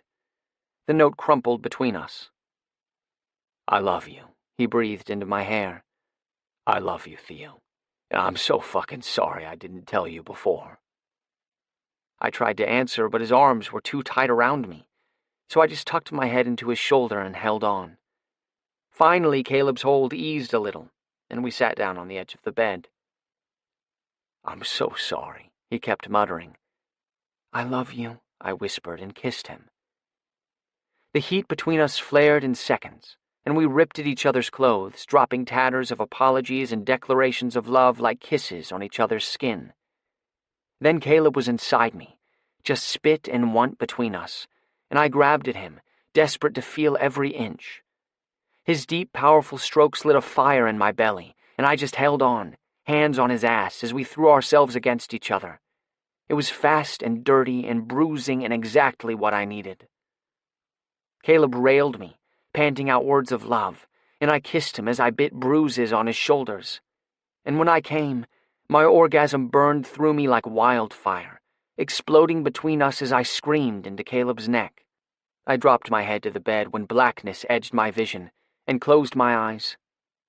Caleb thrust hard and froze, moaning his pleasure against my skin. He gathered me up and thrust again and again until he was just a shivering mess above me, then collapsed on me. We woke hours later, sore and stuck together, and after a much-needed shower I pulled Caleb into the kitchen, even though it was the middle of the night. I was so hungry I was lightheaded, and scoured the kitchen looking for something edible.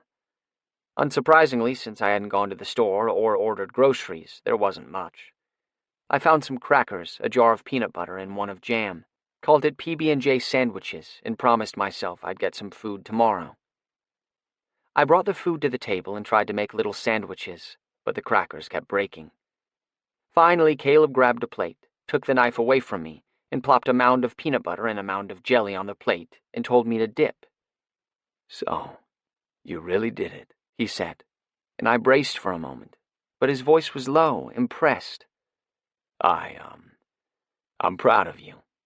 I was an ass about it before. I panicked. I guess that won't shock you by now. But I didn't mean what I said about you regretting it. Of course, you should do the thing that makes you happy, and fuck the rest." I slid my hand into his and squeezed. He snagged a cracker and scooped up some peanut butter. After I'd left Caleb's house the day I got back from tour, I'd driven around for hours before coming back into the city. So tired it was a miracle I didn't crash the car. I was furious and hurt and so confused. And I cursed Caleb over and over for taking what should have been one of the best moments of my life and turning it inside out. A few days later, though, when the hurt and anger had dimmed a little, the thought that settled in was, what about the band?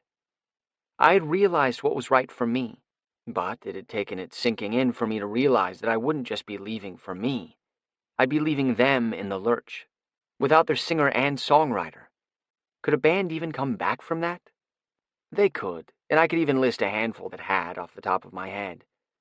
But the sense that I owed Ven, Coco, and Ethan a debt had always been strong. Could I really do this to them? Could I really take away the thing I knew they'd always wanted more than anything?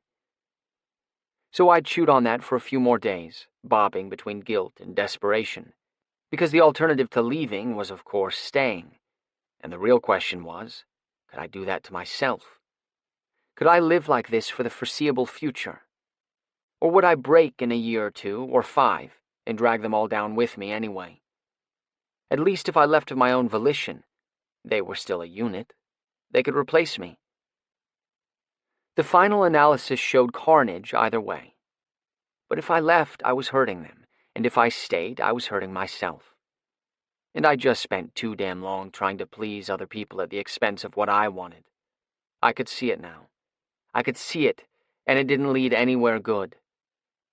So I'd done it. For the first time since I dropped out of college, I'd done something that I needed, and that I knew was going to let people down. "When you left, I was so scared," I said, "that I wouldn't see you again, that I'd fucked everything up. But I knew it was the right thing. Coco and them, they did not take it well." That was an understatement. I'd never forget the awful things Ven said. That I was a diva, that I was just doing this for attention, and in a few months I'd come crawling back when I realized that my life was nothing without the band, that my songs weren't even that good. I knew he was angry, disappointed, upset, and he probably didn't mean half of them, but they still cut. Coco wasn't mean, but she was shocked and disappointed. She couldn't understand how I'd choose to take a step backward when we'd gotten so far. Couldn't understand how I would make this decision so quickly. I tried to explain that for me the feeling wasn't sudden, but hearing that I'd been, as she put it, miserable this whole time upset her. Ethan was quiet and thoughtful as he always was, but I could tell he was hurt. I think, after we'd started talking more, he'd thought I would have told him about it first. And maybe I should have. But I knew that if I didn't walk in there with my speech prepared and my mind made up, it would have been a bloodbath, and I just wanted it to be over. "It's done, anyway," I said. We ate in silence for a while. "Are you any less scared now?" Caleb raked his hands through his hair. "I'm getting there. I made a huge cake, enormous. It's at my house." "Okay," I said slowly. I wanted to tease him about how he was crap at baking, citing the blueberry muffins he'd tried to make for breakfast one Saturday that had been better suited for shot put than for consumption. But he had a faraway expression that said he was trying to get at something. Matt sent Reese over with a bunch of snack food, candy, cake mix, etc., and said that when you're trying to avoid one thing, you need to distract yourself with another." His eyes slid to mine, and he cleared his throat. "It was hard after we fought, you know? My fault, I know," he said quickly, "but really hard." I nodded and squeezed his arm. It made my heart gallop to think of Caleb, alone at the farmhouse, craving an escape, struggling against it. It scared me to think how close he might have been, and it scared me to think I'd had any part in it. Anyway, after a couple of days, I made this damn cake. 2 different boxes of cake mix, 2 tubs of frosting. Fucker's huge. And kinda disgusting. Too sweet. You'd probably love it. I smiled because I probably would. Point is, I was rampaging around the house like a damned wild dog, wringing my hands because I was such a shit to you. And I was terrified that if you didn't have your career and you just had me, that it would be not enough, you know? Then what would happen if I fucked up again? His voice was strained, and I wanted to pull him to me, but I could tell he needed to get this out. What if I start using again, and I ruin everything between us, and you don't trust me anymore? Don't... He shook his head violently. Can't love me anymore, and we're just fucked. Caleb choked on the word, and I pushed out of my chair and threw my legs over his thighs, pulling him to me. He steadied me at the hips and held on. After a minute, his breathing evened. Then, he cleared his throat as his voice broke. Then I walked into the kitchen, and I made a stupid cake. I think Maddie's idea was that if I couldn't have heroin, I could at least have candy. He smiled faintly. But I didn't need to eat the cake. I just needed to make something, to distract myself. And as I was making it, I was thinking, this cake is kind of gross, but when Theo gets home, he'll want some. And I imagined you eating a piece, and then another the next day. But then the cake was too big, so you put it in the fridge. But then there's no room for the real food, so you put it in the freezer, and you eat bites off it, you know? When you want something sweet, and I... His hands were around my waist, but his eyes were wild, elsewhere. I'm not making any sense, he said, shaking his head. I imagined a future for us in that ridiculous cake, Theo. A future where, I don't know, there was day after day of us doing shit, and groceries, and cake, and fucking music, and shit, I don't know, man. For the first time in a long time, when I picture the future, it wasn't in anticipation of struggling through every day. I want that so damn bad. Not because I want you to distract me or keep me clean. Because I want to trust myself to make a life. I want to make it with you. If you still want that. Caleb's eyes finally met mine, and they were fathomless, like he was looking into himself and me at the same time, seeing the past he feared and the future he finally dared to hope for. I brushed his hair back and cupped his cheek, kissed him so slowly I could feel the press of his lips in the moment they received mine. I want it, I murmured. I want everything with you. Caleb let out a desperate, broken sound and kissed me again. I'm trying, he said. I'm really, really trying. I promise. Maybe if you can't quite trust yourself yet, you can trust me. Trust that I believe in you, and I love you, and... Shit, that sounds so cheesy. I want you. I want you and everything that means. Caleb nodded, a tear tracking down his cheek, and when his mouth met mine, he kissed salt to my lips. You want to know what I realized when I was coming home tonight? Caleb nodded again, eyes glued to mine. I realized that I can do whatever I want. Without Riven, I have nothing that I have to do. No obligations, no expectations. And it was the strangest feeling because I've never had that before. I've never really done whatever I want, you know? When I was younger, I did what my parents wanted. I went to college because it was expected of me, and even though I left, I had all this stuff I had to do. When I hooked up with Coco and Ven and Ethan, all I wanted was a chance to do music. But almost right away, it was all about what we had to do to get an audience, what we had to do to cut an album, then to get more listeners, then to book bigger gigs, and so on and so on. As I said it, I remember the first moment I realized that inertia had swept me someplace I wasn't sure I wanted to be. It was the moment when we were recording our first album, and I'd sung the lyrics I'd just written for a song, and Ven said, "Wait, do we want to use he? Do we want everyone to know you're gay?" He hadn't meant it maliciously, and I knew he didn't care about my sexuality at all. And Ethan and Coco both spoke up before I had to, saying that yes, we wanted it known from the outset, and we went with it. But that had been the moment. I'd felt a pang of fear that froze in my chest, realizing that this might already have gone in a direction I wasn't going to be able to live with. But I'd buried it, appreciated that my friends had my back, and not mentioned it. I ran a hand through Caleb's hair, then down his back, enjoying the solid, muscular feel of his body. Then I grinned at him. "We can do whatever we want," I said. Caleb raised an eyebrow. He said, "You know, historically, doing whatever I want hasn't worked out so great for me."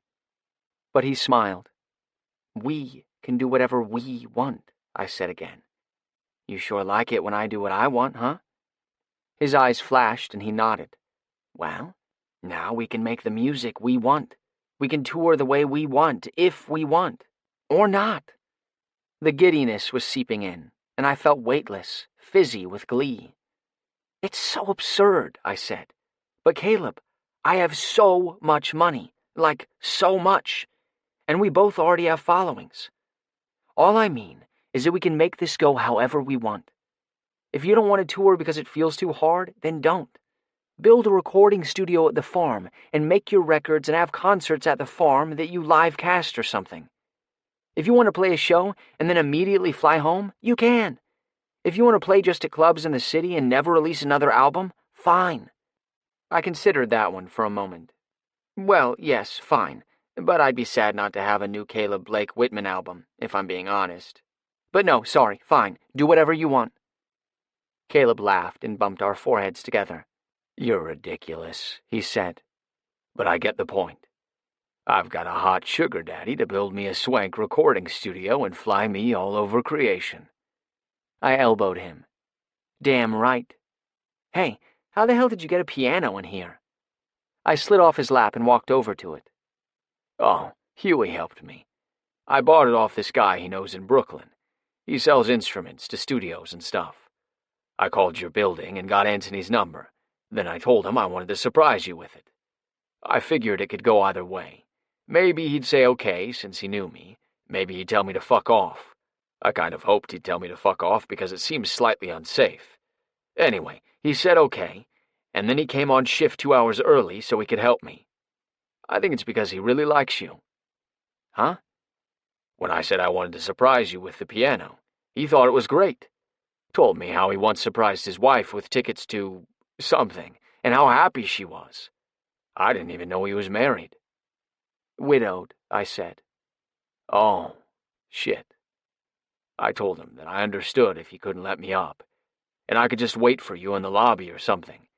But he said I could use the service elevator. When I showed up, though, I had Huey with me, and Anthony took one look at him and told me that only I could go up to your apartment."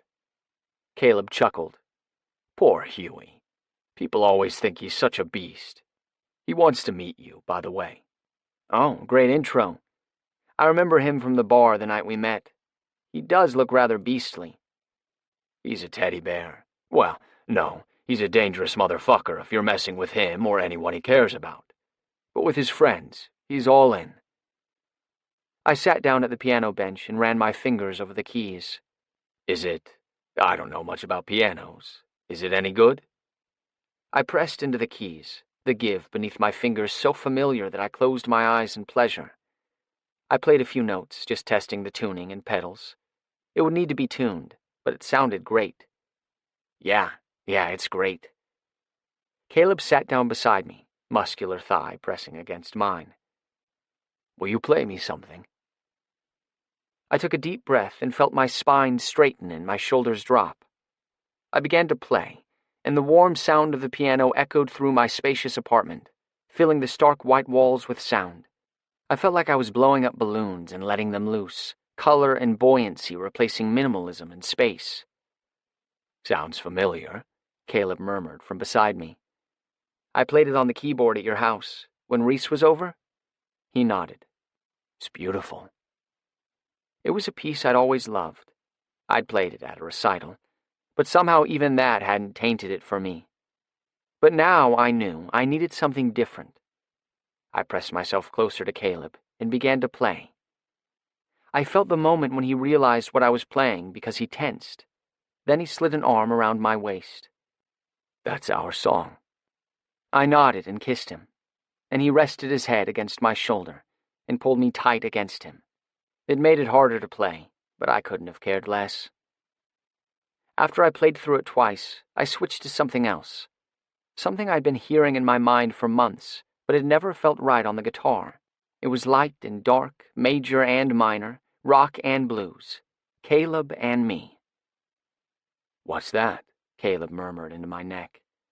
He ran his lips over my throat and brushed my hair away so he could kiss the skin there. I'm writing it for you, I said. His arms were wrapped around me, his large form taking up nearly the whole piano bench, but still I played. Safe in his embrace, his mouth at my neck, and the promise of tomorrow as complicated and full of hope as a soaring solo, I played.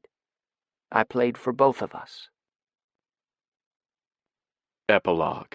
Caleb. 6 months later. The Stormville Farmers Market was a riot of color. Stalls piled with buckets of flowers and vegetables that gleamed through their dirt like jewels. The air was thick with the smell of popcorn and empanadas, and 2 young women played folk music, standing on wooden pallets at the corner of the parking lot. It was Saturday morning, and the sun was shining, and Theo was walking beside me, staring absently at the stalls. It had become a weekly ritual for us as soon as the weather warmed up. He wouldn't say exactly why he loved to come here, since he didn't cook, just shrugged and said he liked the atmosphere. I suspected that it was something he did because he knew routine helped me feel grounded. He'd ask what I was going to make with the things I bought, and he'd pick out flowers he liked. Sometimes he'd munch on a bag of popcorn as we walked around, or sit in the sun when I talked to people.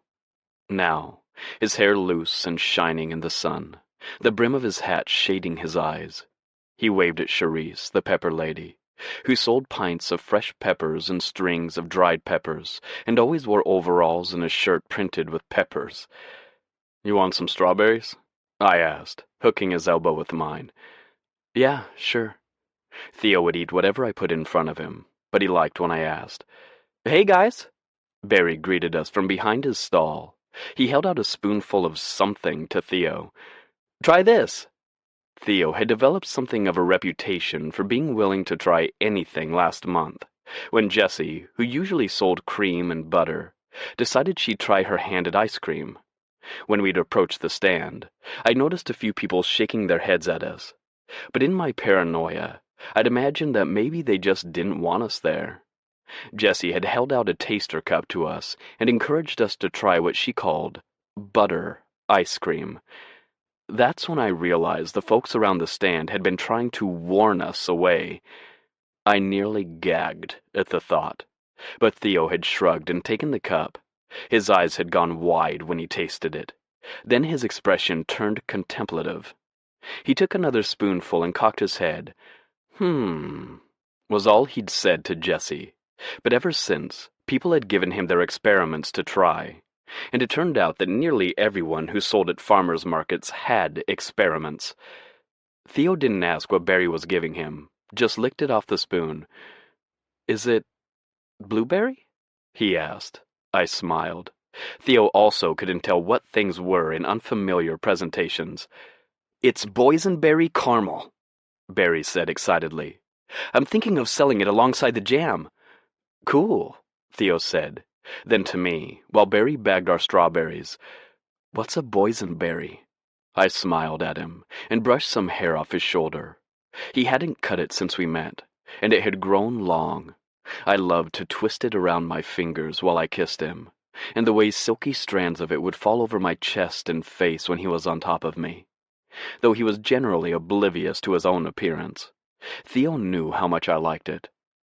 Once he'd gone down on me, and I'd moaned at the feel of his hot mouth around me, as his hair brushed the insides of my thighs. And he'd wrapped his hair around my erection, teasing me with it until I was mad with the need for him, then taking me deep until I came down his throat, one hand tangled in his hair. "Hey, none of that," I heard Barry yell, bringing me back from my Theo-induced lust. I turned to see someone I didn't recognize pointing their phone at us, taking a picture. He was next to Lucy's herb stall, probably just on a day trip in the area.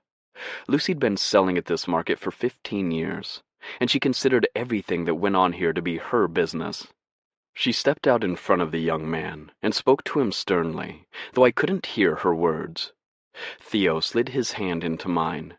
The man hung his head and stalked away, and Lucy raised a hand to us. I nodded to her and waved back in thanks. It had taken me by surprise, the way this community had gathered us up, taken us into it as soon as people had seen that we wanted to be part of it. When I'd first moved here, I hadn't been able to spare more than a distracted nod to anyone. The first time Theo and I had come to the farmer's market, months ago, I'd been nervous that they'd know who I was. I knew they did. Everyone here knew everyone. They'd know where I was living and why. It was just the way of things. I'd been embarrassed, a little resentful. Theo'd been shy. He was always reluctant to go places where he thought he'd be recognized, even after leaving Riven. And he knew I didn't like to get caught in the spotlight. He'd offered not to come with me, that first time. But as we walked up and down the rows of produce, local meats, fresh eggs, and flowers, I'd felt a sense of calm wash over me. When Theo bought an armful of flowers, the blooms bright and delicate against his black shirt and hair, the woman had smiled at him, told him the flowers he'd picked would look beautiful together, and I'd seen the surprise on his face, and the delight. "You think so?" he'd asked her, eyeliner smudged eyes wide and sincere. "I've never bought flowers before, so I wasn't sure." That was how it had started. Now Theo bought flowers every week, and Lucy and Barry were protecting our privacy when someone tried to intrude upon it. It felt like a new life. At home, I put away the groceries as Theo replaced his weekly flower arrangements.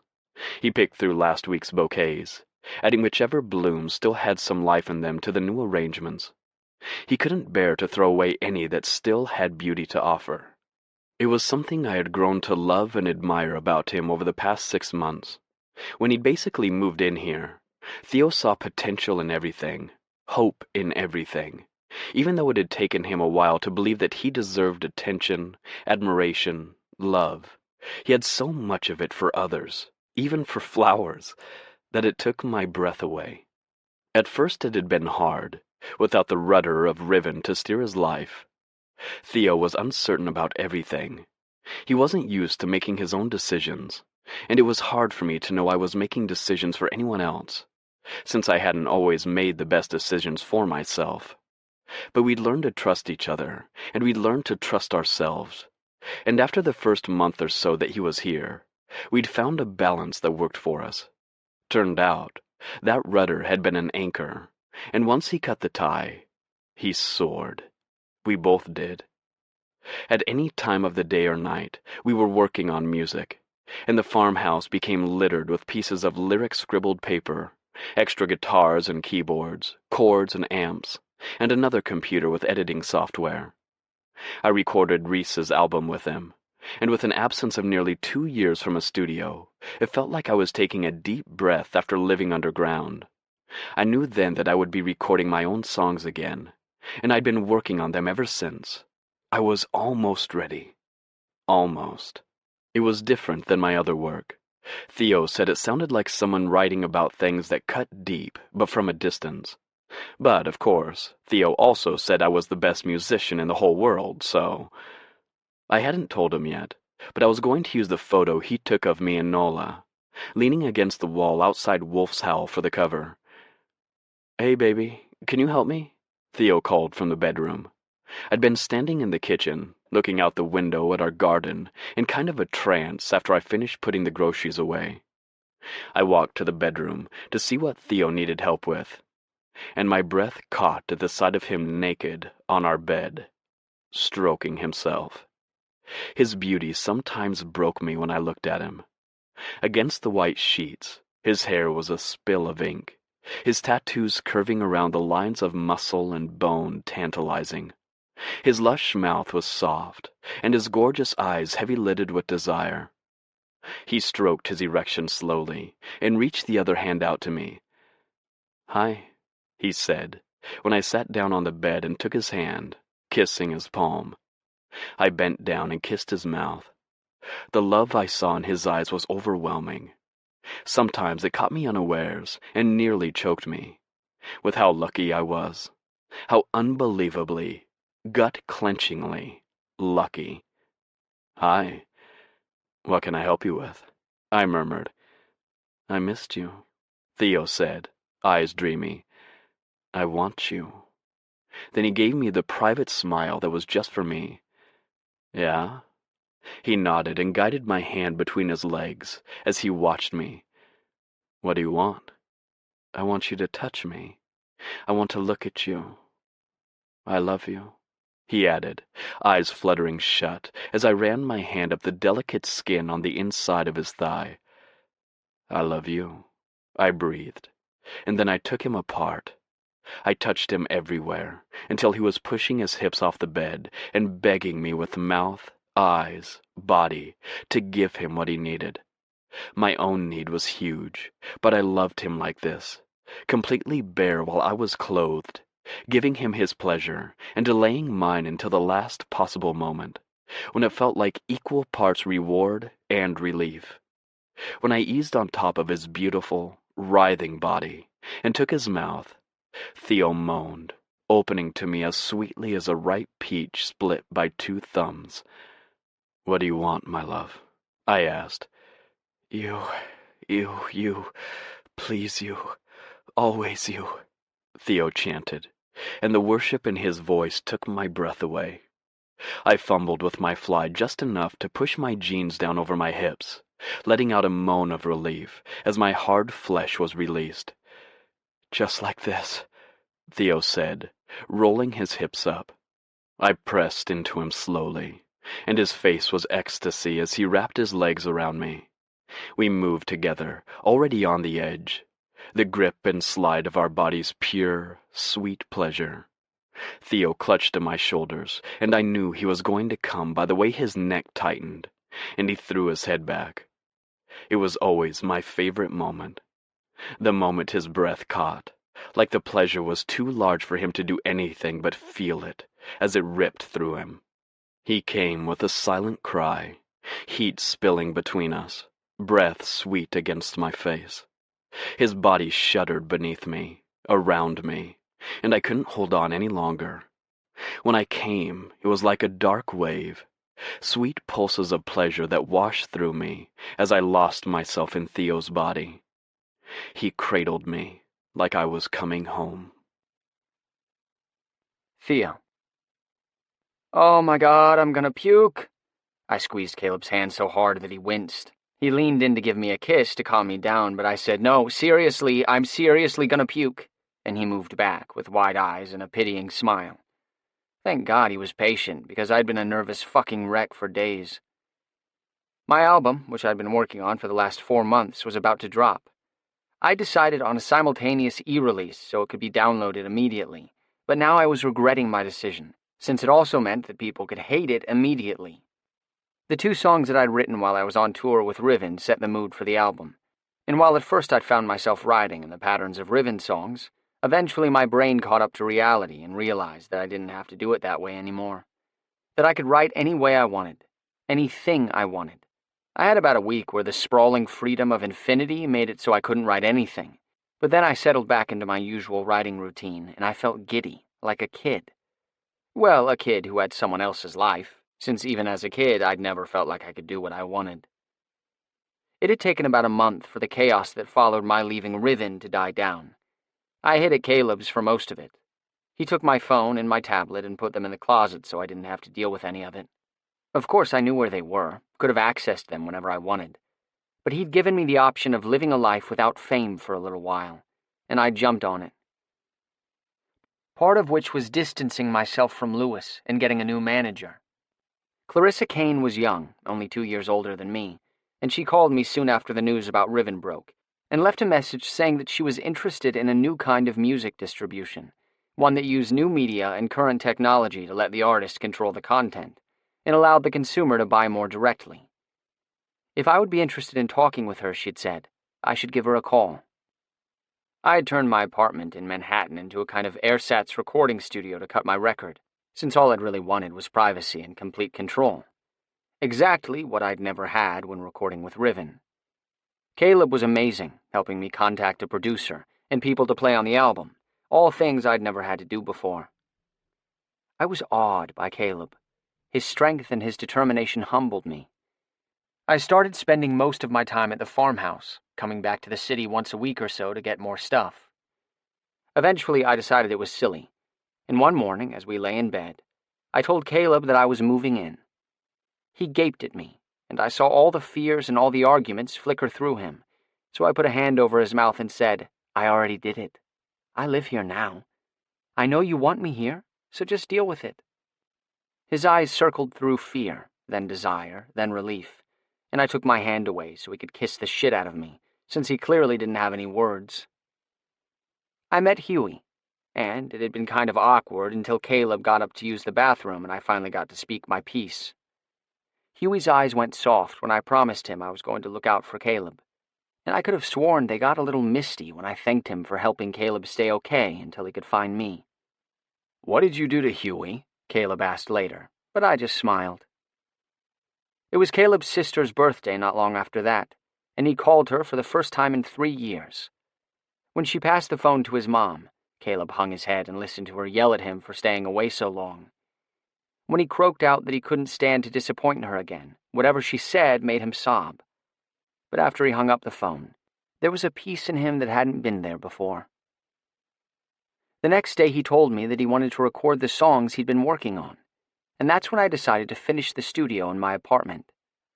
The songs were mostly finished, and he was planning to record the album next month. And though he waved my praise away with a vaguely pleased look, it was fucking brilliant. He might not have known it yet, but it was going to blow people away. Now I begged Caleb, distract me, please. It was 11:42 when the album dropped at midnight. Sure, okay. What do you get from a pampered cow? Oh my God, is this a farm joke? I don't know what. Spoiled milk. I just shook my head at him. You're awful. Right, sorry, okay. Oh, tell me about your plan for the studio. You said you figured out what you wanted to do. I leaned against him on the couch. Yeah, okay, so tell me what you think. I want to subsidize albums, or I don't know what you'd call it, bankroll them, but that sounds all Daddy Warbucks or something.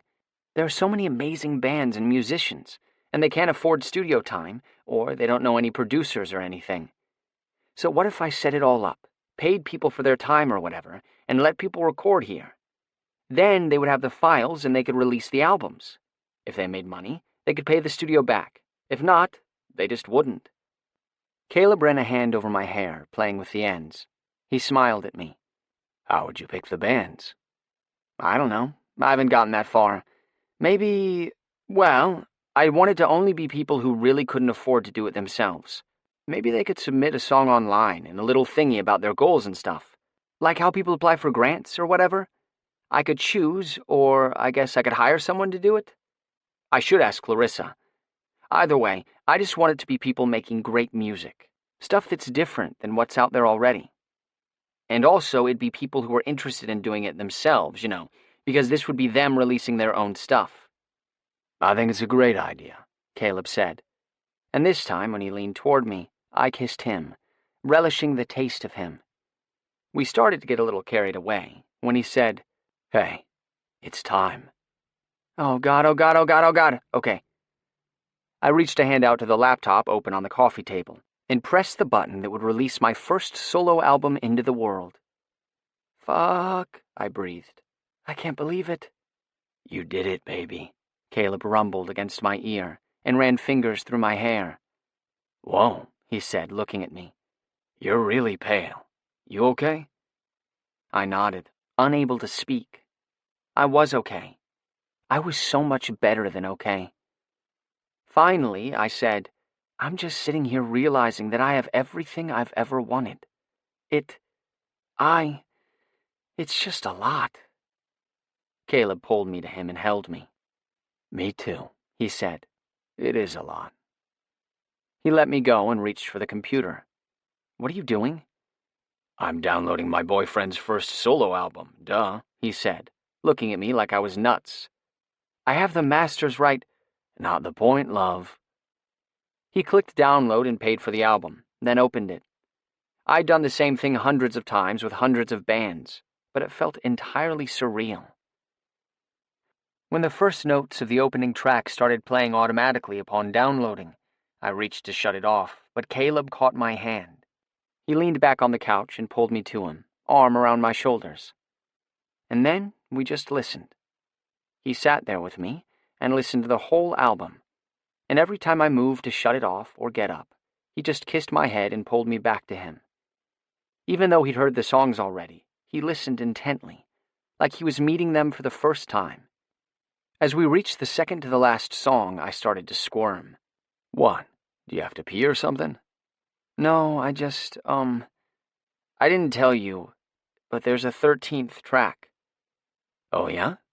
You decided to record the one with the waltzy chorus? You know I thought it was cool.